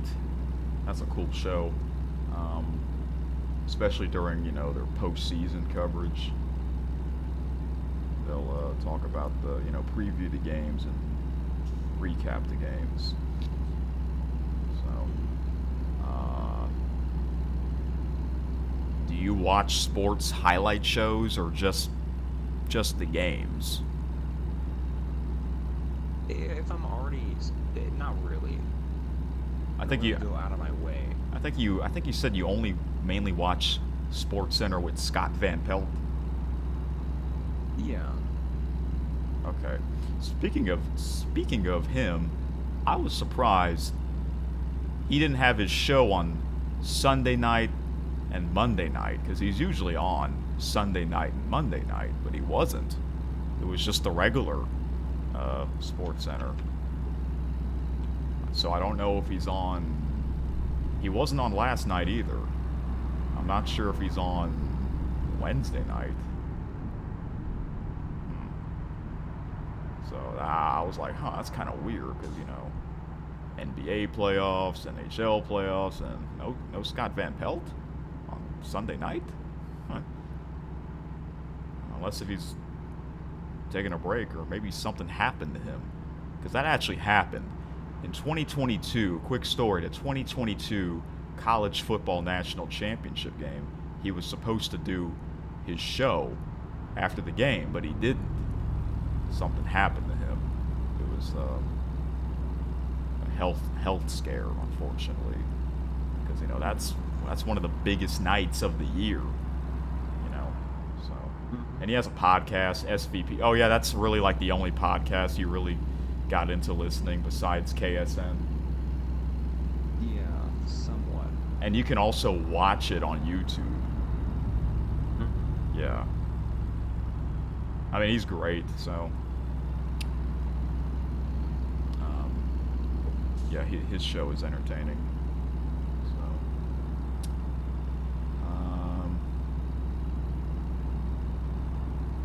I guess you're not really into podcasts like me. You just rather. Really. You rather just read news on the internet. Okay. Yeah, I do that too sometimes. Well, mainly the history. Do you do that too? Like, you like to read history about certain sports topics? Yeah. Like I do like using Wikipedia. like oh yeah, that's the best. That's what I use a lot too. Cool. All right. Let's see here. I'm trying to think if there's anything else. So we're in this big time of the year, NBA and NHL playoffs. Did you fill out a bracket for those postseasons? Okay, we're gonna skip this part. Yeah, I never did. We're gonna skip this part of the episode. I think I should be able to listen to more. Alright, let's jump right into. We'll skip a little bit more here. Glad the stream isn't having any issues now, so that's great. Alright. Let's resume. Teams. I was keeping up with them throughout the regular season. It was just, I kept on being. I was hoping they would be eliminated because I didn't want to see them. Yeah, you don't like seeing teams going back to back. Actually, I think you would rather have the Florida Panthers win 3 consecutive Stanley Cup final than the LA Dodgers winning 3 consecutive World Series title. I think you would have to say yes, right? Because Isn't the LA Dodgers I think you said they're your number one least favorite, not only MLB team, but in all of sports? Yeah, right now I believe that is the case. Okay, wow. You even made a ranking list of that. Yeah. Yeah. So it's kind of funny that they are your number one least favorite team, MLB team, but Joe Davis is your number one favorite MLB announcer. That is interesting. I love their broadcast, but I do not like the team. So you like the broadcast, but you root for the other team. Yeah. That's kind of funny. All right. Cool. Sometimes I watch the Dodgers broadcast with Joe Davis on the call, like on MLB Network or something. Oh yeah, they'll show the I late hear night him- game. Yeah. I hear him sad the other team like hit a home run or something. Oh. It's kind of funny. I do like him, but I think it's kind of funny.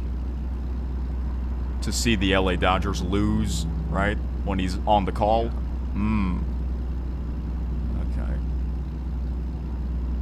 Wow. Well, so if they win 3 in a row, does this mean there's going to be a lockout next season? Is that still going to be a thing? Or I guess we don't know yet.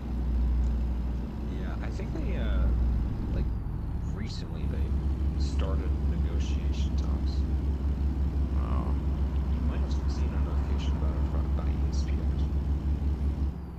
Yeah, I might have. Man, I get a lot of ESPN notifications. It's hard to keep up with them, you know. I assume you get a lot too. I do. Yeah. Like for a while, it was like football, Adam Schefter, Pete Thamel. I don't really care about those notifications. I don't really care much about the off season. Oh, this quarterback signed with the Texas Tech Red Raiders. Like, I don't care about that. I think the only off-season news that you care about right now in the NFL, at least regarding a player, is Aaron Rodgers. Yep, and Seeing if he's gonna play. I think I heard that he really is. Even though they're gonna have oh, you know what? That makes sense. He's gonna reunite with Mike McCarthy. Mike McCarthy used to be the Packers head coach. Aaron Rodgers used to play for the Packers, so I guess that makes sense why he came back, or he decides to play another season there. But this might be his last. If he plays worse, I think it's time for him to hang it up. I mean, I want him to have a successful season. I've always liked him. But it's like, he should have been a Packer for life, I think, you know. Because ever since when he went to the New York Jets, it was pretty much all downhill. I don't know, what is it with the New York Jets curse? That team's going to be bad again this season. I don't see that team improving. Yeah. Dang. And they could have had the number 1 pick in the draft, but nope. Somehow they have more wins than the Vegas Raiders. Yeah. Sometimes I feel like it's teams try to tank, but they just can't. Yeah. I don't know what to think. Now the Jets have the longest playoff drought appearances. After the Buffalo Sabres finally made the playoffs, now it's the New York Jets. Man. And I don't know if you know this, there was a time where the Seattle Mariners did not make the MLB postseason for like 21 seasons in a row. That's crazy. Yeah. I think I did hear about that. But I'm glad that team finally got better. Yeah. Anyways, okay, so you have the Colorado Avalanche winning the Stanley Cup. How about that game that just happened? I assume you watched that. Yes, I did. What a comeback.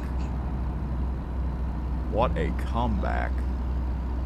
I I was mean, missed it because I was a little bit more focused on the NBA game because that also went to overtime. oh, it did. Okay. Wow. But thankfully, the NBA game ended in time, so I could watch the NHL game. Yeah. The end of it. All right.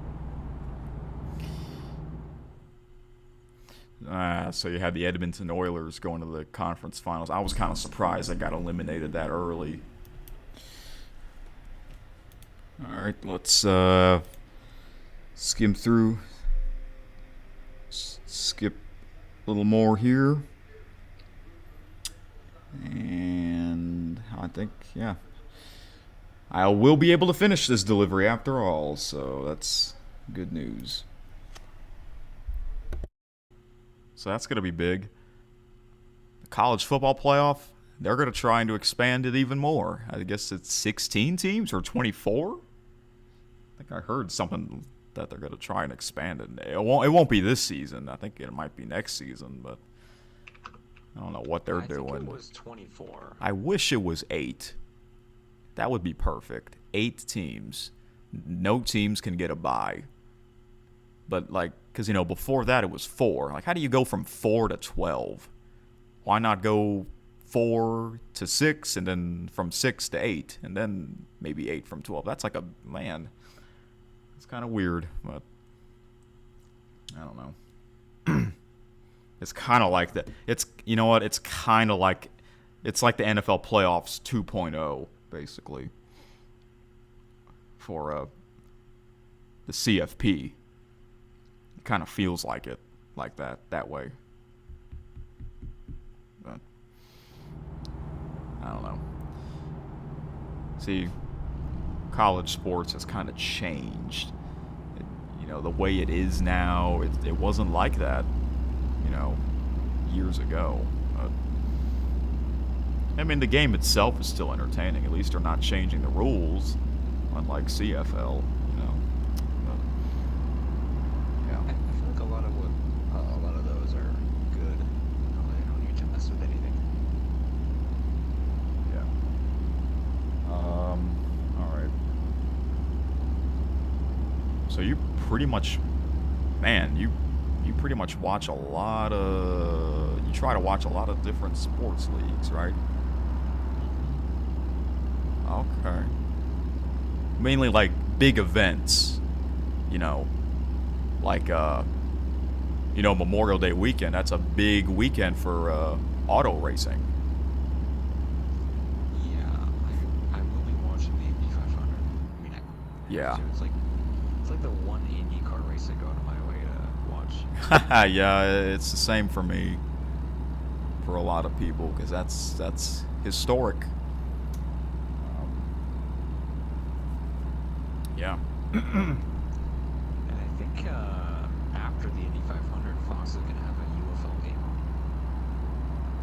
As like a lead-in. Oh, I forgot the Indy 500's on Fox. Yeah. Before that, it was on. The UFO game will be on. Okay. So that might be a rating boost because That's a big day for Fox. Yep. it worked with the that Game 7 of the NBA playoffs, the day of the Kentucky Derby. Oh, right. It did. That was a big. Yep. You mentioned that.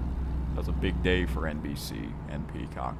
I think that was like the most watched round 1 Game 7 ever.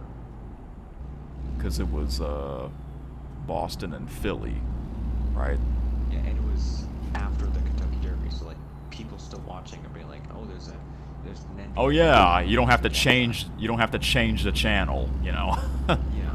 It's on. Yeah. Okay. That's great. That helps. Yeah. Right after something big. Mm-hmm. Yeah. Did you you enjoyed the Kentucky Derby? Because that's Yeah. you know, that's also historic. Yeah. Did Did you pick a horse to win? Like, Exactly. like for fun, like not actually betting on a horse. Yeah, for fun. Oh, okay. What was it? At the time, I forgot who it was, but I was rooting for Mike Rapoli's horse. Right, just like me. And also in the Kentucky Oaks. Yeah. You know what? That was the first time the Kentucky Oaks was prime time, and I hope it's like that every year from now on, because it's on a Friday. Because it used to be like early, like late afternoon, that's when people are coming home from school and work. They're not going to be able to watch it live. But prime time, you get to see it. You get to see it. And it looks pretty cool under the lights, in my opinion. But Kentucky Derby, it should always be the way it is. All afternoon Saturday into the early evening hours. Because that's their tradition. So, and man, I know you didn't watch the full broadcast, but I did, and oh my gosh, that's like the fastest 7 hours ever. That means I really enjoyed it. I was hoping to see Bob Costas, because Bob Costas used to be the host, but he wasn't there. So, yeah. I heard that, let's see. Yeah, that Kentucky Derby was exciting. And you know that the Preakness is this weekend? Yeah. Saturday. I will watch it again. I really like it on NBC. Yeah. Alright, another fast forward here. Because we were talking about current sports at the time. There's just no need to re-listen to those. Yeah, at some point you'll have to ask him how he became a 49ers fan. Did he ever live in San Francisco? Do you know that? It's plausible. I mean, he is a truck driver. So he might have been there. I think he said he's been to like several states. I mean, that's so far away, though. You're basically traveling across the country. Yeah. All the way out there, the West Coast. So. And I will say about him, I've already said I have access to the Cubs broadcast, so that's how I watch the games. But my father has access to it too, of course, as I do. Yeah. He doesn't actually watch the games. He listens to them on radio. While he's trucking? Goes out of his way. Not just when he's trucking, just while he's home here. He listens to the games. Oh, wow. On radio. That's awesome. That's what he prefers. He goes out of his way to do that. And you already heard the Cubs radio broadcast before. Yeah, during their playoff game. Yeah. Awesome. All right. So you mainly watch the four major sports. That's kind of what you're mainly focused on, right? Pretty much, yeah. Okay. But you try to watch big time events, such, you watch the Kentucky Derby. You said you're going to watch the Indy 500. But one of you didn't watch WrestleMania. Not really, right? Just the pre-show. Yeah, but it's because I couldn't. If I could, then I would have. Oh, okay. Because, yeah, it's not on. It should be on Netflix, in my opinion, because it's on Netflix internationally. Why can't it also be on Netflix for viewers in the USA? That's kind of stupid, in my opinion. The good thing is I didn't really miss anything on night one. As you remember, I didn't miss anything there. Because it wasn't very good. But night two, I did miss some exciting things. Yeah, I heard night two was better. Yeah.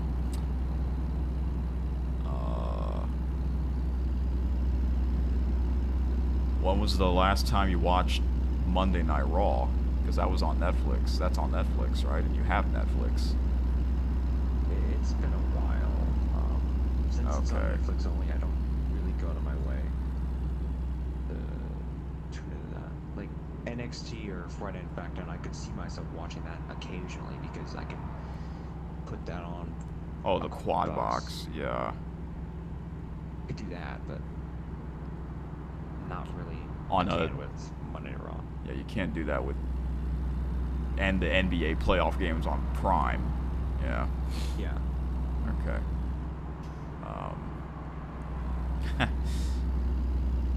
So, I think you mentioned Netflix will be hosting the Home Run Derby and that Field of Dreams game.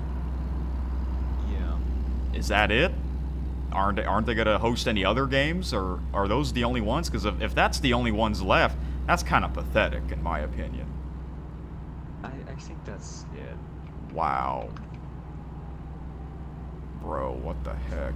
They hosted But- the very first MLB game of the season. Home Run Derby, which not everyone watches Home Run Derby, but then the Field of Dreams games, that's it? Wow. Okay. Yeah. It's just like when Netflix only hosted the NFL Christmas games. That was it. Even though It's those funny you say that. Christmas games weren't that exciting. You know? It's funny you say that because this year I think they have 5 games. And is it This all upcoming is it season. is it all gonna be on the Christmas holidays? No. They Mm. have the Australia game. Okay. A new thing, a Thanksgiving Eve game. Wednesday night. Yeah. That's weird.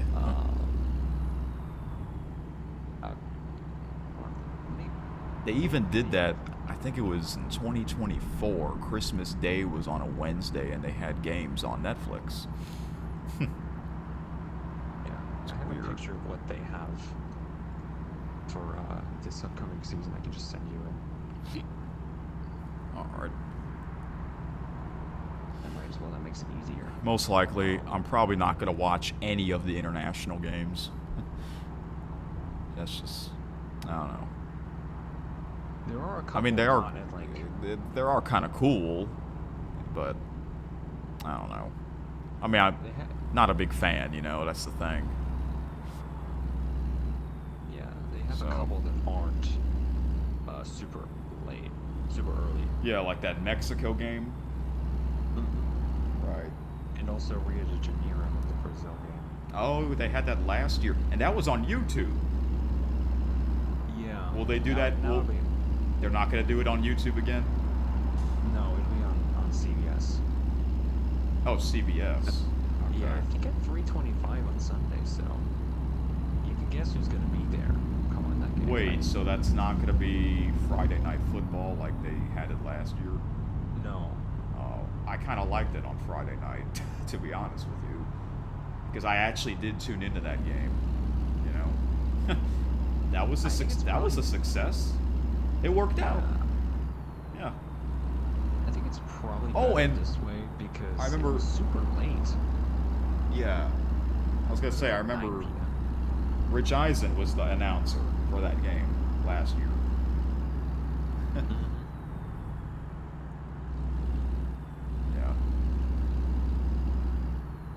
Yeah. Yeah, you're right. It was late. So then just have it 2 hours earlier. And so that it won't be late. I figured they insisted on having it be at like 8 p.m. Eastern, but then that makes it like 9 p.m.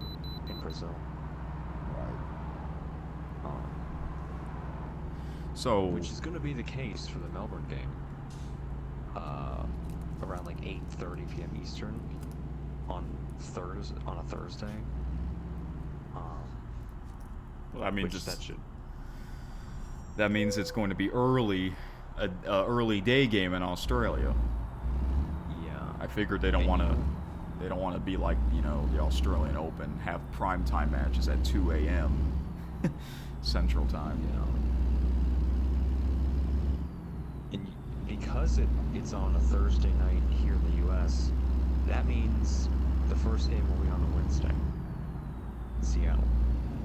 I heard, yeah, the defending Super Bowl champions, their first game will be in Australia, right? No, Seattle will be home on Wednesday, the first game of the season. Oh. Wait, really? Wait, why is that? Well, why not the traditional Thursday night? Because the Melbourne game's on that time. That's weird. Why not have that on Friday night? Because they can't, because that rule that I told you. That- like a law, that Sports Broadcasting Act, that you can't have it on Friday night. Wait, what? What broadcast law? I don't know. The 1961 Sports Broadcasting Act, that just makes it so they can't have it there. Because of, it would be competing against college football, and that's not, like, good. They don't want to do that. That was said, like, many years ago. To make sure the NFL can't just, like, take up Saturdays and then take up Fridays for high school football. You know? High school football in Australia? No, here in the U.S. Oh. Well, wasn't the Brazil game on Friday night last year? That was on a... Yeah, go ahead. That happened. They were able to do that because it was before that Broadcasting Act began in place. Wait, what does the Broadcasting Act have to do with these games? They don't want to have it. They don't want to have the NFL just take over the slots that are meant for high school football and college football. I don't really know the full details, but they just want to make sure the NFL doesn't rule over everything else. I guess you could put it that way. I mean, they kind of are in a way. It's not easy competing with the NFL. I mean, And that it is what it is. that sports broadcasting. You know, Act is you why remember they don't have- I mentioned they're having NFL Christmas games. Isn't that an NBA game? NBA Day, Christmas Day, and there's going to be NFL Christmas games. Yeah. I mean, that sucks for the NBA. You know? I don't know. It's weird, but NFL, they usually win. It is what it is. Like the NFL schedule, I wonder how many people are going to watch that compared to the NBA playoff games and the hockey one. I don't know. Well, there's actually no NBA playoff games Thursday night tonight. And I bet the NFL is glad to hear that. But there are 2 NHL games, so the NHL wins. Same goes for Saturday. Potentially 2. I know there's at least 1. Right.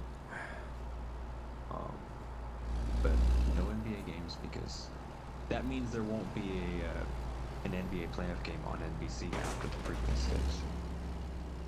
Right. Because that was a possibility. Yep, I know. I remember. I looked ahead at the schedule. Okay. But the Lakers just had to get swept. I believe it was them. It was. Saturday. It was supposed to be them. Okay. Wow. So, do you know what NBC is showing after the Preakness? I don't know. Probably they'll probably just end up giving it to. They probably just won't have anything national. Just local stations do whatever they want. I guess so. Or maybe they'll just show a repeat of things. Saturday night.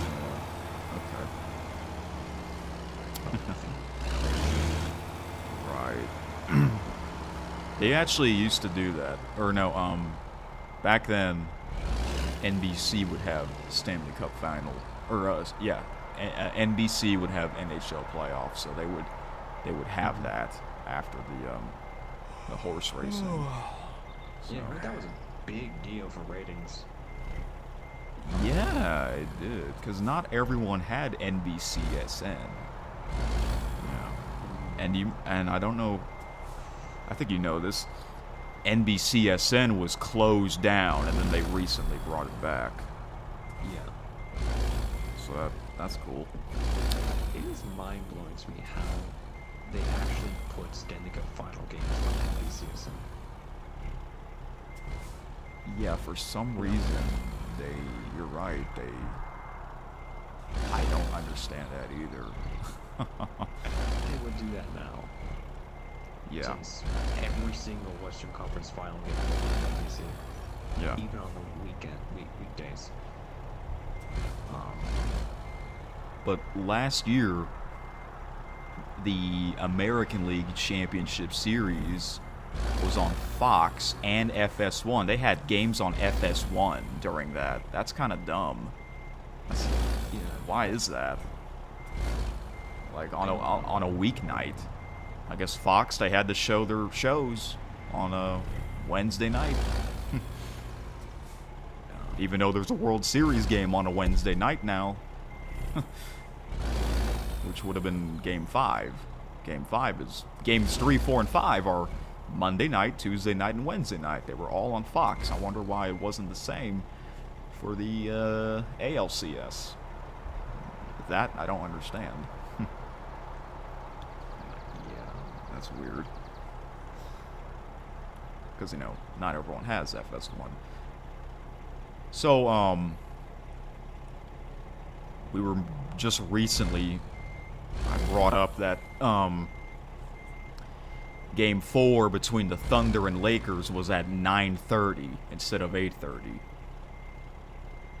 Do you know what the real reason is? I know you said it's because of NBC's first game, but I don't get that either. That's on a Monday night. That's late for Thunder fans. Who wants to stay up for 9:30 for a playoff game, even though it's in LA? I don't get it, because it's usually the second game would be at 8:30, but for some reason this one wasn't. That I don't understand. I mean, I have a feeling that if NBC wasn't broadcasting that first game, the schedule would have been 6:30 at the 9. I don't think they would have had it at 8:30 on a Monday, because that's 6:30. I think that's a little early.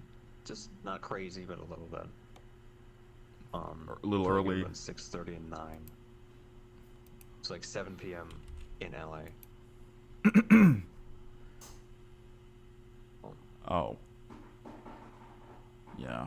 But yeah, they don't want to have... NBC has like not done any weekday games starting earlier than 7 p.m. other than like special days like the first game of the season. That was like... Oh yeah, the like time they did that. Meaning 6 p.m. Central Time start? No, the first game of the season, October 21st, they had a doubleheader. It was 6:30 then 9. That's like okay. one of the only times they've done that on a weekday. Right, because they really can't do that on a weeknight. Mainly the weekend. Yeah, they can, but they just don't want to. Well, I don't get the reason. Well, you don't want to do that on a. Well, that. Oh, so you said 6:30 and 9. You said. Yeah. On regular NBC.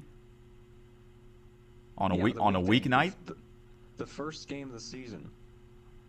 The first games of the season, October 21st, they had 2 games. The first one at 6:30, the second at 9. Central Time, right? Yeah. The first game was what? In Oklahoma City. The second, I believe, was in LA. That is on a weeknight, right? You said. Yeah, that was on a Tuesday night in October. So that means the late local news didn't come on until like 11:30 or midnight. Yeah. That's ridiculous. I mean, that's why I said earlier, you can't do that. Late local news. It's usually at 10 or 10:30. This one, wow. That's kind of pathetic. I mean, it should be just one game. I mean, what the heck? That is what they were doing on the Tuesday doubleheaders in regular season. The first game at 7 p.m. The first game at 7 p.m. Central. The second at 10 p.m. Central. But only this. Okay, I need to. How do I explain this? It's like a regional thing. You know, like people on the East Coast and in Central Time see the first game. People on the West Coast and Mountain Time see the second game. So does that mean Both could be seen on Peacock for everyone. Yeah. That's what they were doing on Tuesdays. But there were games that were only on Peacock, right? Yeah, and those didn't do that. Those were either 6 p.m. and 8:30 or 6:30 and 9. The games on Peacock and NBCSN. That's what they were doing for those.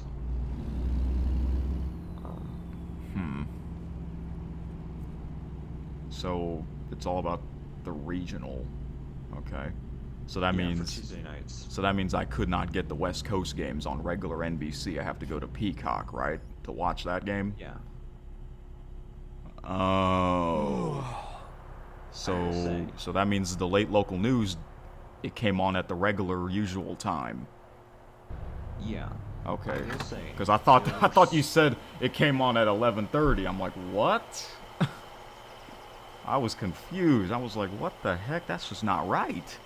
Some nights they did show both games. For Some everyone nights in the they- country? What? Yeah. Wow. But most Tuesday nights they did. And that was the NBC doubleheaders. The other nights, Monday, those were Peacock and BCSN. Right. I mean, like, And then Sunday nights were NBC. gotta have some games on NBCSN. Otherwise, what's the point of bringing back that network? If you're, because you have Peacock. You know, I think Peacock is the reason why NBCSN was shut down to begin with. Yeah, and they brought it back.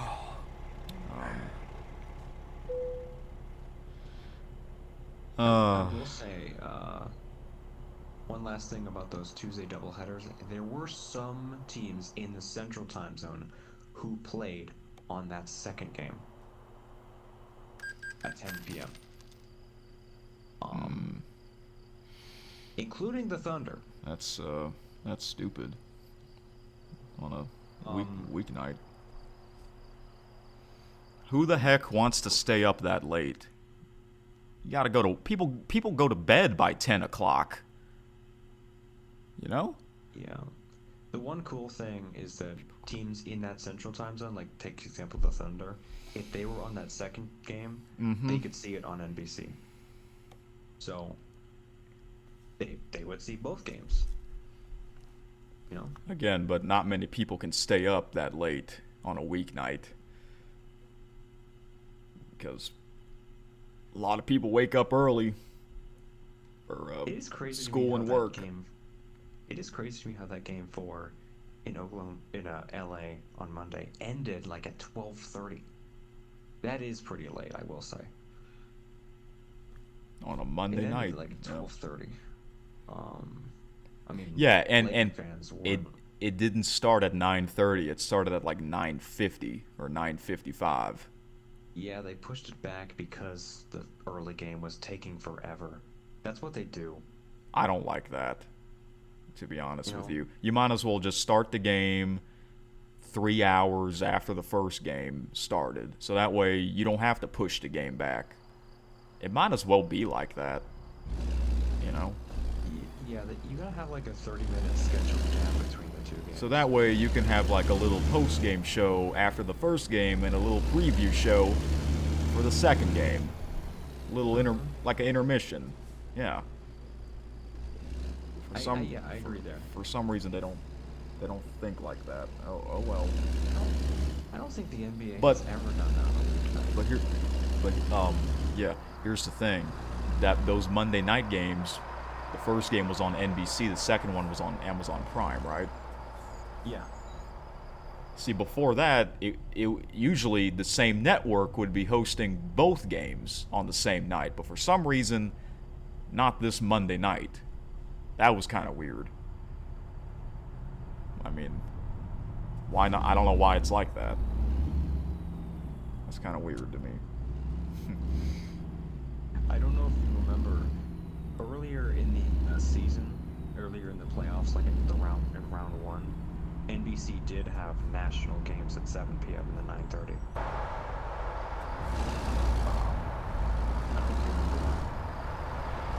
Wait, in the first round playoff? Yeah. Wow. Like So, if you go back to April 20th and April 21st, that was the case. wow. Huh. Okay. That is, wow. I don't know what to think of that. I guess they want, it's all about the money, basically. Guess, oh man. A lot of changes, basically. But, alright. Well, we've been talking for over 2 hours. I think it's time to end this just about, and then we'll do another call for your presentation of your favorite score bug. So Yeah. that'll be it's fun. almost ready. I just need to get the NHL one. Oh, okay. Okay, yeah, so we'll do that another time. Actually, you know what, we don't... I know we were going to try and do it on Friday night, but... I don't know, we can probably wait longer than that, maybe in a week. Because we just did this long call.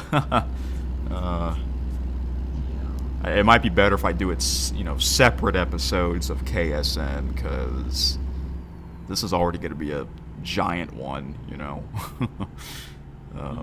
which I'm kind of glad we did this a few nights earlier instead of all at once, Yeah.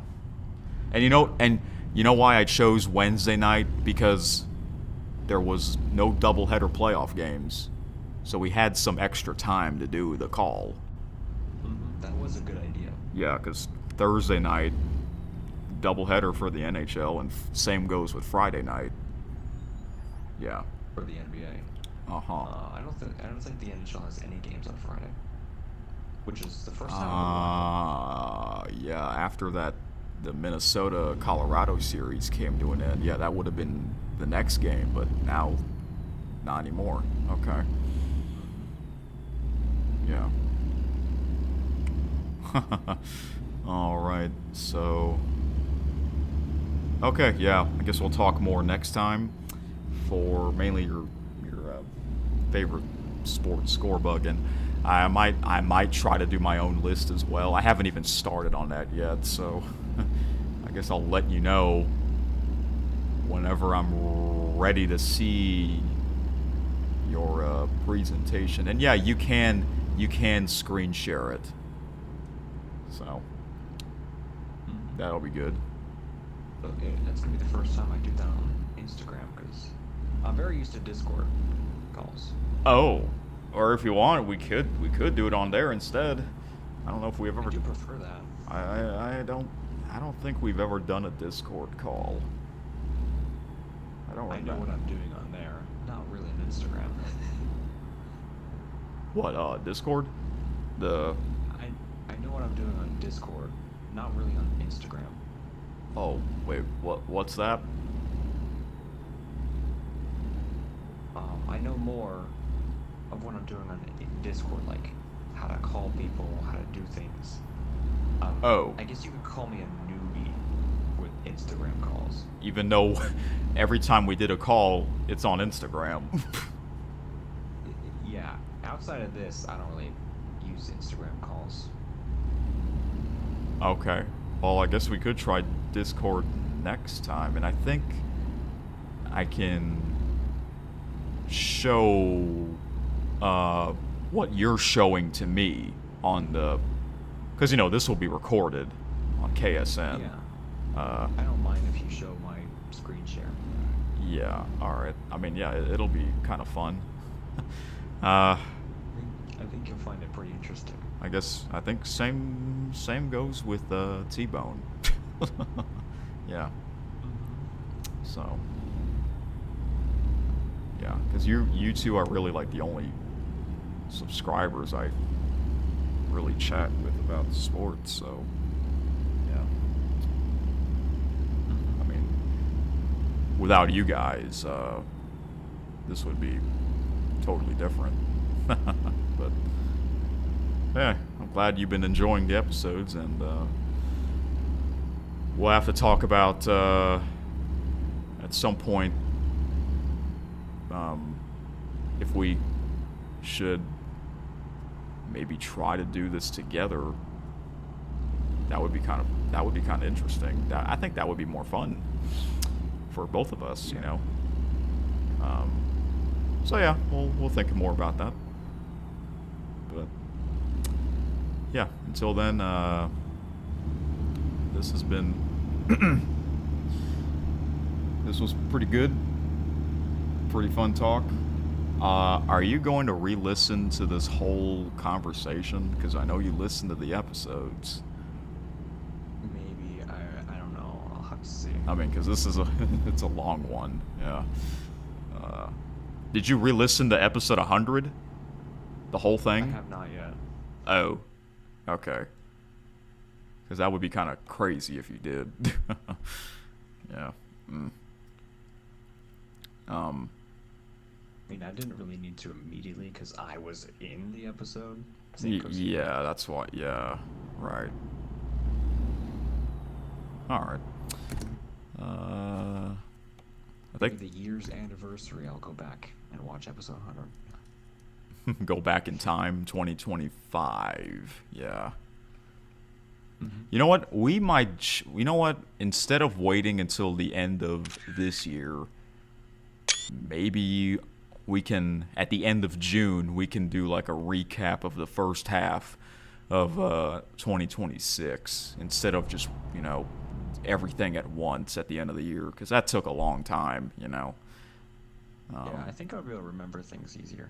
I think let's try that. We'll do that. And that's, coming up in about a month and a half. The year will be halfway over already. So, yeah, and I'm sure it'll be easier for us to remember more things. So, yeah, we'll do it like that. All right. Well, I assume you're going to go to bed right after this call. Yeah, Just very about. soon after. Yeah. All right, cool. All right. Well, this was pretty fun, and we'll do this again soon for your Score Bugs rankings. Maybe I should. Very fun. Maybe I should guess. Maybe I should guess before you show me. I don't know. Maybe I'll have to think about. I mean, I kind of already know some of them, but so you did a rankings for just the 4 major sports? Pretty much, yeah. I don't know if I'll ever get to the other leagues. Yeah. Okay. I mean, that is a lot of Score Bugs. So. Okay. And then I guess I'll. Yeah. And you'll see it from worst to first. From last to first. It'll be in that order. Okay. Not like first to last. So You'll see my least favorite scorebug first. Yeah. Okay. Yeah. Okay. That works. Yeah. I think that's the right way to do it. Yeah. All right. Okay. Well, I guess I'll let you know whenever we decide to do that. And yeah, that'll be fun. All right. Sure will. You know how long this call has been? It doesn't say on Instagram. I don't know, but it's probably. Look, you know what time it is, right? Yeah. Crazy. Definitely well over 2 hours. Yup. Yeah, you're right. It was. All right. Well, I think we pretty much talked about everything for sports before we get to the score bugs. Is there anything else you want to say before I end this? I don't think so. Yeah. Okay. I mean, there's probably more to say next time. All right. Yeah. I think this has gone long enough. But wow, what a call. All right. Sometimes I don't realize how long I can go on about a certain topic. But I realized I did that a lot in this. Yep. All right. So, yep. Thanks for this, and you have a good night. You too. All right. Talk next time. Bye-bye. Yep. Bye. Okay. All right, there you have it. Conversation with the MVP of KSN, 5Tayer. Wow. What an episode. Or what a call this has been. Giant episode of KSN. On as well. For Saturday, you know. So there you go. And I'm glad that I'm not doing this all at once. Because that would be, that's just too much, you know. So, okay. All right. That'll be it for now. Heat Sports News!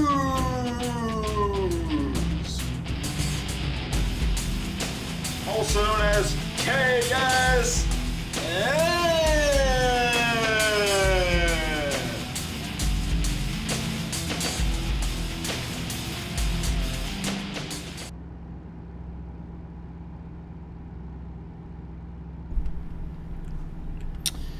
Alright guys, let me make sure my mic is being heard on the stream. I think it is. Yep. Alright, cool. So, this live stream's almost over. Been live for almost 5.5 hours, and yep, I knew it would be a long one. So I was able to finish my big delivery from, it's one of the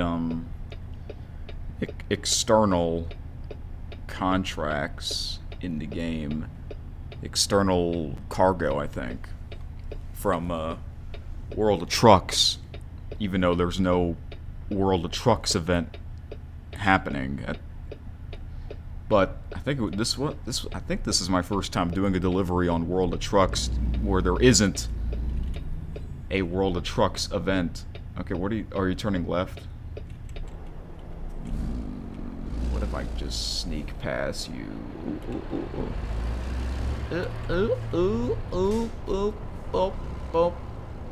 Okay, that works. Oh, okay, that was close.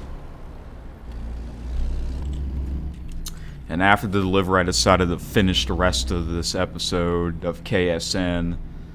So I went to a photo trophy of one of the bridge in Oregon. Now I'm going to see this viewpoint.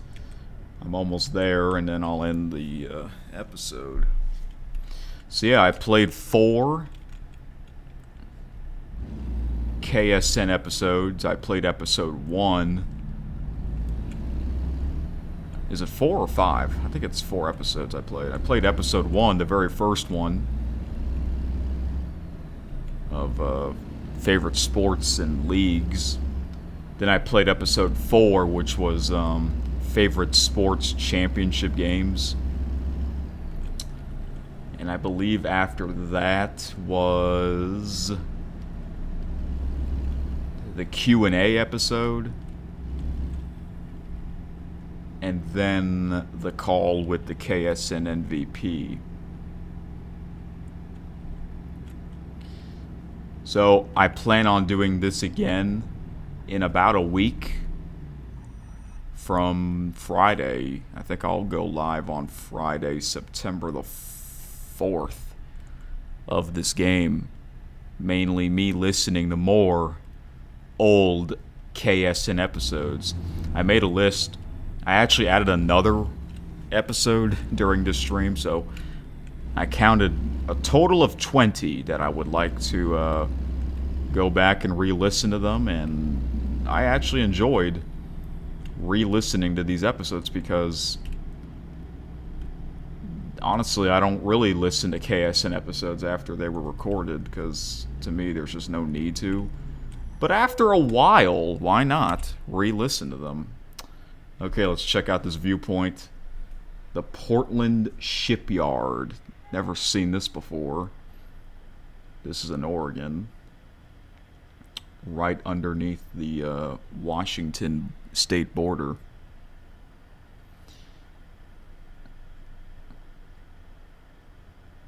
There's some lag.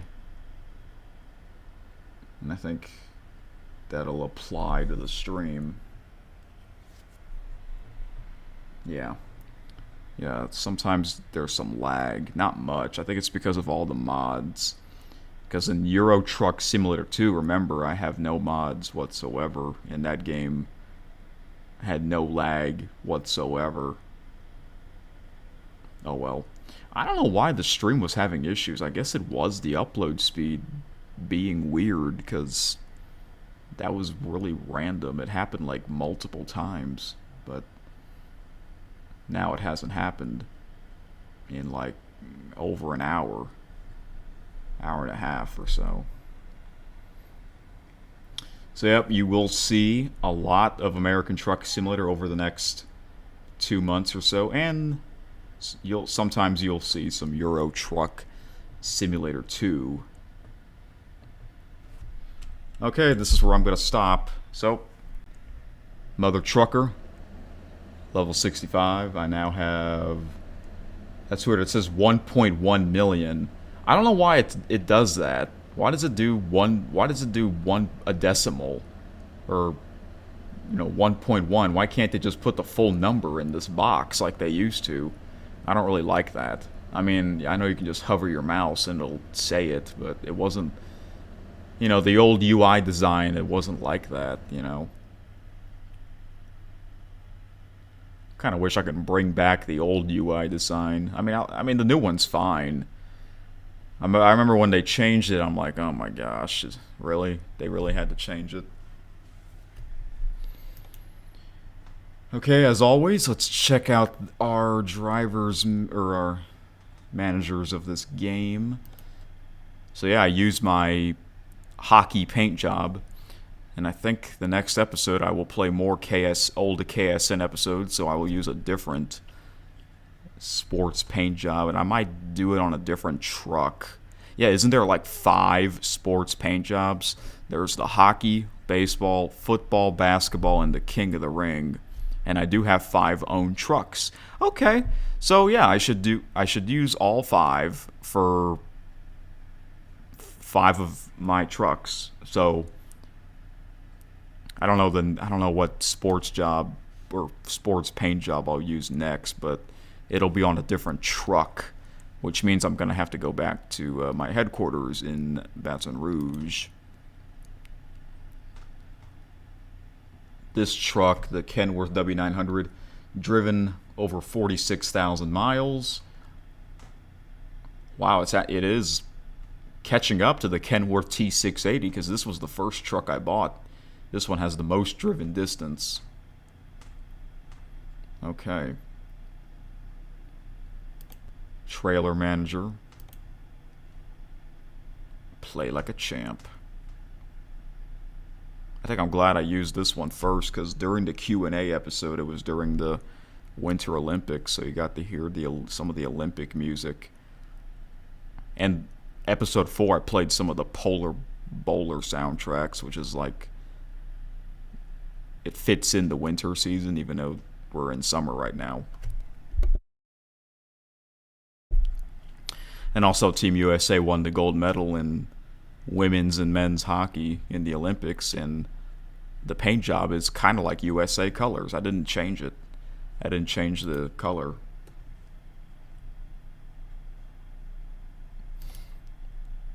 Oh, wait. I think I already saw this. And then the Garage Manager. Looks it's doing really good. Alright, guys. So, that will do it. So yeah, I plan on doing this again in about a week, unless if something changes. But I planned this out on my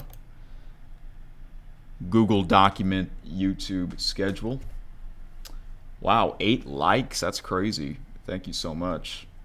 And we got 3 people watching, so throughout the stream, there was more than 2 people watching, I think. So that's great. Alright. So yeah. You'll see a lot of American Truck Simulator, and it's mostly going to be podcasts, me listening to something while trucking. So, yeah. There we go.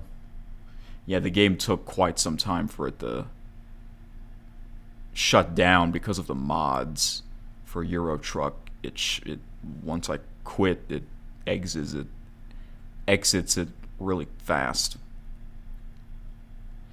And I might try to read the news that I missed next time. If not, oh well. Yeah, next Friday might be longer because it'll be on basically the weekend, heading into the weekend.